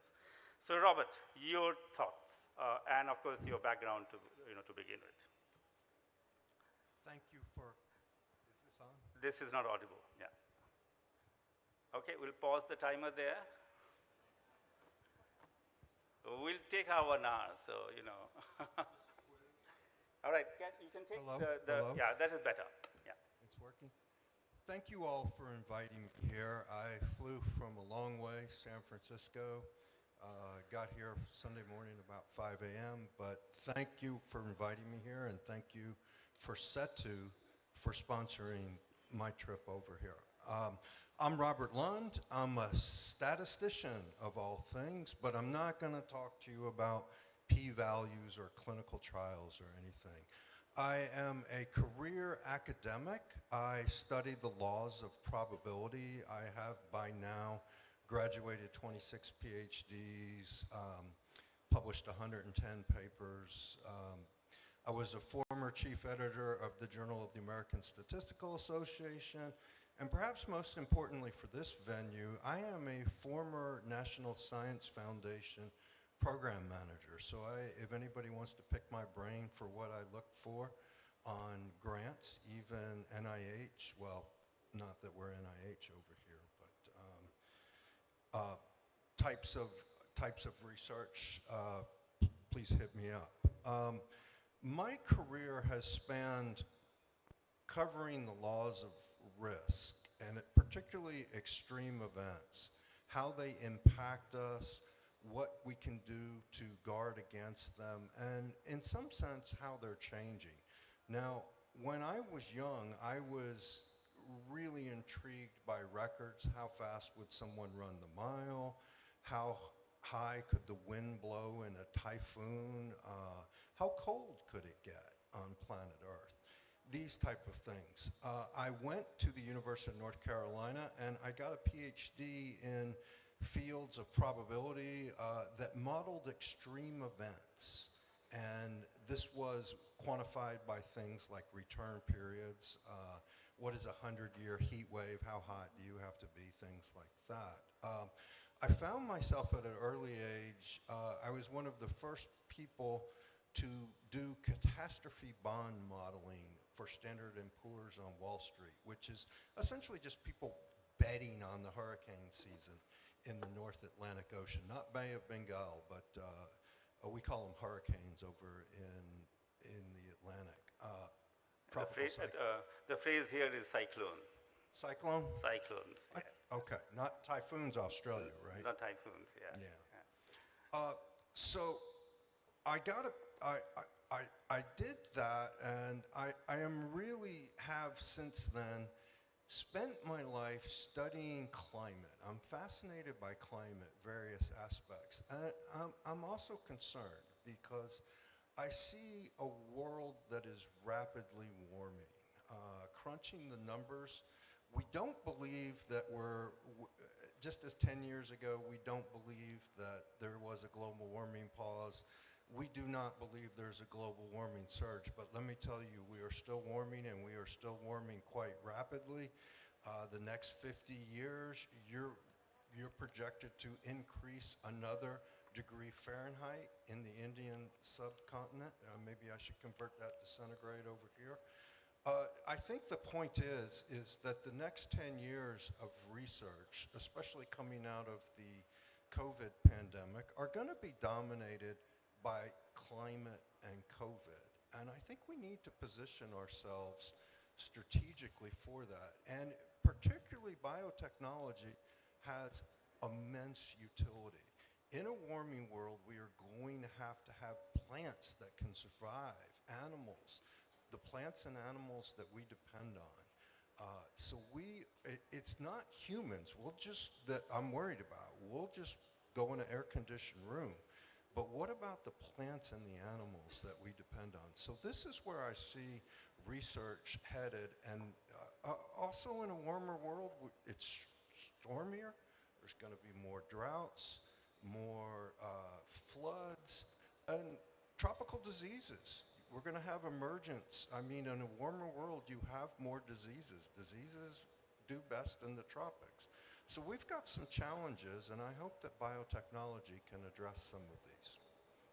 Right, so thank you, Robert. There was a hopeful ending because he was narrating one after other scary situations. Well, pragmatically, that is true. I would, encourage our young Gen Z, as you call it, and in the US, to really look at the kind of epidemics heat map it over the world and where they are emerging, and we're able to control some. Hopefully we can control all. And one miss, and we knew what happened 2-3 years back. So, Robert, thank you. So what Robert did to us was, really lay it on plastered it in front of us, that as connected world, problems anywhere now. I mean, we had Simon come in yesterday and leaving today. I look at how connected we are now, right? 100 years back, that would be unthinkable. So problems everywhere is problems for all. And thankfully now, through innovation and through research in universities, solutions somewhere hopefully can become solutions for everyone. Now that is a difficult challenge because you get into cost of the product, payer systems, regulation, standards, all of them. We don't have time to talk about all of that. But what Robert nicely told us is that, hey, wake up, no, I don't mean literally, but the problems are going to come and you've got to be prepared for that. Okay, thank you, Robert. We'll move to India again, and I'll go to Dr. Chirag Trivedi on the rightmost corner to give his perspective. Chirag, 4 to 5 minutes starting now. Thank you so much, Satya. And at the outset, I want to thank the organizers for having me here. I'm Chirag Trivedi, currently with Sanofi. I'm the global head for clinical study units, early operational strategy, looking at where do we conduct clinical trials across the globe of all our R&D molecules across the different therapy areas where Sanofi is present in terms of its R&D. Sanofi, probably, I believe you all may know, Sanofi is one of the top 10 biopharma companies of the world, and I represent the development, the R&D part of it here at Sanofi, being in the global role. Also, just for your context setting, I mean, I was also the past president for the Indian Society for Clinical Research, ISCR, which was, it is still the nodal association of clinical research people in India, be it from the industry, be it academia, even the regulators support them a lot, and there's a lot of interaction between the doctors, ethics committee, etc. So I was from 2017 to 21, I was the president of it and helping to further the cause of clinical research in India. Now, coming to the topic here, from research to innovation, I would go back to the basics of why do we want to start that research? And again, to many of the startups, I've interacted with many startups in my past years also. What is it that you want to serve? I mean, Dr. Geeta mentioned about the passion. What is the passion going to end into? Are you going to have the wherewithal, once you develop that product or device or whatever it may be, to make it accessible to the people across? Who are the partners that you would need is where you would start from. Keep the end in mind. That's going to be very important, because if your end is only a publication, excellent, that could be a good end for academia, but then how about the industry-academia collaboration there? Now come to the industry side. Today, if you see more on the industry, people are looking at how can we tap more into the cutting-edge science, the cutting-edge technology which the academia has developed. See, our knowledge about the biology of diseases is increasing, and thanks to the wonderful work being done by the academia. How do the industry people find molecules or devices which will modulate that target which is being just found by the academic institution? We need either the first in class, best in class, or even first in diseases molecule that we're talking about.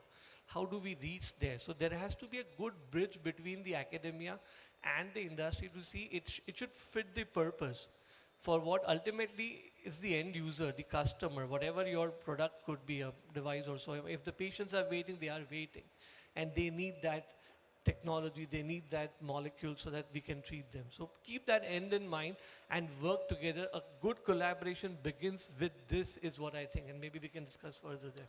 Brilliant points. Thanks, Chirag. So bridging, I think the role of bridging, and we have the wonderful GSBTM here, we have ABLE here, these are industry associations that really do that bridging. We'll also talk about bridging in terms of whether our technology transfer offices play the role of bridging, right? When we talk about research innovation, how do we make them up to mark, right? We can have an amazing entrepreneurial ecosystem, we can have amazing researchers, as Chirag mentioned, in our academia, but what kind of bridges we should be building here, right? And this is something that we'll carry forward as we talk. But thanks, Chirag, again. And we'll again go to California. So I'm taking you from Bombay to California, then back to Bombay, then or Bangalore, and then again to California. And we'll have Dr. Prashul Mishra talk about his perspective about research and its innovation. Prashul. 5 minutes, and we're sticking to time. It says 18 minutes, so not bad. Thank you, Dr. Satya. And I would like to thank the organizers and Able for giving us an opportunity here to sit and discuss some of the key topics. And journey-wise, I have been coming from the World Investors Global Investors Summit in Dehradun, so I just arrived here, where Modi ji came and laid his vision for India, as well as innovation overall in India, how we can come together as a community and foster. And I look forward to the vibrant event in January, especially hearing what he has to say. So I'm Prasun Mishra. I'm from the San Francisco Bay Area, and I wear a few hats. I'm a founding partner of Wise Capital, so which is investment collective, which is a growth stage group of investors. I also am a founding president of American Association for Precision Medicine, which is a non-profit organization. The goal of the organization is to accelerate the field of precision medicine and transform patient health. We have done several transformative things, starting from creating a big data AI community when we needed a lot of data analytics studies. And in Silicon Valley, we have Genentechs of the world, and then we have Google's and Microsoft and other tech companies. So what we did is we created an ecosystem, brought these two worlds together, and both worlds learn from each other. We have also supported early stage projects where these are just idea stage projects, and then help them move from idea to a product, MVP, to a product, and to a startup, actually. And some of these startups went on even raising venture capital money. But as we grew, we learned that these early stage startups, these are almost like your kids, actually. So more of them become, now they all need capital, especially growth stage capital, so, and acceleration. So we went ahead and created an accelerator in the Bay Area, which is called M7, which used to be called M7 Accelerator, M for medicine, also mentorship. But then we started getting a lot of health companies that includes digital health, devices, diagnostics. So we changed the name to H7 Accelerator, and that's happening in the Bay Area. And then we learned that we need, especially when it comes to health and biotech, we need a lot of growth stage capital. And this is a discussion that we had also in New Delhi at BIRAC's event, where that's where majority of Indian startups are stuck. There is a lack of growth stage capital. So this is precisely the problem that we are solving by creating a fund, which is a growth stage fund that will help some of these companies moving forward and invest and bring them the bandwidths to cross a trial or any clinical milestone to go to the clinic, actually. And I think this is I had a leg in almost all fields, actually. I have been a mentored several startups in the Bay Area to several startup accelerators. Some of them became unicorns, actually. And I started my career as an academician. So I've been had a very illustrious career at Rutgers University in academia, where we also spun out company, stem cell company.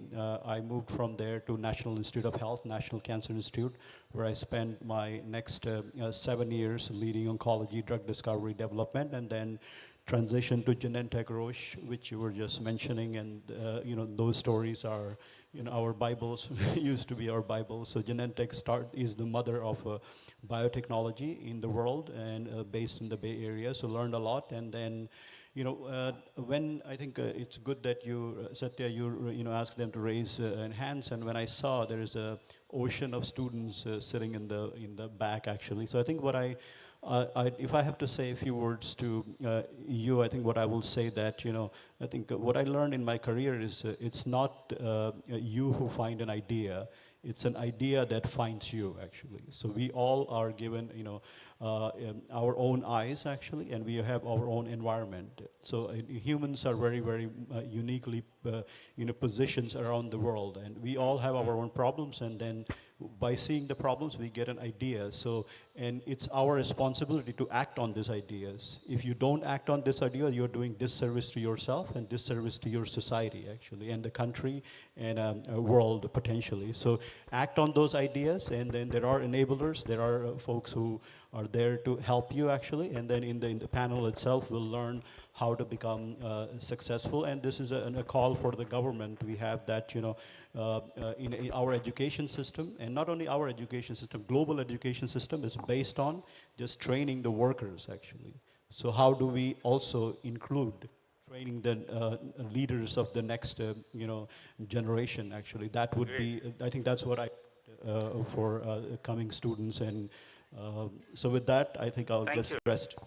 Thank you, Prashun. So, you know, you can have your aha moments, but you need some oxygen to push that. So funding is the oxygen to push your innovation forward. Even if you do blue sky research in an academia or industry, you know, if you're part of a big multinational company that allows you 20% of your time to do blue sky research, 20% time plus some money is just great. So funding is important, and you know, whether it's public funded projects or whether, as Prashun represents, really growth funding, right? You know, you have to pole vault across, well, pole vault is high, but maybe you have to long jump across valleys of death, right? And this is what people and funding will do to you, and we'll come back to that brilliant point. But he also mentioned is acceleration. Universities forming accelerators, right? And this is easier said than done. How do you do that? Unless you people it with, you know, with I'll use the very old terminology, personnel, who not only understand research, but also understands doing this jump across valleys of death. You know, it will be very difficult to run an accelerator. So we'll come to that as well. One very intriguing thing Prashun mentioned is whether we can teach entrepreneurship, right? I mean, that's the debate I've been scratching my head for the last 10, 15 years, whether, you know, risk-taking behavior, but, you know, innovation is messy, research is also messy. So how do you teach people to become innovators? Is something we don't have time for that, but, you know, if we had a 90-minute session and you were all interested, we could go on, touch upon that. But thank you, Prashun, for that. So you step back and you saw in 30 minutes these amazing 4 leaders spanning, you know, different continents, have, you know, started looking at, you know, probability, climate change, clinical research in big multinational company, you know, global clinical research infrastructure, building a product from scratch, and then, you know, somebody also starting a venture fund as well as looking at acceleration. So this is the admixture, perhaps representing the whole continuum. We may actually stop here now, but no, we will go ahead. The part B of, the part 2 of the next 15, 20 minutes, my clock says 27 minutes. I don't know what their clock says. 27 minutes, great. So we have still half an hour. So next 20 minutes is more of a direct. Sir, sorry to interrupt you. Yeah. We have another 10 minutes from now to go. But mine says 27 minutes. No, sir. We need to wrap up at 3:30. Okay. The reason behind is we need to have 2 more sessions ahead. Oh, but we started at 2:45. I give you a grace 5 minutes extra. Okay, 10 minutes extra, that's great, 20 minutes. So we will go through rapid. So Robert, tell us from Santa Cruz experience, UCSC, how do you do research? You know, how do you do research to innovation? What is it? What is the culture of that place? Is that culture extends all the way in the Bay Area? What are those markers of those culture? Quick 2 minutes, so that. Okay, and I think I can be quick here because at the University of California, Santa Cruz, particularly in the statistics department, we don't necessarily make a lot of startups, but we do results that help things. In terms of particular programs that the university does, we of course have an Office of Research that will help you get funded, but now what that Office of Research really wants is the grant funding, which comes back to the university as support. If you have a really good idea that is patentable, we have a patent office. More in the last 20 years, the University of California system as a whole, which contains, I believe, 10, 11, 12 campuses like Berkeley, UCLA, and the likes, we actually now have a startup accelerator through the university system. Now, this is most prevalent at Berkeley, and I think a couple of the panelists here could tell you more about that, and I'll defer to them and save you a minute. Lovely, thank you.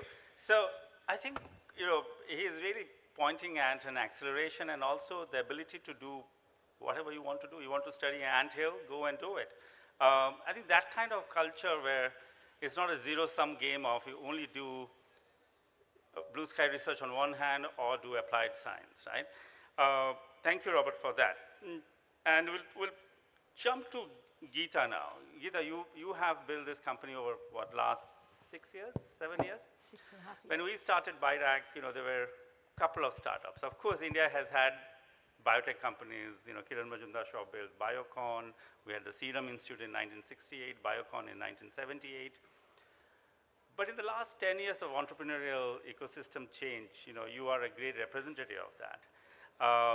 What challenges still remain for you? Sure. First, positive, because first of all, people are going and honestly choosing STEM, the science, technology, you know, career, and then sort of wanting to do innovative work, wanting to launch a startup. Freshers are no more going and standing in line to get a job. They're okay to experiment and launch, experiment for 2 years and then, or 3 years, 4 years, and then. So that, I think, that itself is one big change we have seen over the last year when I was actually part of the enterprise employment ecosystem versus now. Second thing that we have seen is exactly, we've talked a lot about accelerator programs, the ecosystem change, support structures to help you, because a person can't be good in all aspects, and running a company means you need to know your tech, your product, your engineering, your sales, business development, marketing, of course finance, accounting, and all the, you know, the different you know, RBI and other regulations like compliances and so on and so forth. So it's not possible to do all of this and also raise money. So we do have a lot of accelerator programs which are helping that. And I think even in Indian government perspective, there's a lot of push to Startup India and Startup Karnataka and these kind of government, you know, glamourifying the startup founders, which really helps, you know. I remember, maybe I'll pass on after this, remember Dr. Sadgopan sir, who is the IIIT director, saying that 10 years back, if a boy, I'll say boy because very few lady founders, I think we should have more, but if a boy had to get married and he was a startup founder, there were not many people or parents agreeing, but now it's the glamour, and he was saying that shows how you know, startup founders have become.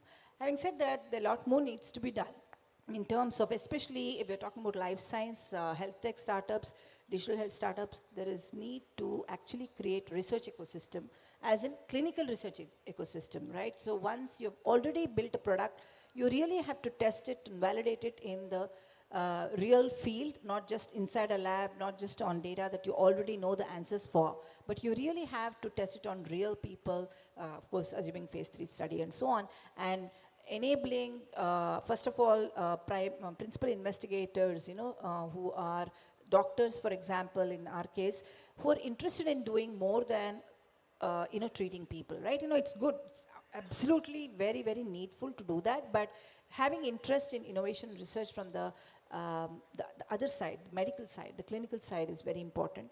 The universities having good ethics committees, you know, to make sure that really good, ethically valid products or techniques are enabled to try on patients, and so on and so forth. So the whole thing, and of course I'll leave the funding piece to other experts here, but yes, we have been able to nicely raise 2 rounds of funding of $7 million US, and we are now growth stage, and let's talk, okay? So $7 million she raised, big hand to her for the product that she's building. Great. So she said ethics committee in universities, acceleration within universities. You know, she's done a PhD from University of Science, which is one of the meccas of research in India.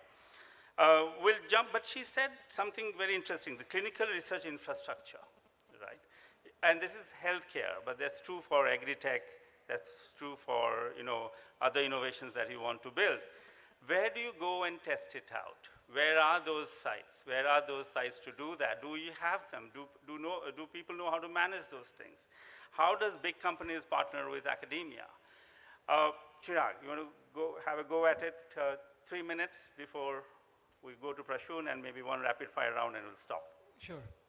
Clinical research, first of all, it's a dead word for some because not many people understand clinical research, clinical trial. For some, it's synonymous to the guinea pig syndrome. It's absolutely not true. I mean, and thanks to COVID, it actually made people aware that there's something called as clinical trial, which is necessary to test the efficacy and the safety of any new intervention, be it a drug, a vaccine, or a medical device. So thanks to COVID, if I may say, one thing coming out of it is the awareness about clinical trials and the importance of clinical trials in the entire development journey, be it of a device or a drug or whatever. Now, we say, like, I mean, I can give Sanofi examples. See, what we do is we partner with academic institutes. We have long-standing partnerships. We have centers of excellence developed.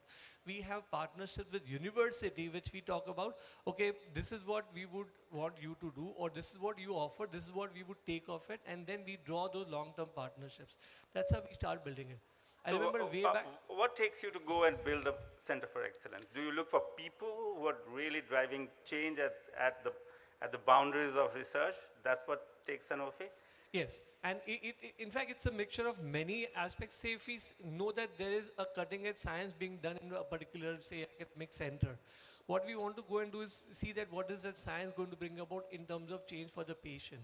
If that is going to be really of strategic interest to us, we are okay to build capacity with the partner there. So we build a partnership in that model that your science, your expertise, and here is our, maybe we can give a funding, we can give expertise. We also have in Sanofi a person who could work some percentage of time with those centers to transfer the expertise from our side to there.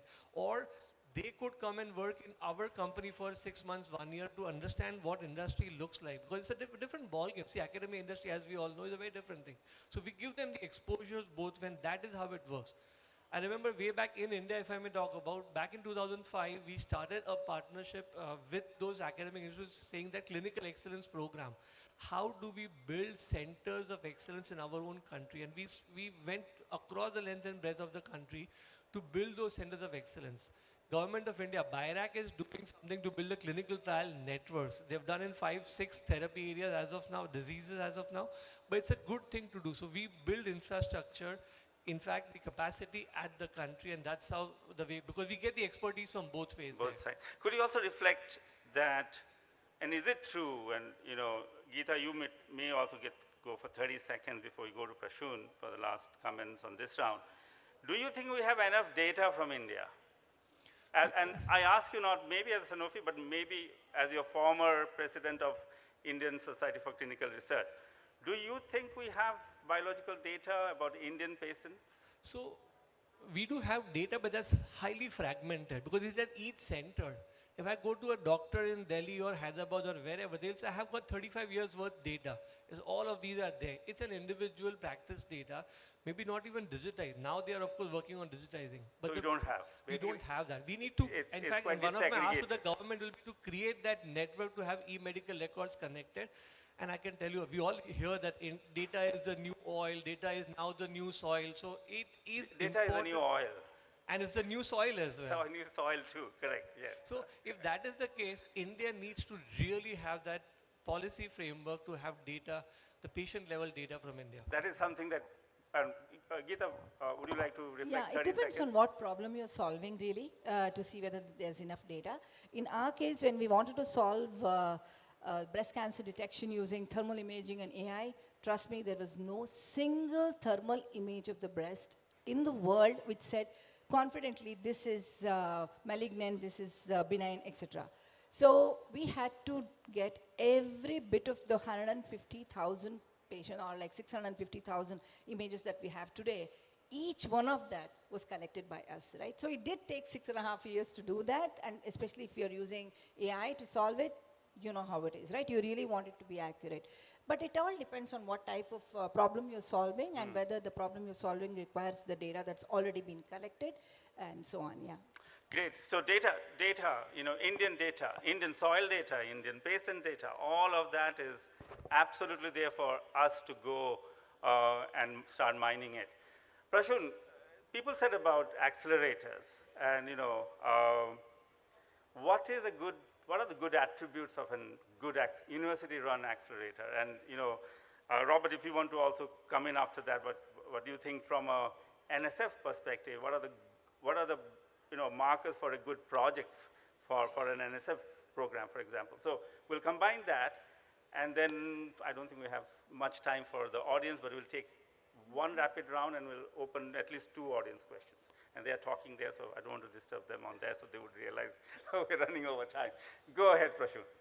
Yeah, I think accelerator, accelerates a wide, wide array of companies actually. Some are idea stage, some are more evolved, some are, and in the context of university, right, actually there are several universities that have done it, very successfully. The Yale has a program, Stanford has a StartX program actually, and I was on a board of directors, UCSF Health Hub, and UCSF has their Invent Fund where they evaluate their own internal projects coming out of their university actually, and then what they will do is they will try to bring in external experts and then evaluate which one is worth moving forward as a product, and they will give them, the technology transfer office will give them a specific grant in terms of investment. They have their venture arm as well. So then they come back and they present their report, and then they decide to double down or not. So that's the academic, and some of the universities have done it very well. And I can add, and one more, I think, point that I'll bring, and it also ties up the big question that you brought up, about how do you educate, and either we educate or create entrepreneurs. I think what I believe is, I did a lot of research on stem cells, and there's a big theory of seed and soil, actually. This is you can eat a fruit and you can throw and if the seed falls on a asphalt, it will die, but if it falls on a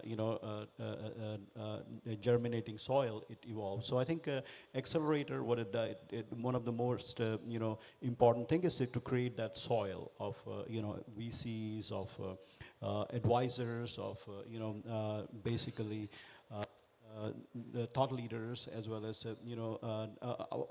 entrepreneurs actually, who have been there and done that successfully, and they can transfer. So yeah, it's a very broad question, but hope I was able to touch upon at least few of those. Great points. Yeah. So what you are indicating is, for the accelerator, have diversity of people who have lived the journey, both at research, at the bench, in academia, as well as those who have gone ahead and built a product, maybe successfully or even not successfully. It's okay to wear the badge of not being able to do something successfully, right? Yeah, and why they failed. Yeah, why they failed. Correct. Actually. Yeah. So Robert, will end with this round, and we'll close because I think we did 45 minutes actually, 42 now in on my watch. I always say that because I know there's always a bit of a tug of war between timings. But I want to ask 2 queries to you quickly. One is there your SBIR grants and others, are they open for partnership between, say, US university and an Indian university, or is because it's public money from the US only restricted to US academia? That's number one. Number two is how do how those grants are evaluated? What are the biomarkers of a good grant? Okay. Good proposal. Okay, so what makes a really, really good proposal? Usually the key word is transformative. It allows me to do something that I wasn't able to do before, and I can also make an impact to society. Now, once you have that transformative idea, the key is transformation.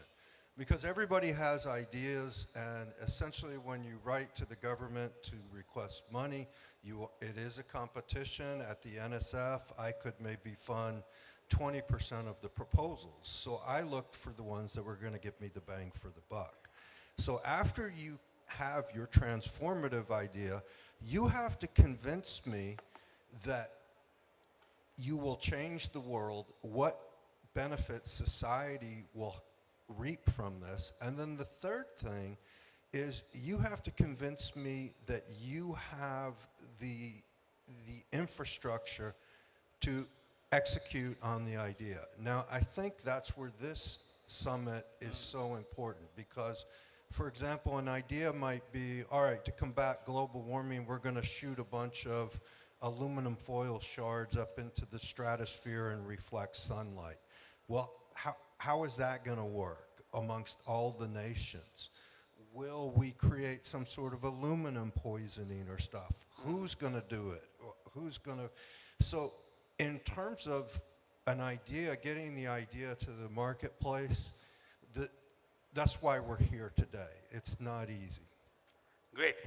So rapid fire, only 2 answers in 30 seconds. And I'll start with Robert to you again. If you had the ears of your Fed government and California state government, and if they would say, Robert, tell us 3 things you want to see change, what would that be? And, audience, this is from a very mature economy, Silicon Valley, the valley with tons, and if you go there, it's a bubble, right?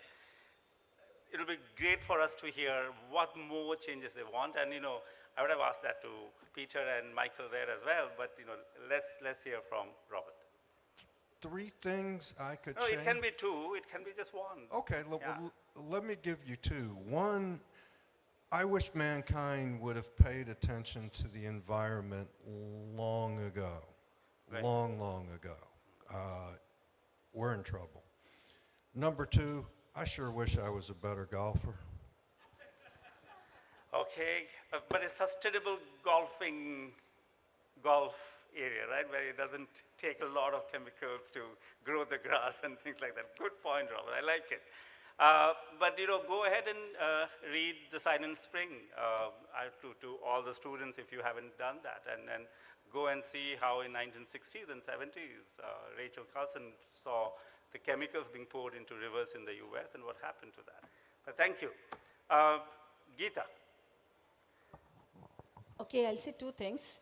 One related to Niramai, essentially related to women health. I think government should enable breast screening or cancer screening for everyone for free.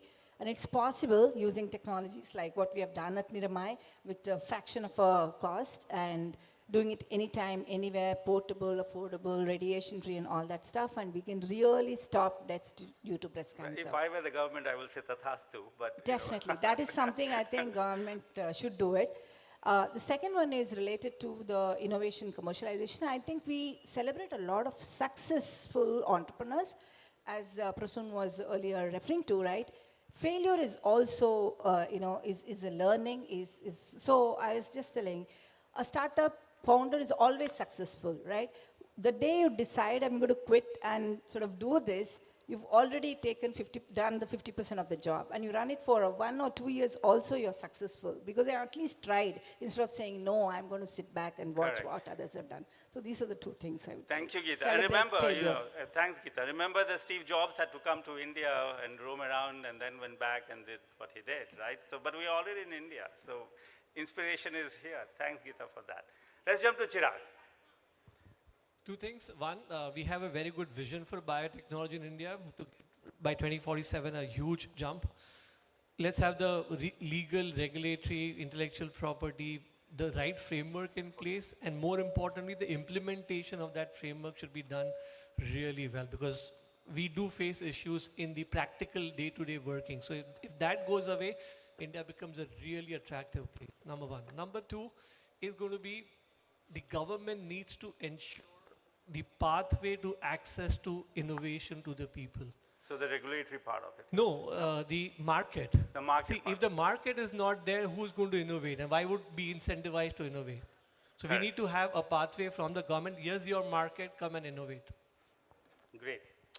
Thank you. Prashun, you have the last words.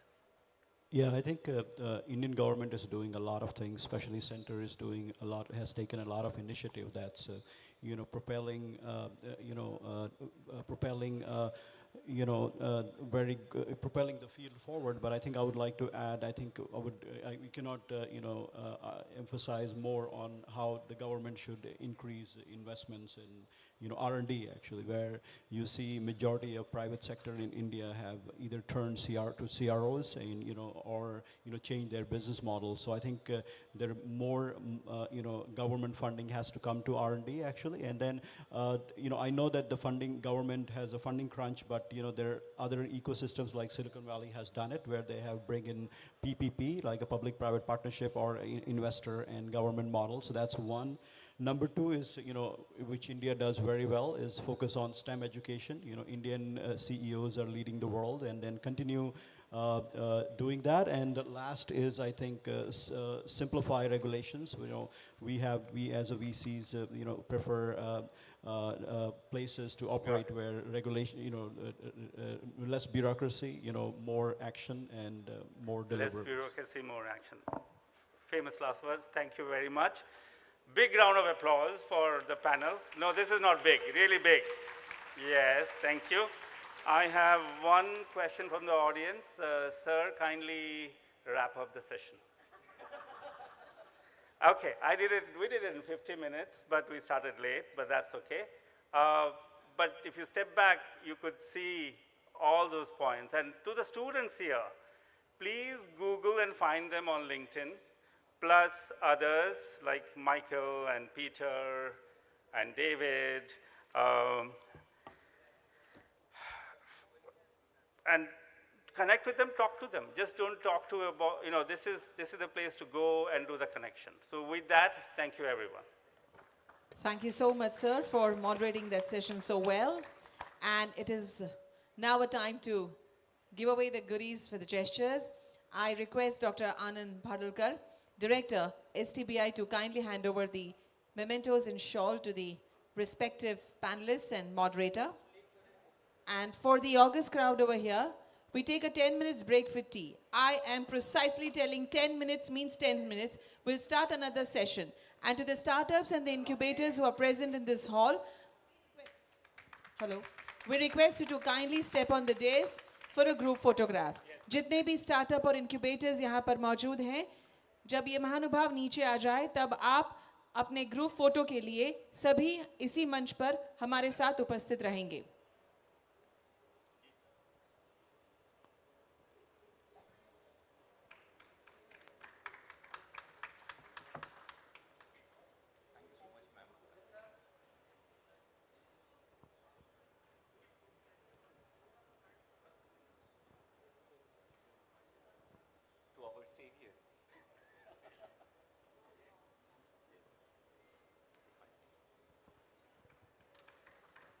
The tea is being served in the lunch area.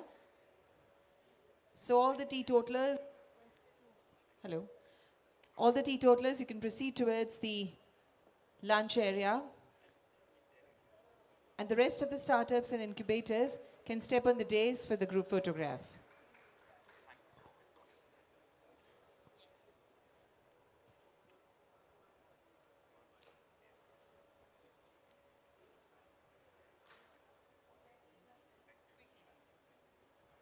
I will request Mona Kandar ma'am, can you come down for the group photograph, please?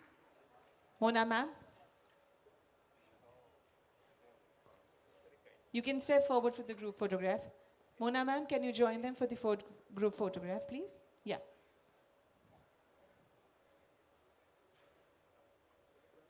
Also our mission director, Mr. Viday. Mr. Viday will also be there on the group photograph. Thank you.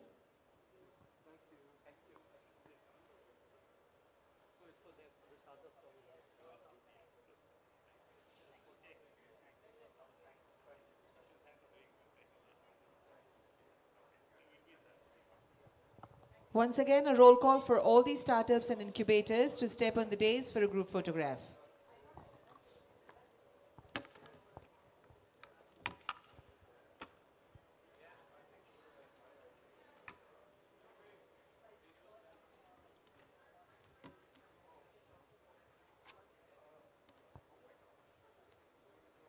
Those present in the exhibition area, the startup and incubators, you're requested to kindly step on the dais for the group photograph. Those who are able to reach out to my voice, I request everyone to kindly be present on the stage for a group photograph. All the startups and incubators.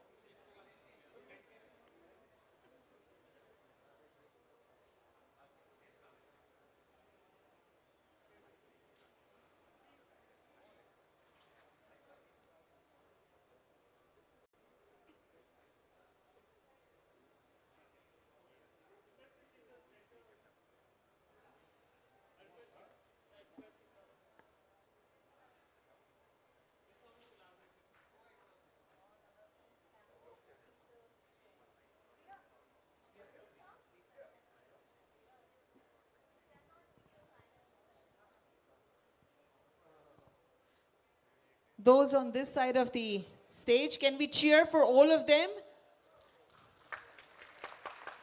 Many, many congratulations to all of you and good wishes.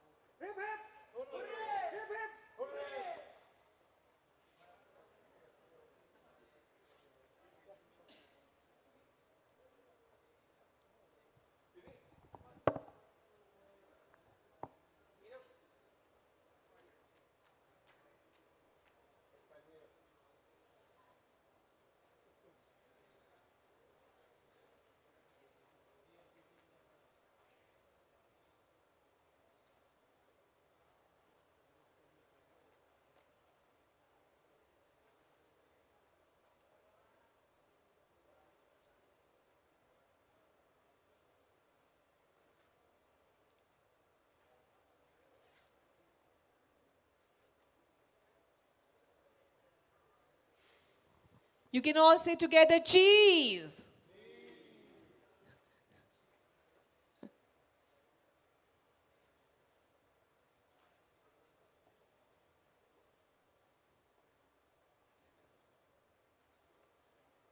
Thank you so much, everyone. One more time, good luck.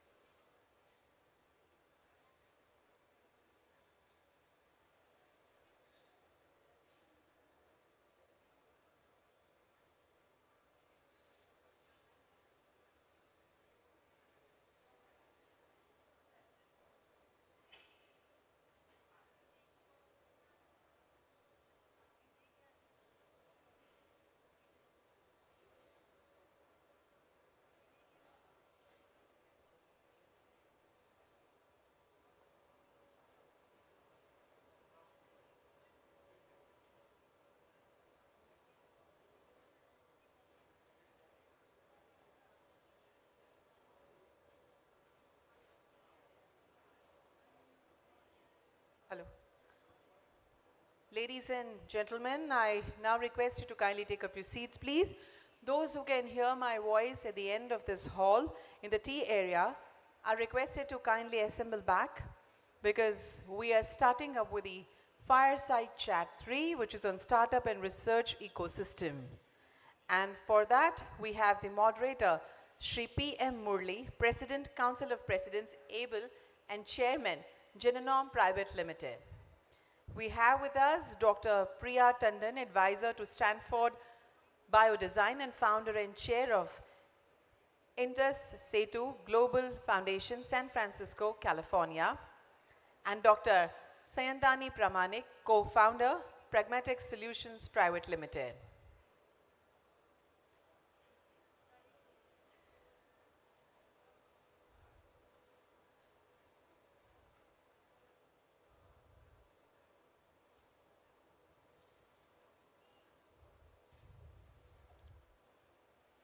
Ladies and gentlemen who are at the end of this hall, we request you to kindly come in the forward and take up your seats, please, as we begin the fireside chat on startup and research ecosystem.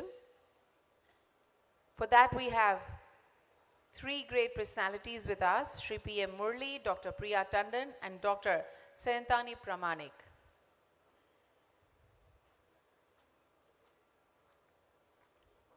Welcome, sir. Welcome, ladies. And now I request Shri P.M. Murli to take over the session further. Thank you.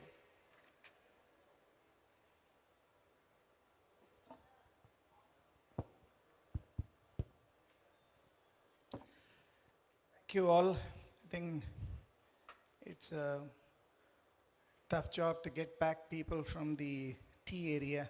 I think we broke a bit late there. But nevertheless, I'm really grateful to the organizers here, particularly Gujarat cadre of all the officials who have been extremely kind, and they have been following up very regularly. I think this pre-vibrant summit has gone very well, and I wish them the very best for the one which is going to happen in January. So I have about 25 minutes, if assuming I have to stop at 4:30, because originally it was supposed to stop at 4:15. But in any case, I will try to see as quickly as possible. Let me complete the task. So I have two ladies here. One, a very seasoned and experienced person with a lot of, I would say, building bridges for several countries. She is Priya Tandon. She is also the founder and CEO of the Indus Setu Global Foundation. This is both based in Silicon Valley as well as in Mumbai. And talking to her earlier and in this morning's breakfast table, I was able to see that she is very heavily connected with Israel, which is another place where a lot of technology actually does happen. And this gives her the expertise in terms of understanding research, startup, ecosystems across the globe. And so my questions to her will always be on those lines, on what is that she has done, what is that we can learn as a best practice from those areas where she has been working all through her life of 20 years in this capacity. Now, the other thing that I also wanted to highlight here is she has worked with a lot of the heads of the government. So she's aware of how governments work and how things do happen. So it is also part of the advocacy that associations like us at ABLE do. So we are also aware how much of an effort that we need to put in to move the wheels of the government. So I'm sure that we share a bond in that respect as well. So the lady on my left is Sayantani. She is the co-founder and product lead of Pragmatic Health Care Solutions. I'm presuming it is still a startup, right, by the definition. By the definition of Indian startup, it is still a startup there. So she is a PhD and has had a good stint with a few reputed companies. One nice thing about it is that she is part of the top 75 women entrepreneurs. I think that's been something that BIRAC has kept a tab on. So she is part of that, has a number of research papers and patents, etc.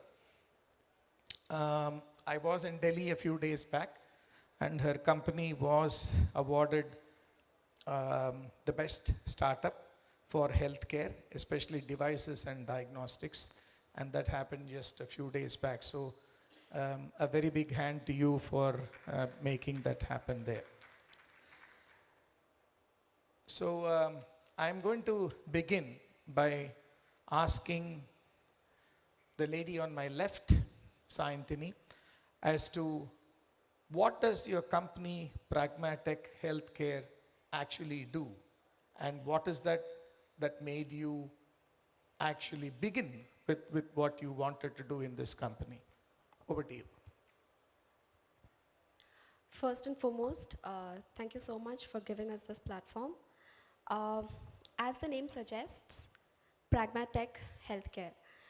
It's about making healthcare solutions more pragmatic using technology. The first domain that we chose to work on is cervical cancer. Why? Because, well, there were actually several reasons which all coincided at the right time or at the same time.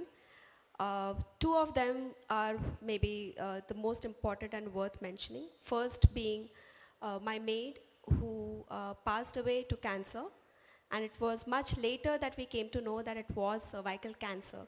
So such is the taboo that families do not even want to openly talk about the precise cancer which led to her passing on. Secondly was our other co-founder, Mr. Anirban Palit, who was working at a globally renowned MNC in the diagnostics division, and he was particularly handling the HPV portfolio, and he could really see that there is a lot of gap in terms of accessibility and adoption to a periodic pap test, in spite of having the best technologies in India that are present in other parts of the country as well. So these two things were the most important incidences that happened parallelly, which made us to think about how to bridge this gap.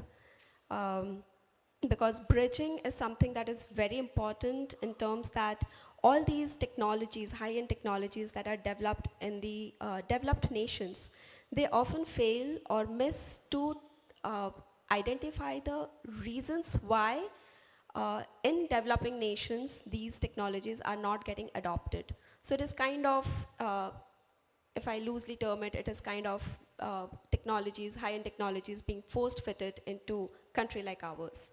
So bridging this gap is what we thought of as a first step, and we came up with a self-sampling solution for women to take up the sampling process from the privacy and convenience of their home at a time of their choice. So instead of going through a not a very pleasant experience of sampling, they can now take it up from the home, as I said, from the it's about making a woman more Atmanirbhar, in short. Thank you very much. So one supplement question to you is, how reliable is this when somebody takes his own sample, or her sample, sorry. So is it something that you need to have some sort of an education, or is it so easy for them to do it that they can actually do? So do you tell them, or is there a video? Is there something that makes them aware how to do it? So we have been asked this question several times, especially by the ladies who have been using this, because there is always an inhibition for them also to use something which has something to do with their own private parts. So the concept of self-sampling is not new. There are self-sampling kits available in the other parts of the country. But in those countries, the awareness is much higher. So the training required is much lower. However, in our country, the awareness is much lower, and hence there is a certain amount of training that is required. So for the training, we have detailed instruction of use in the kit that has been provided. Apart from that, there are QR codes which they can scan and see a 3D animated video to understand the process better. And in a mass screening camp, it can always be explained by a lady, or the 3D animated video can be projected on a bigger screen so that they all can sit together and have a look and discuss and understand how exactly the process is to be carried out. Now, having taken these measures, we also ensure that the device is made in such a simple manner that one can just see and understand how it is to be used. Plus, with the COVID, the self-testing, a lot of people have now got a hang of how a self-testing is supposed to be done or what exactly happens in it. So all these things put together makes the device, the kit, to be used in the most easy format ever possible. And as a matter of fact, right now as we speak, in Chennai there is a user trial that is currently ongoing, where we are going to screen 3,000 women, out of whom 600 have already been tested, and we found quite a few of them to be positive. That means that they are all caught at the early stages of developing a cancer, which means again that those lives, those precious lives of women have been saved. Super, thank you very much. So I was waiting for Dr. Manish Diwan to return to the room. That's one of the reasons why I didn't give an introduction. So he's going to chair the next session. He's from the government, from the central government, and also part of BIRAC. So Priya, to just put the context in, BIRAC is one of the agencies which supports most of the biotech startups. I think you can handpick a few of them who are not part of that system. So Manish, what we are planning to do is to understand from Silicon Valley, how do we solve some of the pain points that we are having in this part of the world. So this is the context with which Priya Tandon is going to be talking, and I'm going to ask her those questions. So for the audience, especially the younger generation people, so what you may like to know is there are about 6,000 odd startups that are there in India, and all of them are growing almost 1 to 2 per day. So even if this number is 7,000, don't be surprised, but definitely not in the 5,000 or 4,000. And what do these numbers actually mean is that with a little bit of seed money and a little bit of angel investing, they are able to move to a stage where they may be able to show a POC, or they will be able to demonstrate something which is so precious in their head and hearts, so that they can either go for a patent or possibly go to the next stage. BIRAC has been a very reliable partner for all these startups, and they handhold them to a particular point to see that they don't fail. So they have successive grants, and Pragmatech is one of those beneficiaries also, where they have taken several grants to reach where they are today. But what happens, Priya, is that we come to a beautiful stage where about 6,000 startups in the next couple of years would have grown up and will be very, very hungry. So even if you put a very small price tag of about $10 million on them and say this is the sort of money you should be raising in the next couple of years, you're still talking about 60,000, right? And that's a very big number, and that when it runs into millions. So you're talking about $60,000 million that needs to be available in the capital market here. So Mishra ji has promised that he will give some money here, but there must be several other people from California who should be in a position to understand that you are going to have a great deal flow in the coming years. However, I just want to ask Priya, does she have this problem of plenty? Have you ever seen this in the valley where suddenly 6,000 startups are there? So what is the learning? How do you think we should learn from what's happened in the Silicon Valley that we can replicate so that our startups succeed and don't fail? Thank you so much, Murli. First of all, I would like to thank the organizers for this amazing platform. I would especially like to thank and appreciate Ms. Mona and her team, Mr. Khat. Talking about Silicon Valley, the way they have organized this conference, it's as effective and impactful as any other program, event in Silicon Valley. So huge congratulations and thank you so much. And I think, and being a lady and efficient lady, I think it calls for a round of applause. Thank you. Murli, regarding your question, what is it that Silicon Valley provides? How does it react? And how does it function? I think it is important to understand why is Silicon Valley so effective.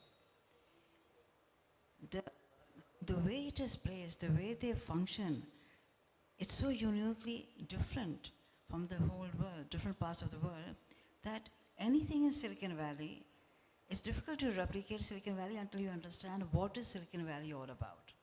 And second close to Silicon Valley is also Israel, which is another base for startups. And they keep springing startups on regular basis. What is it that helps them capture those particular setups? First of all, in Silicon Valley, it is okay if you fail. Not once, not twice, not thrice, many times. You fail, you don't do well, you fall. You're always allowed to get up. You're helped to get up. And they say, this is not failing, it is an experience. So once you feel, then you're not shackled. And you don't feel burdened to respond to people that, why didn't you do well? Your first time, second time. And that's a huge burden off your shoulder. Secondly, Silicon Valley allows you, like you mentioned, why? So I will come to that as well, allows you to take the risk. And if you come up with a unique idea of any startup, in India probably you'll have to try much harder to explain to someone that why is this different? And they will let you know why this will not work. In Silicon Valley they will say, okay, this is different, this is unique, so maybe that is why it can be more effectively sold and leveraged, and how can we go about it? So these small things add up and they play a huge role in Silicon Valley. Why Silicon Valley is Silicon Valley. Networking is very important in Silicon Valley. Entrepreneurs, you go to a restaurant, the person who's serving you food wants to know what you're doing. And he wants to know, he gives you his card and says, can we meet for coffee maybe in 2 days' time? So networking is like a done thing, giving your cards, asking for your name, stopping you by and questioning you or talking to you about their startup. It's accepted, and people do it all the time. Funding. People are willing to take the risk. If she comes and talks about her gadgets, her equipment, people will sit and talk and discuss, okay, give it a try. So funding is easily available. Out here you have to be super rich to be able to fund. Out there people fund at any level. It doesn't have to be millions of dollars. It can start with 1 million, 2 million, basic seed money. And if it doesn't work out, others will pitch in. So the concept of pitching in it's very effective. And it makes you feel that, okay, and also the other important thing is that you're allowed to make changes while you're progressing. You're allowed to have a course correction. If it doesn't work out, fine, then let's change it. Let's change the course. Perhaps something else might be more effective. And I think the other thing is this, that the women, there's a very, and I think you'll be happy to know that now there's a huge wave of women entrepreneurs who are supporting other women entrepreneurs. So earlier we always realized it was men who would support us. But now there's a league of women who are looking for other women to support them in whatever efforts they have.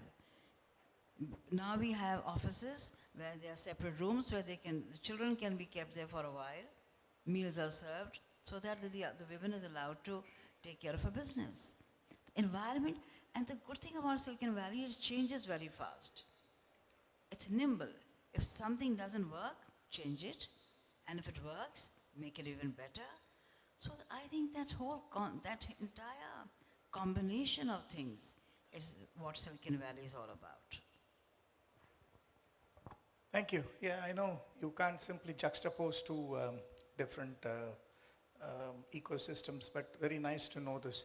So, purpose of the audience here, the association of which I'm one of the presidents of the council, we have been associated with a number of state governments on their roadmaps and policies and the document that they put out to the public in terms of what they do.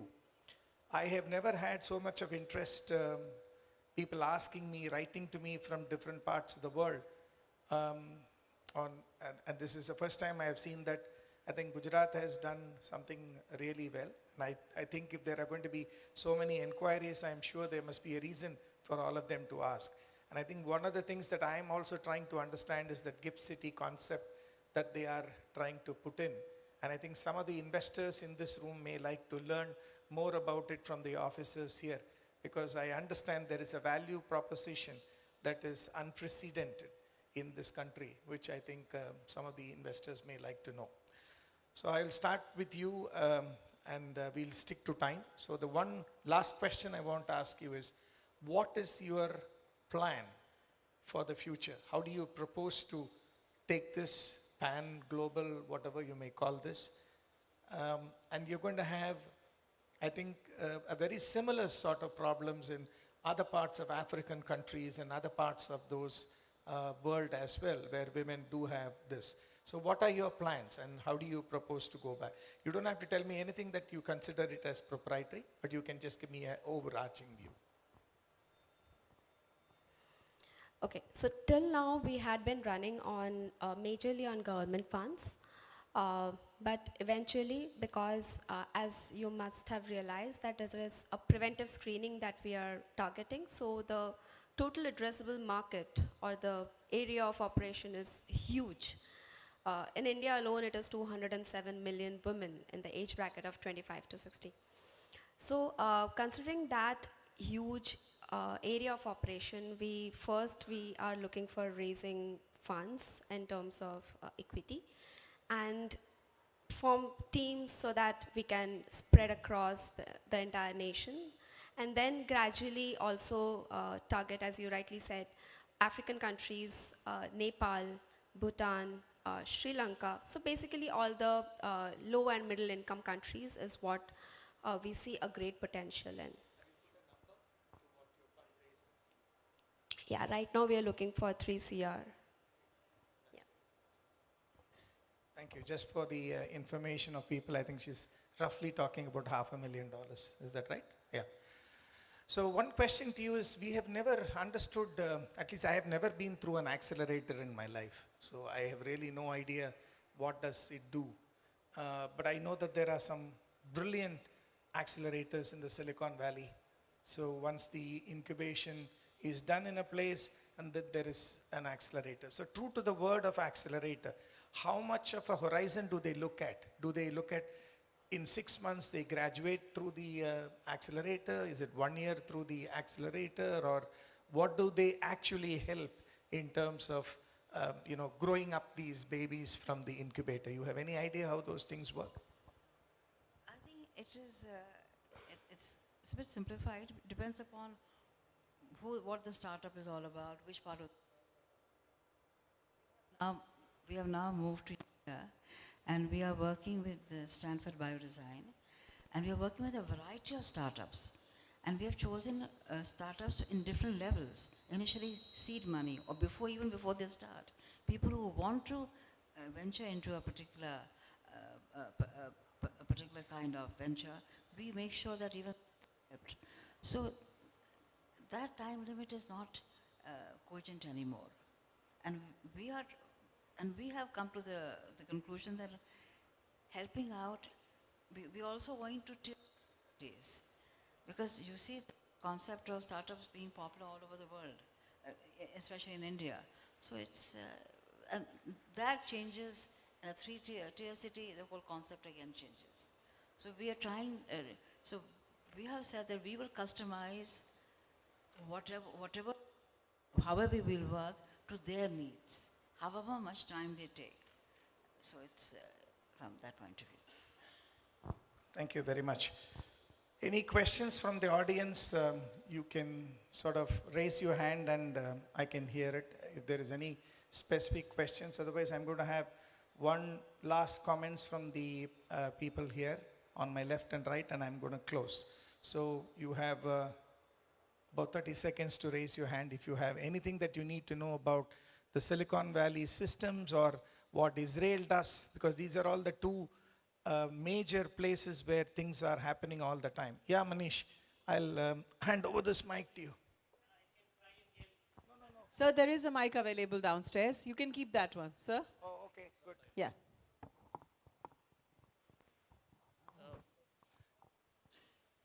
India is a growing innovation ecosystem, and some reverence, some ripple effect is also recognition is going outside India too. What would it take to bridge, let's say, Silicon Valley ecosystem with India's ecosystem, and some common theme or some marriage can happen? So what is the last line, please? How we can converge the two ecosystems so that the best of it can evolve? Yeah. So first of all, it's a very good question. The very fact, so the good news is that Indian entrepreneurs, Indian startups are highly respected now in Silicon Valley. So I mean, so what they say is that around the table, until you have an Indian or two Indians, that particular startup doesn't deserve to get any attention. So that's the good news. Having said that, I think if we want to work with Silicon Valley, the effective way of doing is to follow their norms, which is try and help them with, make them understand exactly what we want. Our ask should be direct. What they say, what they complain about the Indian way of functioning is that the ask takes a long time to arrive. So this is what we are doing, and this is exactly what we want, and this is how much we want. So that really helps, basically to cut the chase. And secondly, they feel a bit, sometimes a bit anxious that what is the time limit that one tries to keep with Indian startups is not maintained. And I keep telling them that this is beyond the reach of most people who are doing it, because there's so many facets that they have to deal with. So basically just teeny bits here and there. Otherwise, I think the Indians are doing an amazing job, probably one of the best. People in America, Silicon Valley, say that Bangalore and Tel Aviv and Israel, I mean, Israel, India, and Bangalore, these points are the places where startup is all about now, which is again a huge compliment. Great. Thank you. Thank you very much. Any other questions from anybody here? Otherwise, I'm going to go to the, yeah, please. Yes, madam.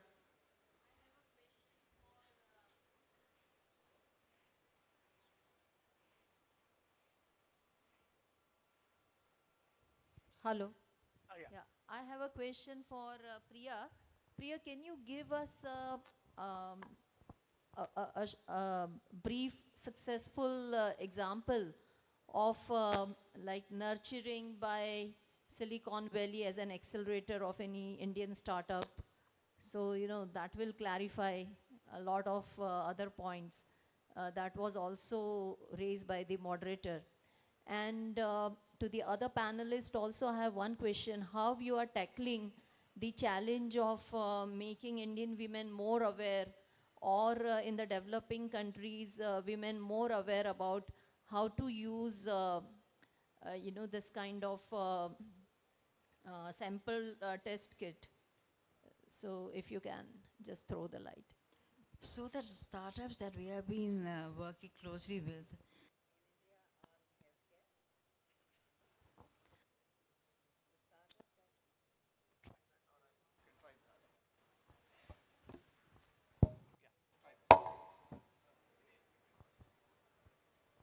so the startups that we have been working with up to now have been typically in healthcare, have been in biotech, have also been in equipment, which is the latest craze. And these are the main three, four sectors that we have been interested with. But we have always, but we still feel that if there's something new comes up, we'll be happy to work with that as well. But basically healthcare, equipments, biotech, medtech, ISET, all of that. Thank you. So actually, answering one query, madam, before I give it to her. So I was part of the jury that actually awarded, you would have seen the previous panel, I don't know if she's still around, from Niramai. So I was part of the jury that looked into this non-invasive testing for breast cancer. So her device is very similar to that, brings in a lot of dignity to a woman. And I think those things that are done for maintaining the privacy and dignity of women, I think is going to be a bestseller any day, because that's something that can never go wrong in the concept. So you would like to take her question? So, I mean, going about increasing the awareness is something that we cannot do, to be frank. But then with the recent HPV vaccine that came up, the indigenously made HPV vaccine that came up, a lot of people are talking about HPV and cervical cancer. So we already see the wave being generated, and we do plan to ride this exact same wave. Apart from that, I feel, as Geeta ma'am also mentioned previously, I feel it is high time that Indian government should include the immunization program for HPV in the national portfolio. So, yeah, I think they're looking at some of those because the Indian equivalents have come. So thank you very much, audience, and please a big hand for these two ladies who have been here. And I would like to hand over the mic to the organizers, please. Thank you so much, sir, and thank you, ladies, for that wonderful talk of yours. And now I request Dr. Anasuya Bharalkar, Joint Director, GSBTM, to kindly hand over the mementos to moderator and both the speakers.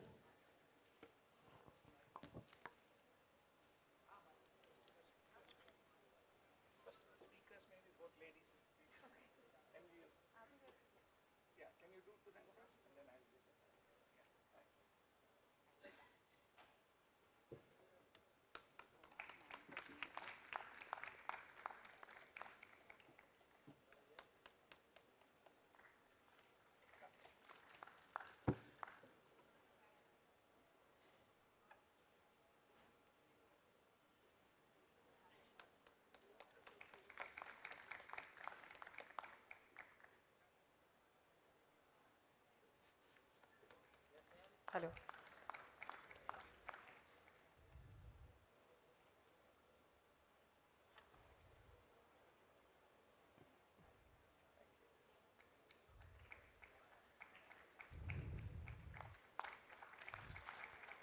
Thank you very much. And I now request you to step forward for the group photograph.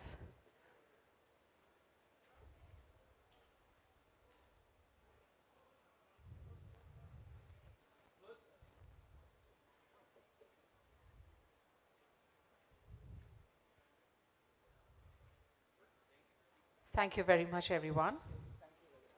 And now we move next to the ecosystem for advancing bioinnovations, the panel discussion. And When we are setting the stage, would like to introduce and welcome all the speakers and moderator. Moderator Dr. Manish Devan, Head Strategy, Partnership and Entrepreneurship Development, BRAC, Department of Biotechnology, Government of India. Dr. Santosh Kumar Mohan, MD and CEO of StruMed Solutions Private Limited. Dr. Harish Shandalia, Vice President and Head, Global Product Development, IPM and Regulatory Affairs, Enzene Biosciences Limited.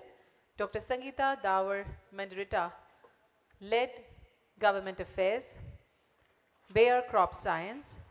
Dr. Tulip Newell, Head of Business Excellence, Cell and Gene Therapy, Intas Pharmaceuticals, and Dr. Ravindra Patel, MD and CEO, OmniBreaks. We welcome all of them over here on the dais.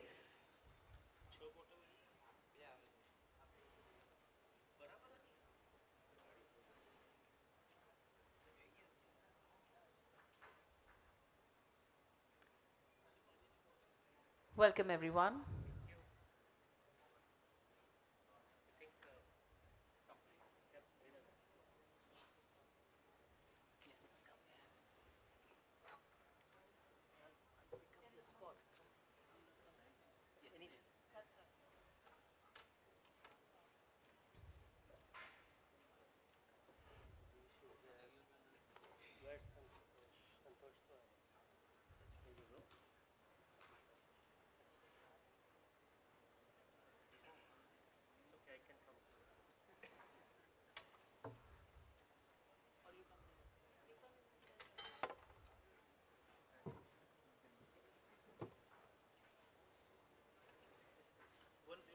Okay. Fine. Can we extend a warm welcome with the big round of applause for all the speakers and the moderator? And I now request Dr. Manish Devan to take over the session further. Over to you, sir. Thank you very much. Good evening. I hope people had their cup of tea and we are just rejuvenated with energy. First of all, I must acknowledge and congratulate the state government of Gujarat because we don't get to see many states running a summit for biotechnology. So I think this is a reflection of forward-looking and actually doing something on the ground ahead of the curve. And I think this would take a lot of effort from the bureaucrats who are running that segment of the government. So some of us, I think Ms. Mona, Ms. Vide, I can see them on the front table, and their team, I think, very happy to do and see that, and all of us are happy to contribute and reflect. The task that we have been asked is that how to advance the innovation ecosystem in the country, in the state, or precisely ecosystem for advancing bio-innovation in the state. I think all the sessions were complementary in nature. In this next hour or 45 minutes, how much time we got, ma'am? Anybody can confirm? Somebody can prompt me how much time we have?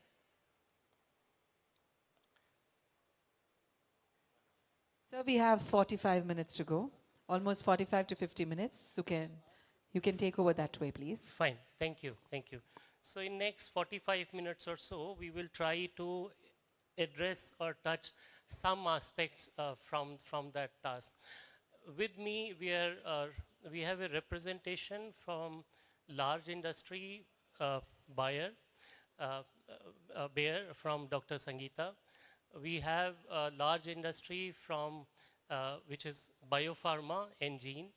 We have two homegrown local startups which have moved up the value chain towards SME. One, Dr. Ravindra from OmniBRX and Dr. Santosh from StruMed. So I think it would give you which is medical devices and diagnostics. So it will give us a flavor of different subsectors of biotechnology and what would it take to build that ecosystem in the state and of course with a reflection pan-India. I represent BIRAC, which is the central enabling body for pan-India, which looks over all the states and the entire biotech innovation ecosystem in the country. So any state doing well, it's a bonus for India.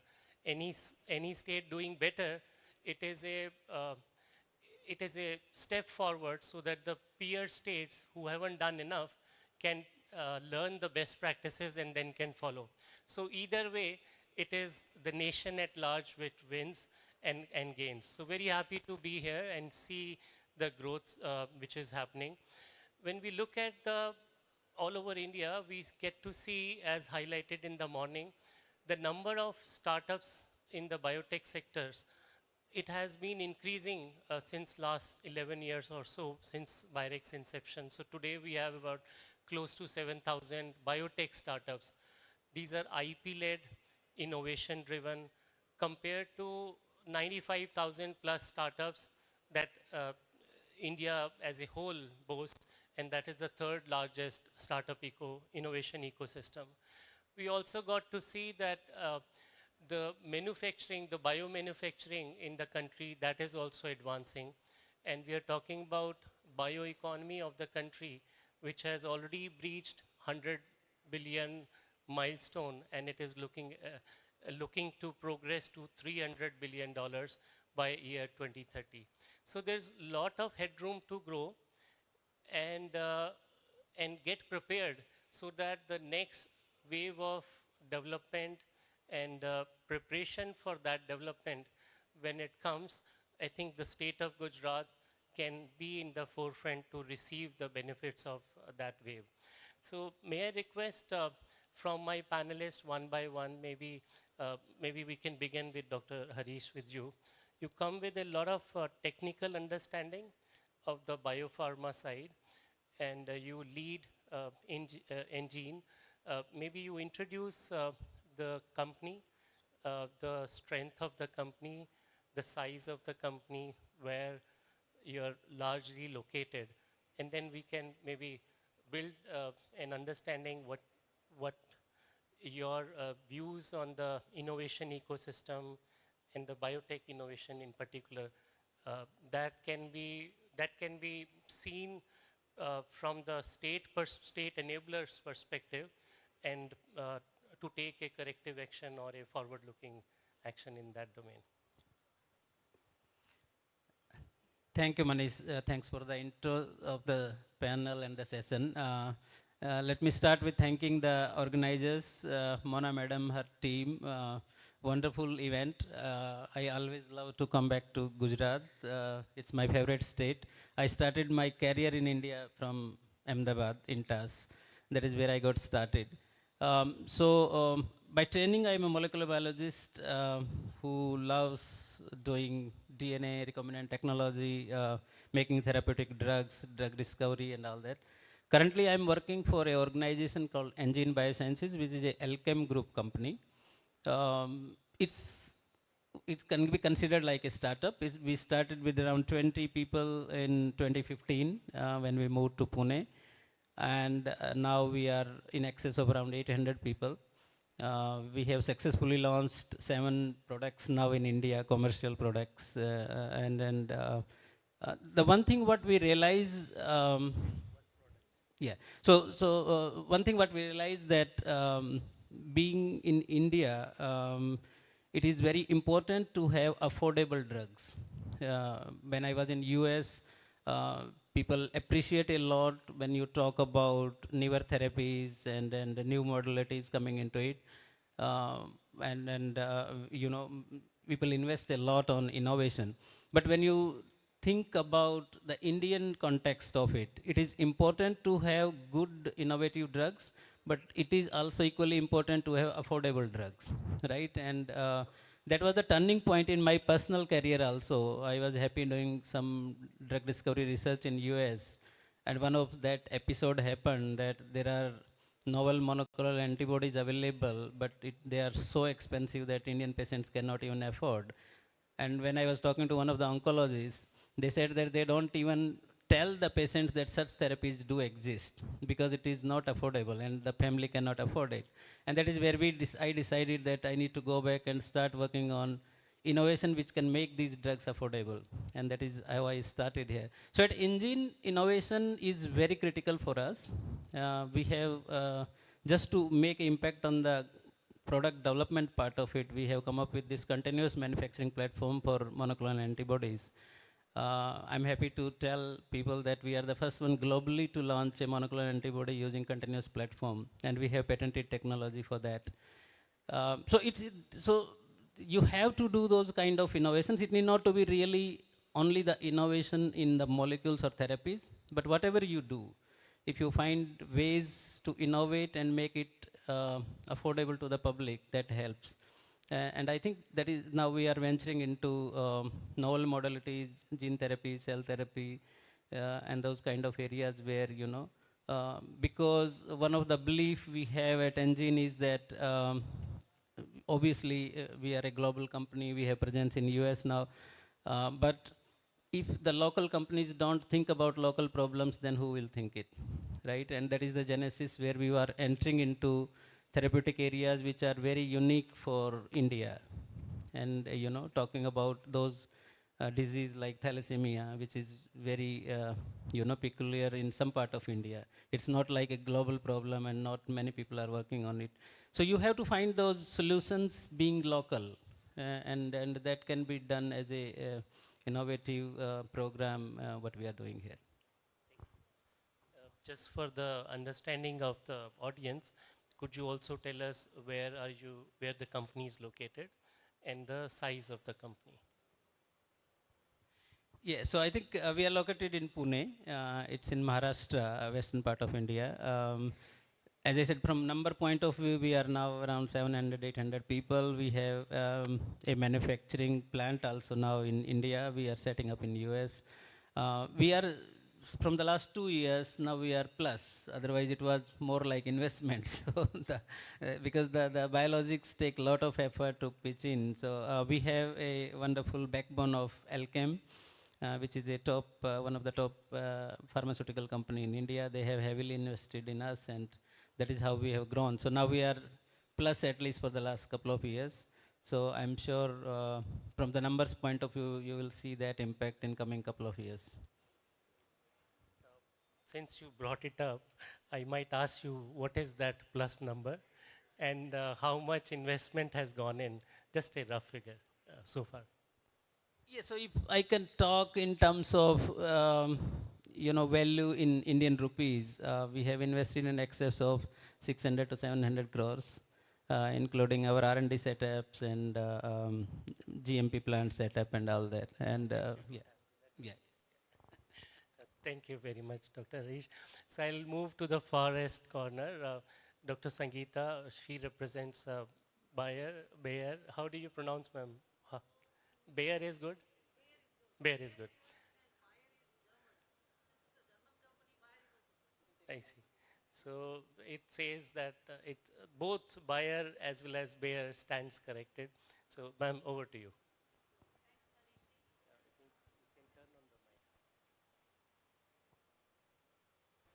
Can we get some help with the mic? Yeah, sure, sir. It's not. Okay, wait.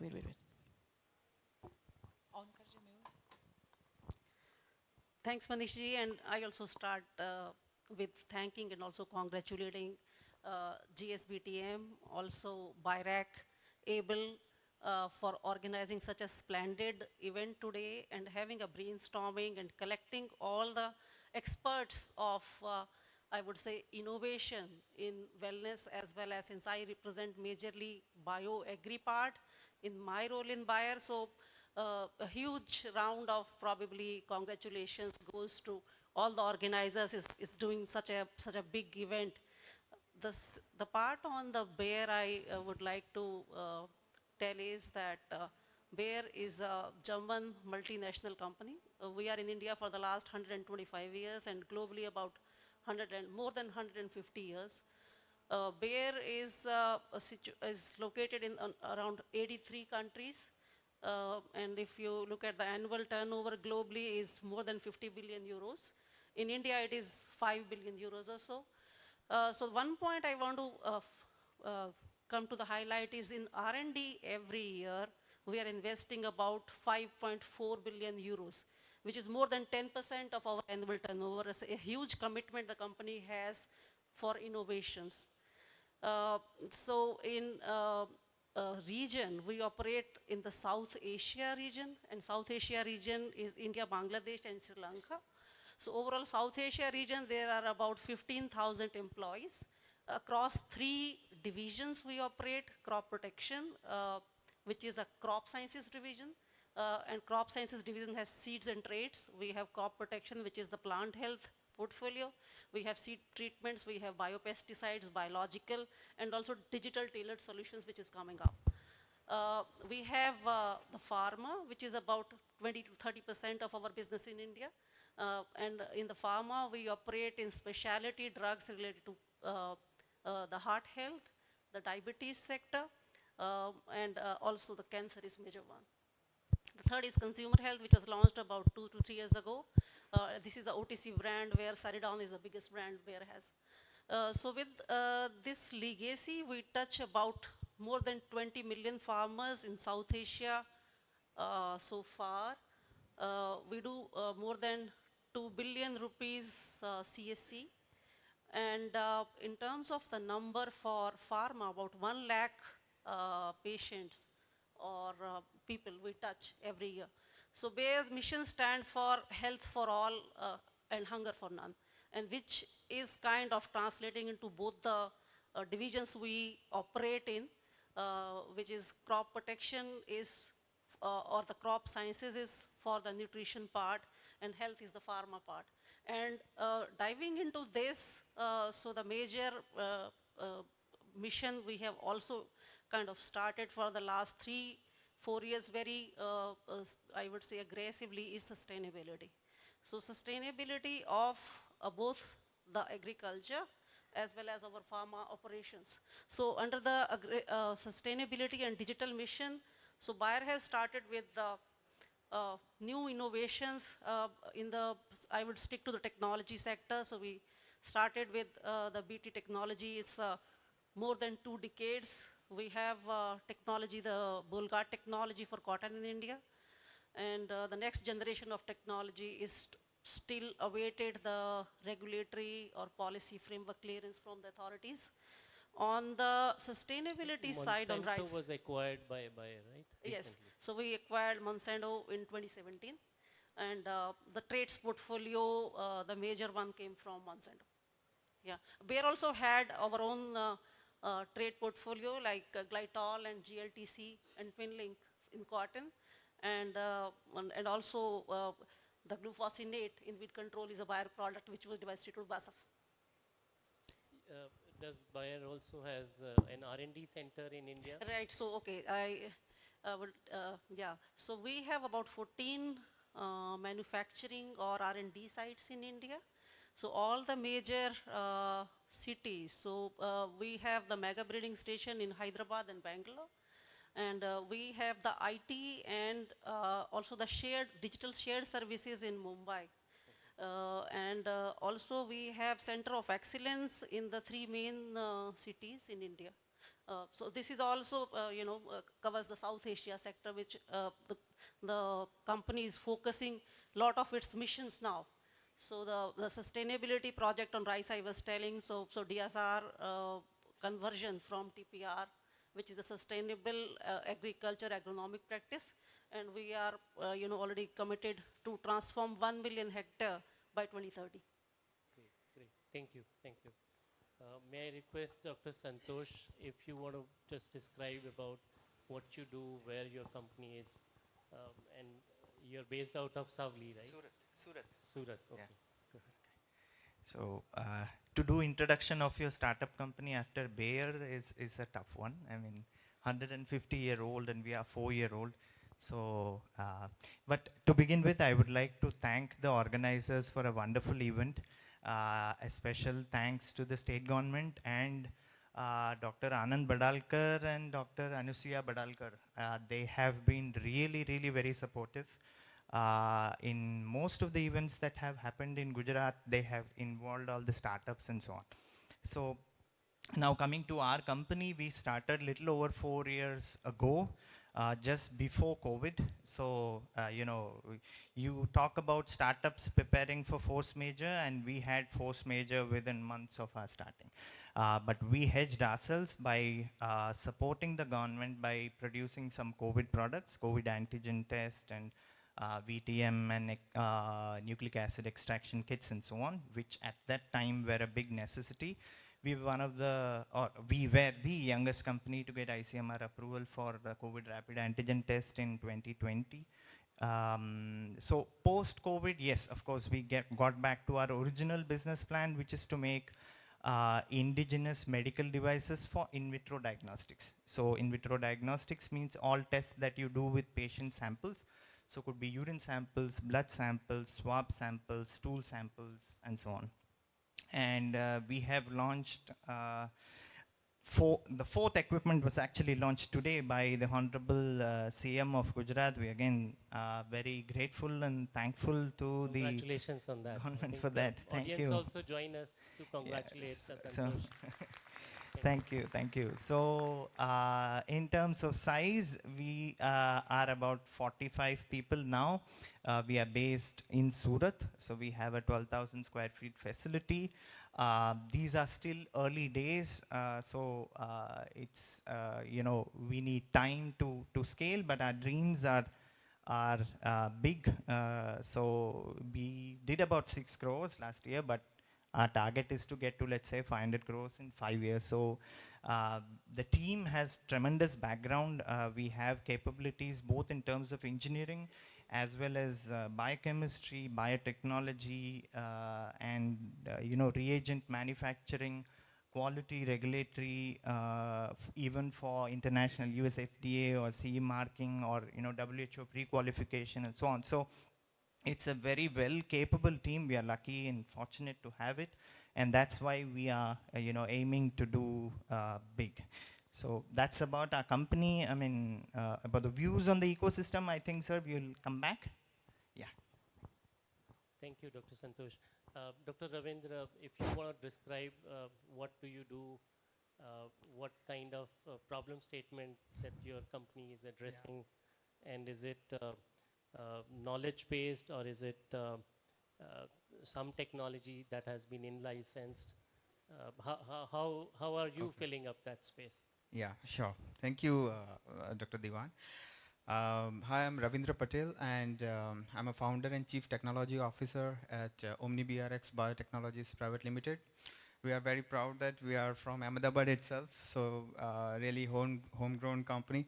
And thank you for inviting us here on this very prominent, energetic stage. As a company, OmniBRX is a bioprocess engineering company. We invent new technologies, develop new biotech devices for large-scale manufacturing of biologics.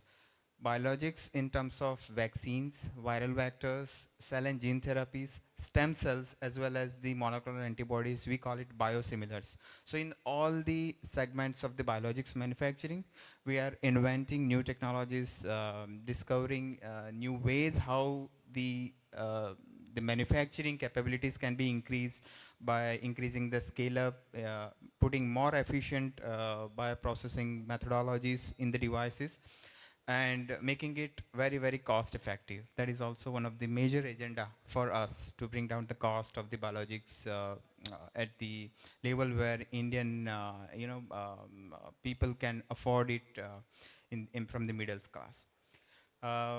So our breakthrough product today is the CellBRX bioreactor platform, which we take a pride that this is the world's first and only platform for integrated, automated, and closed-loop manufacturing of viral vectors and vaccines.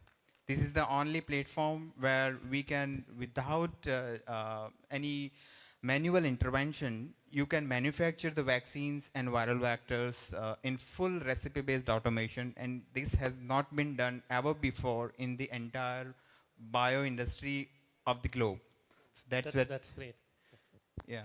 Thank you, sir. Nice. And you have protected it in terms of? Yeah, we have 28 patents across the globe.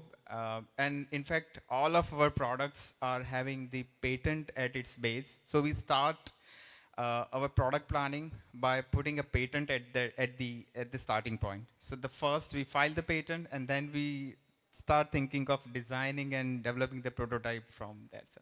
So that's the very basic theme for OmniBRX. Apart from Cell BRX, we have also different products in the biosimilars and viral vector manufacturing. So Mini BRX, Perf BRX, and we are also coming up with a very innovative technology for CAR T therapy manufacturing, because this is also one of the major area or most happening area in the medical world, which is coming up. And the India is also it has a huge potential of these kind of technologies if that technology is affordable for the normal Indian people in the scale where we are. So in that range also we are coming up with the very nice platform for CAR T manufacturing.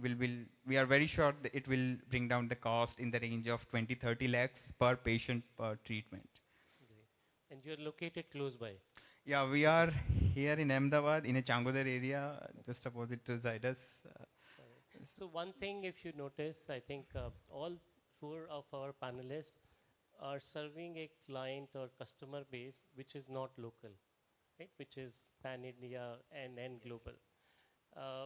So with that kind of a client base or customer base, when you want to set up the R&D or the manufacturing facilities, what comes in your mind? Which place to go and seed that unit? And what, how do you do any comparison? Like, should I go to, let's say, Gujarat? Should I go to Mumbai, Bangalore, Karnataka, Maharashtra, New Delhi? What comes in your mind?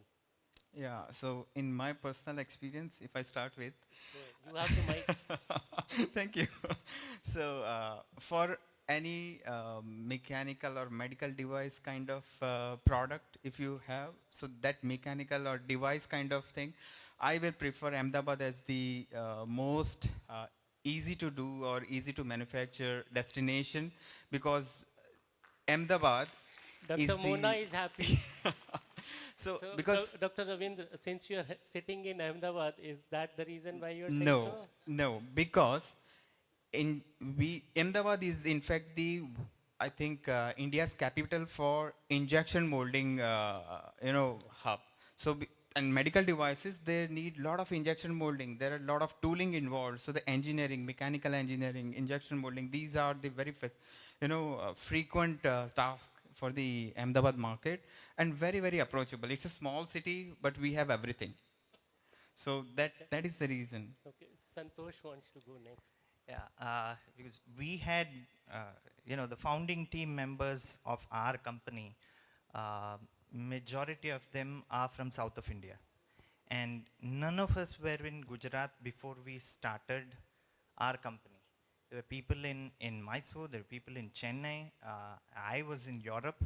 I relocated just before COVID. So the entire India, we had the choice to go anywhere we would like to go. And we had approached it in a little scientific manner, saying we'll choose only a tier 2 city, so it is affordable for a startup. But the ecosystem should be there, like a co-panelist just mentioned, that the supply chain of vendors and this should be very good, and the infrastructure should be good. And after all our efforts, I mean, through a process of elimination, we arrived at Surat, and we are very happy with the decision that we made. So the last competition was between Coimbatore and Surat, and we chose Surat. So we took a drive from Bombay to Ahmedabad, and we said we'll choose, because this is the most fertile business belt, fantastic supply chain. Anything you have to import or anything that you have to source locally for our industry, everything is available here. And then Surat was something that we all liked the most. Infrastructure is superb.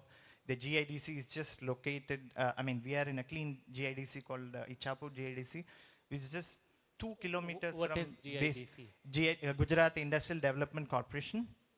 So we chose the one which is clean, because for our industry we don't want a polluting GIDC, which are there also.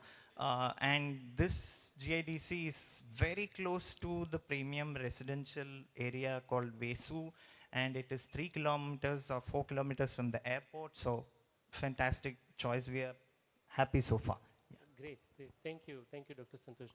Dr. Arish, if you want to describe the journey, and the same question to you, how would you choose the location? What would have gone in at the time when you were choosing the first location to begin with? Okay. I don't know if I have a choice to flip the question, because I am not in Ahmedabad. Yeah, I think regardless, so we heard that for equipment and for injection molding, that supply chain, Ahmedabad offers a ready advantage. But we want to hear from the other side, from the biopharma. Don't worry, nobody is going to ask you to step down from the... No, I think, so when I was moving back from US, the choice came out was Ahmedabad, because the kind of infrastructure and the kind of support industry has here, means while I was in India and before going to US, I never thought of that I will be coming to Gujarat at some point of time. But when the choice came, I have a couple of offers when I was planning to come back, and that is the time I made a choice to come to Ahmedabad. And this is my individual. As an individual, and that's my favorite city still. But I think when we were exploring, so just to give you a background, Engine was based out of Bangalore. It was a small startup, and then Elchem acquired it. And then when I joined as a part of that process, we were searching for a couple of places, Mumbai, Ahmedabad, Pune, and Bangalore itself. And I think a lot of homework was gone into it. And one of the points what we thought went into favor of Pune at that point of time was the education system. Because see, when you build a technically very challenging industry kind of a thing, like biotech is still very technologically driven industry. Generics, India is very strong, and we are doing very good progress there. But biotechnology wise, you need to have that education hub to supply that manpower to your industry. So I think it is important. Good to hear in the morning sessions that Gujarat Biotechnology University has come up now. The research center, Gujarat Biotech Research Center is there. So I think that is where that ecosystem is required. You have to have, so nobody wants to come to a place where there is only one option to work, right? You have to have 10 places to work. You have to have a ecosystem where the new talent is coming and looking for job opportunities or talent and so on and so forth.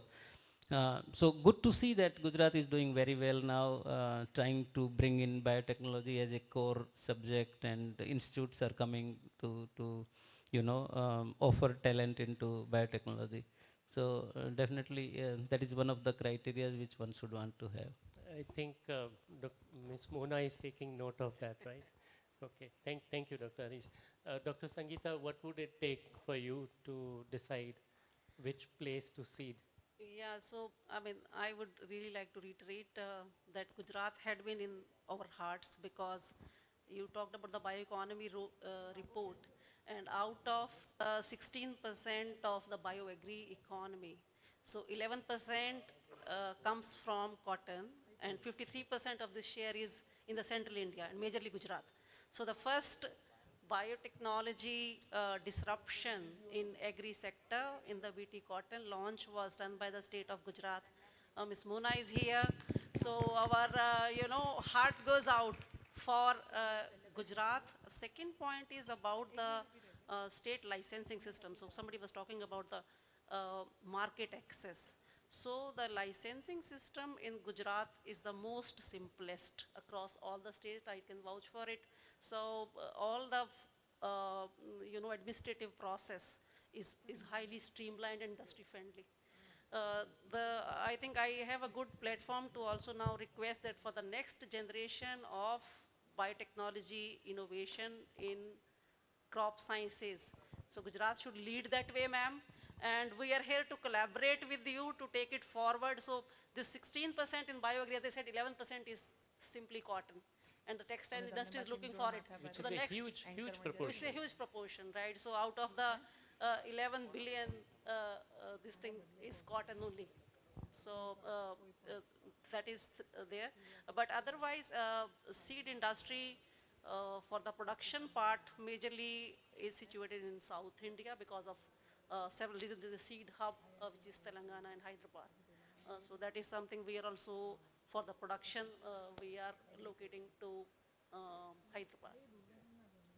So staying with you for some time, since Gujarat, that's a large customer base and also demonstrated evidence of contribution. So for example, if you were to prepare for the next leap in terms of more R&D for cotton-based products and that belt, would you, in case hypothetically, if you were to set up an R&D center in Gujarat, what points would come to your mind? What would you require to choose Gujarat out of all 29 states, for instance? So, as I mentioned, since the production and the ecosystem for starting with cotton, and that is placed in Gujarat, I would see that if we can go in some kind of, and this is also hypothetical, we are still synthesizing, if we can start some kind of an accelerators or incubators for some time with GBU and GSBTM, do some 6 months yearly project, and then bring it to the market. We support it collaboratively with, we have association here, we have support of BIREC, we have GSBTM, and let us curate accelerator for getting this new generation of technology to the farmers of India. This will help both, the mission which Modi ji is looking for, doubling farmers' income, and also this is for the sustainable productivity we are looking for. So I think all of us are aware that we were importing cotton before the BT cotton era. We are exporting now, but last 3-4 years because of this technology lag. So the next generation, other countries like Australia, US, they are into the 5th or 7th generation of BT technology. We are still to bring the 2nd or 3rd generation of technology into India. And without it, the next level of productivity is possibly, is very far away. So this service to the farmers of India, to our society at large, and also the industry, because there are a lot of sub-licenses which are based out of Gujarat, the cotton sub-licenses. So I think this is also for the well-being of the industry, the cotton industry and the textile industry. We are supporting all of us in that way. So if the 5th generation BT cotton has to come here, and let's say in Gujarat, what is your ask from the government? Okay, so good ones. The major challenge we are facing at this point is the regulatory and policy challenge. framework. Just tell what is your ask. Okay, the ask is specifically to allow the R&D. At this point, there is NOC which is required even to do the trials. And most of the states are even denying the basic research to do studies for the next generation of crops. So if Gujarat government can be supportive of doing the R&D for new technologies, I think this will move the way for getting that data at least compiled and submitted and for scrutiny. Wonderful. I think somewhere somebody is noting, I guess. Dr. Harish, if you were to set up or expand the R&D base or manufacturing base, let's say in Gujarat, what would be your ask? No, I think, see, infrastructure-wise, Gujarat is one of the top state in India. So definitely, it's, as I said, given the choice, we would have set up in Ahmedabad. There is a huge ecosystem for pharmaceutical industry. There are 6, 7 biopharmaceutical and major companies in Gujarat. So that whole system is there. I think one of the points what I mentioned earlier also, that having top class government institutes to support biotechnology or life sciences could be a one place where the Gujarat government can give little more focus. Good to know that there are a couple of institutes already come in the last couple of years. So yeah.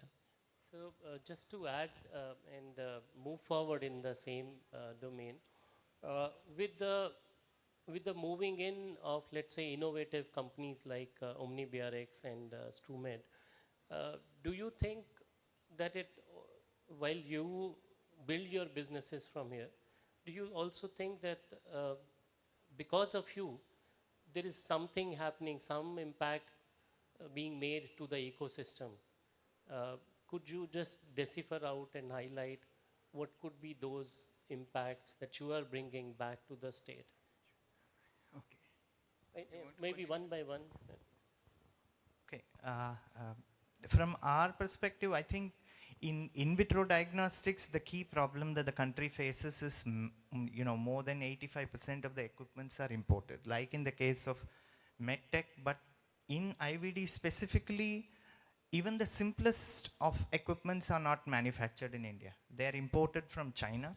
What we have shown in the limited period of our existence is that Indian companies can compete with Chinese companies on price as well as quality.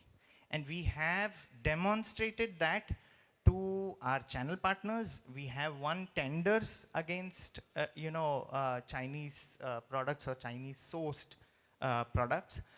So I think that belief should come into the industry, and we feel we can be one of the catalysts who can show that this is possible. So that I think is... So import substitution is kind of... is the key. See, we talk about innovation, invention and all that, but if you look at our medtech industry, the primary problem is lack of indigenization. The pharma industry has grown big. How many inventions or innovative drugs are made? Majority of them are formulations. And so, yes, it's catching up now that the industry has scaled to some level. But you look at the largest medtech company in India is barely 1,200 crores. That dwarfs in comparison to pharma.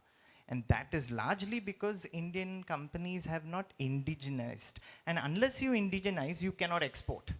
Because from the company from whom you are importing is going to export directly to those markets. So that's the reason the scale has not come in. So I think indigenization is the key. And somewhere if, this funding supports and all those BIREC and other agencies, I know innovation is heavily supported. If there is a way, indigenization can also be supported, I think that would be great, at least for the medtech industry. I think biomanufacturing has been identified as one of the major priorities to boost the bioeconomy. So I think together with state governments and center interventions, I think we will roll out, DBT, BIREC will roll out a policy in this direction soon to build it up and then followed by some specific programs and schemes to support that. That is in motion. Great, thanks. Thanks. Great to hear. Ravindra, would you like to also reflect that if you bring innovative companies, innovations to a region, what is the ripple effect? Like, does it have any effect because of you around the surroundings or building the ecosystem? How does it pan out? Yeah, surely I think the way the biomanufacturing suppliers has been now considered by the government of India and by the state governments also, it has been topic of discussion. It should be a topic of discussion because any biopharma, Dr. Harish would be knowing that biopharma industry were mostly relying on the imports of all the consumables, all the equipments. For us, fortunately, China is not the competing market. For us, it's the US and European companies, those who were, importing, Excellent opportunity to reflect what state government can do. Yes. So Gujarat itself, it's a huge potential in the people here, because business sense runs in the blood of Gujarati people. So it's very very well-known fact. Yeah, it's a well-known fact. So what stops Gujarat to become the powerhouse of biotech innovations and biotech startup seeding in this place? Yes. We don't get to see those many numbers, right? True. This is not. Let's face it. Gujarat or this belt is not the most mature cluster where we get to see lot of movement of startups, biotech startups, investors, people scouting for talent. Why is it not happening? Yeah, that's again a topic of business sense, because as a as a Gujarati, most of entrepreneurs, the business people, and the investors, they are always looking for a very immediate, return on their investment, or very immediate revenue from the businesses. Biotech does not run on that kind of rail. It's a completely different game where, different from pharma or chemical industry, APIs, and that's the reason I think in Gujarat is the capital of API and pharma businesses in the world. But for biotech, people need to wait a little bit, at least 5 to 8 years, be patient, keep innovating, and then after 8 to 10 years, investor also needs to understand, initially they are putting some money, but the X return of that investment after certain years will be huge than investing in the pharma and other API lobbies. So that is also very important, which I think the government of Gujarat with the GSBTM and Dr. Joshi sir team, so they will be focusing, I believe, and they will be educating investor lobby also to put, the efforts, educating them to have a sustainable investment in the Gujarati startups itself. And the other major lacking thing, what I have seen personally, is the academia on the spin-offs in the Gujarat kind of cities. It is not often coming up very well. So that also needs to be promoted and motivated. Basically, the students needs to be motivated so that more and more innovation-based and inventions should come up from the academic institutes itself. Let's kind of accept, if that is the nature of the state and people over here, that the early stage patience, perseverance for a new idea to mature before proof of concept is demonstrated. So let that part happen elsewhere. Yes. And the startup students, if they are sitting here, they develop that part elsewhere, then bring it up here, because there is a capital access, there is a business sense which is sitting. Yeah. Hawa mein hai business entrepreneurship.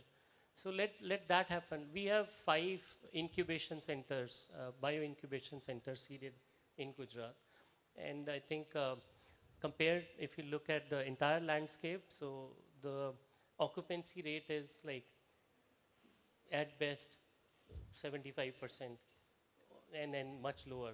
So I think let those incubation center act as accelerator, for example, source in innovation from across the country, bring it here, because here's the business sense which is sitting, and some supply chain, as you are mentioning. Yeah, absolutely agree with yours, and that would be great thing if a matured, pre-nurtured and supported startups come to Gujarat, and Gujarat is also known for funding.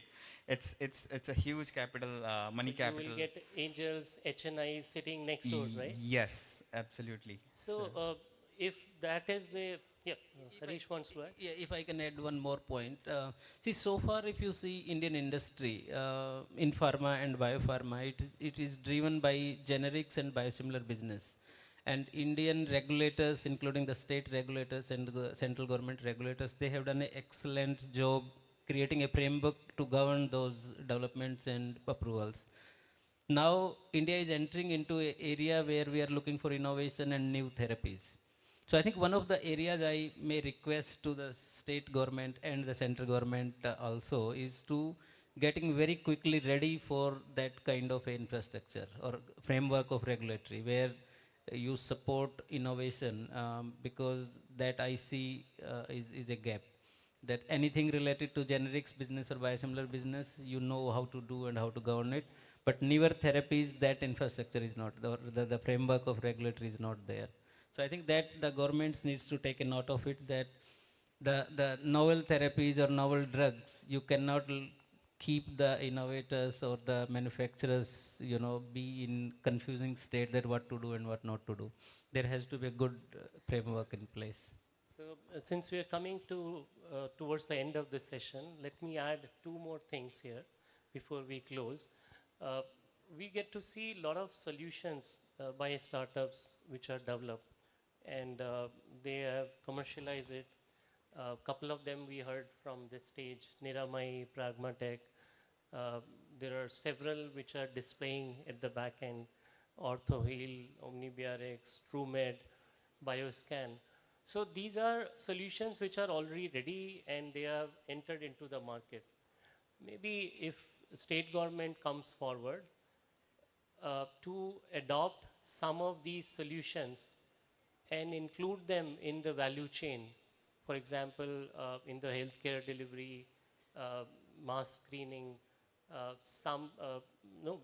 those kind of priority issues which are already identified by state as priority issues, and allow these startups to engage with the state and make that technology intervention. I think that would also attract a lot of other startups and innovations to look distinctively towards state government of Gujarat, because they would all see that why don't we go to Gujarat and use that as field validation or test bed. That can be one attraction. Second, I also want to make another request to the state government is, morning we were all talking about the bioeconomy of the country and how it is increasing year after year. And it's a promising trend that we are seeing over the last 5 to 7 years. It's double-digit growth. If state government considers it appropriate, they can think of setting up a bioeconomy target for the state. So for the country as a whole, we have seen that we have already crossed 137 billion, and we have set a target of 300 billion by 2030. If the state government comes forward and say that we will set a target of X amount by this period, I think that will help the state government to map it and create a roadmap and follow that through. And also it will give you a stretched target to follow. You can try and surpass it with the facilitative state government policies better than, let's say, other states. There are 22 states which have rolled out biotech state policy. So maybe Gujarat government can set an example to surpass that competition. I think we had very interesting panel, and we got to hear from all the subsectors of biotechnology and reflected a flavor what is in store, how well we can envisage growth in these sectors at nation at large, and the activities which are happening in the customer base that has been not only in India but also outside India. So kindly join me in appreciating and acknowledging the panelists, and we had a great discussion. Thank you so much. I was told to finish by 5:30. I think we were okay. Great. Thank you guys. Thank you so much, sir. It was indeed pleasure gaining knowledge from all of you, and I humbly request Dr. Anand Bhadlakar to kindly step on the dais, please. The Director, SDBI. to hand over the mementos to moderator and all the panelists.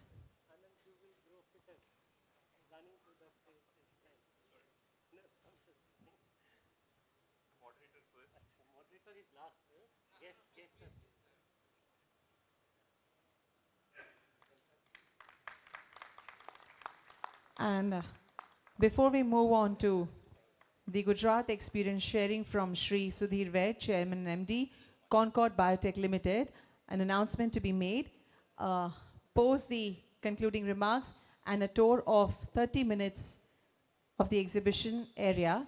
We have arranged for cultural evening and gala dinner, so every one of you are requested to join us for that.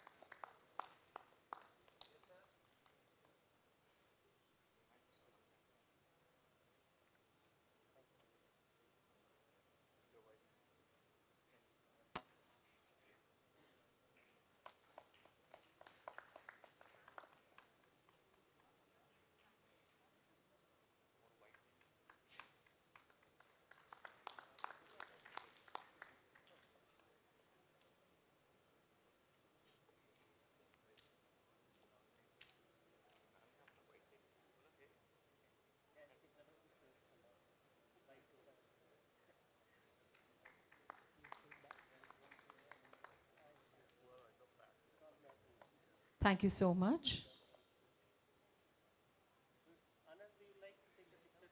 We request you to kindly step forward for a group photograph, please.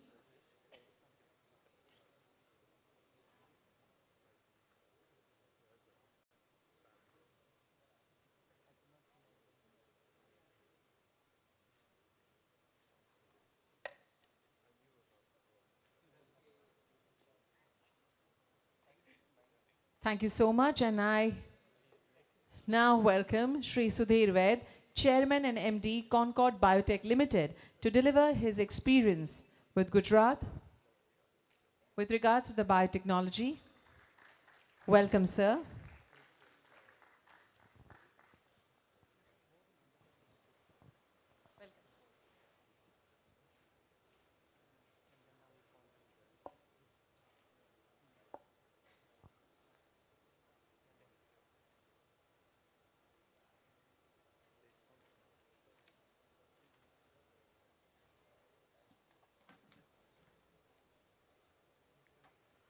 Good evening.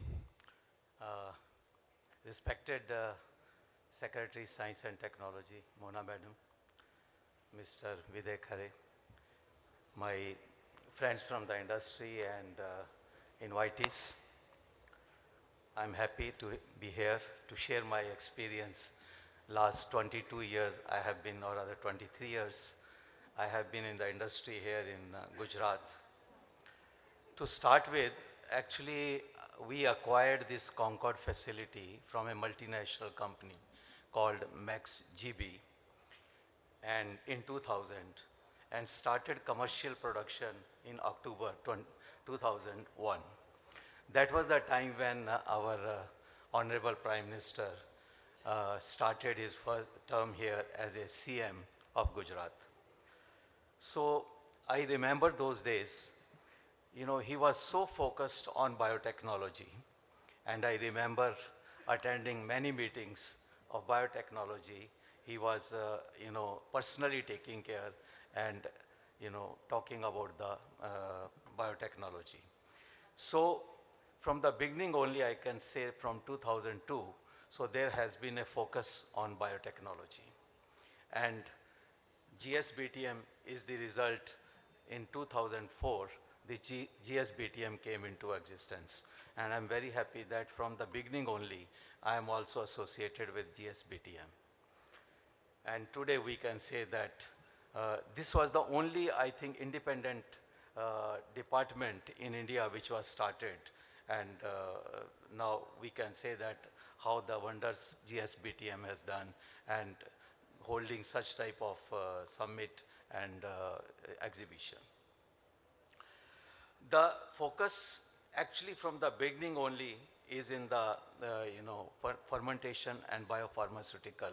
It has been there. Gujarat state recognized biotechnology much earlier, and the whole world came to know exactly that how much they are dependent after the COVID-19. So people started thinking in 2020, which our state thought much earlier, and that is the reason that in biopharmaceutical, Gujarat is the #1 state, and they are having the maximum fermentation capacity in India. And number of units in biopharmaceutical manufacturing are the highest in Gujarat, which actually we have not advertised, but today I was just sitting with somebody here. He said, I'm also having 350 meter cubes of fermentation capacity. So you can imagine how much fermentation capacity we have in Gujarat. Concord is very lucky to have its all facilities in Gujarat with the progressive and forward-looking biotechnology policies, and due to which we have from 3 people, I can say, we have grown to 3,000 people in just 20 years. And a loss-making company in 2000 has converted itself into with a market cap of $1.5 billion at present. So this is the achievement which we have done it. It is not due to only Concord, but it is with the help of the bureaucrats and the political system and the policies which Gujarat has given. I was very happy when the 4 people sitting here, actually I was to make these statements, they already has validated all these statements which I am making here. So I'm thankful to the earlier group that Gujarat is the best state to do business. So many people have started fermentation in different states, and they always used to ask me that how Concord is successful. I said, come to Gujarat, you will also be successful. So that is what I can say Gujarat has in its, in the soil. So actually, the fermentation biopharmaceutical manufacturing needs, it is the technology which is more important in biopharmaceuticals. These biopharmaceutical API needs a very capital intensive infrastructure. Power intensive, it is very power intensive. I can say Gujarat is the only state which gives quality power. Because in fermentation, if you don't get the power, your batch will be drained without any production. So that is why you need power. So here Gujarat has got the 66 kVA power station where you get uninterrupted power supply. It has got a very good infrastructure. You need good infrastructure, and because the raw materials which are required for the biomanufacturing are huge in quantity. It has to be, in tons it has to be used. And I can say that in Gujarat and around Gujarat, you have all the raw materials available. Then it is the trained manpower, I can say. The trained manpower we have in Vallabh because we are located in Dholka, we are located in Kheda, where we get the manpower from Vallabh even in Ahmedabad and Baroda MS University. So I can say you have good manpower, trained manpower, skilled manpower from all these universities. Regarding our new fermentation plant which we started in 2019, I can share my experience. This is spread over 160 acres of land, and our aim was to construct this facility in 2021. We wanted to commission it. But this, due to COVID, everything was stopped. But I can say the hand-holding which we got from the Gujarat bureaucrats and the Gujarat political system, it was tremendous. I can say that we were allowed to continue the construction with a limited area, and the Kheda administration was personally coming almost every week and they were checking the medical checkup and all that it was going on. And I can say that due to our Gujarat government, we could finish our facility in 2021, and we started the commercial production. This is the help which we got from the Gujarat government. And I can say that nobody could have done it to commercialize this such a facility which is spread over 160 acres of land. We could do it due to the help of this government. I can say it was like a hand holding for us by the Gujarat government.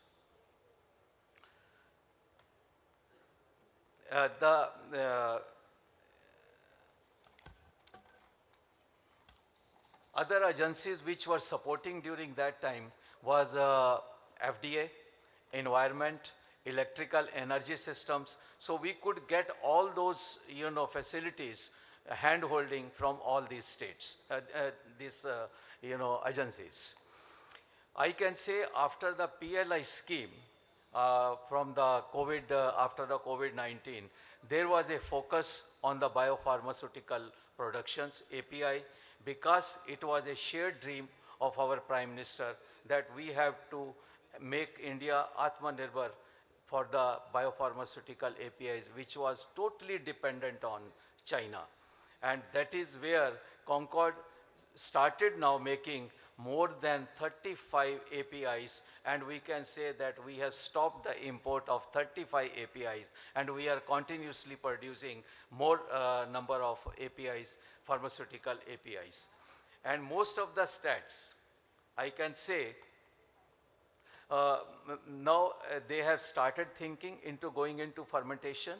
I can say Gujarat government, or rather the Concord, due to help of the Gujarat government, has given a vision to the other industry, because the fermentation industry, when it was started, many companies in other states closed the facilities. If you see, there were number of penicillin production units, number of cephalosporin production units, they all were closed. And people were reluctant to go into biopharmaceutical fermentation. This is in the Gujarat state, Concord, when it started, that 35 fermentation products, we continuously started producing those. And now I can say Gujarat has become a motivation for the other states to manufacture biopharmaceuticals and starts fermentation units. I can say now in other states also, people have started producing fermentation products like in Andhra Pradesh and all that. But it is a motivation from the Gujarat state which the people have got it. To make more manpower available to the fermentation industry or to the biotechnology industry, Gujarat government started collaboration with the Edinburgh University, and they started this Gujarat Biotechnology University.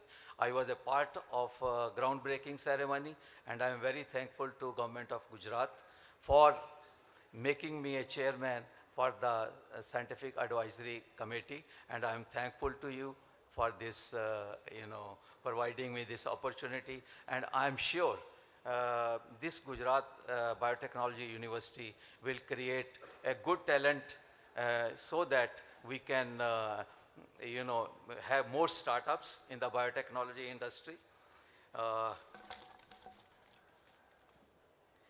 I can say, because I saw a lot of startups, I can say that it is if you have dreams, Gujarat is the state where you can fulfill your dreams. Concord is one example. I can say that which started with 3 people, it has got more than 3,000 people. It has become world's largest fermentation capacity, having fermentation capacity in the new plant. It controls more than 55% market share in the immunosuppressant markets globally. And from, as I said, a loss-making company, it has become a $1.5 billion market cap company. So this is a place, and this is a small step towards Atmanirbhar Bharat. And I think in the area of biopharmaceutical APIs, Gujarat will be the #1 state with the infrastructure, with the support, and with the forward-looking and progressive biotechnology policies. This is the state where we can depend and have beneficial for the business. So thank you for this. Thank you. Thank you so much, sir. And sir, we'll request you to stay back for a minute. We would like to present you with a memento and a shawl, and request Shri Viday Khare, IS MD, GSBTM, to kindly present the shawl and memento to you.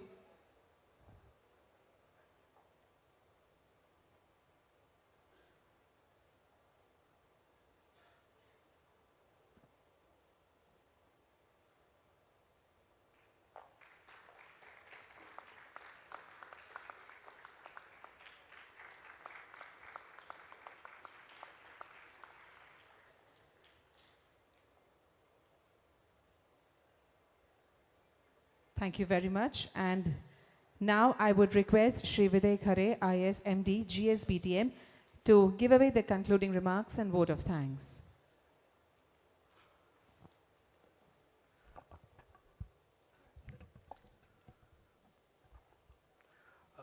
Good evening, everyone. I think what a great day we have today. It has been a privilege to be part of this pre-Vibrant Summit event. All today, we have witnessed some great sessions, discussions, and speeches from our eminent speakers. The initial wider vision of biotechnology sector was presented by Dr. Rajesh Okhale sir. For future, the policy direction is going to be taken by Government of India. It was a great moment for our startups to get their products launched by Honorable Chief Minister sir. Post-inaugural session, in our plenary talk, Mr. Rajiv Gandhi from Hester Biosciences shared his view and journey as a biotech industrialist in the state of Gujarat. Then we had our great fireside sessions and panel discussions. In the first fireside session on India Bioeconomy Radar, which highlighted the direction biotech sector is going to take and the opportunities which are lying ahead.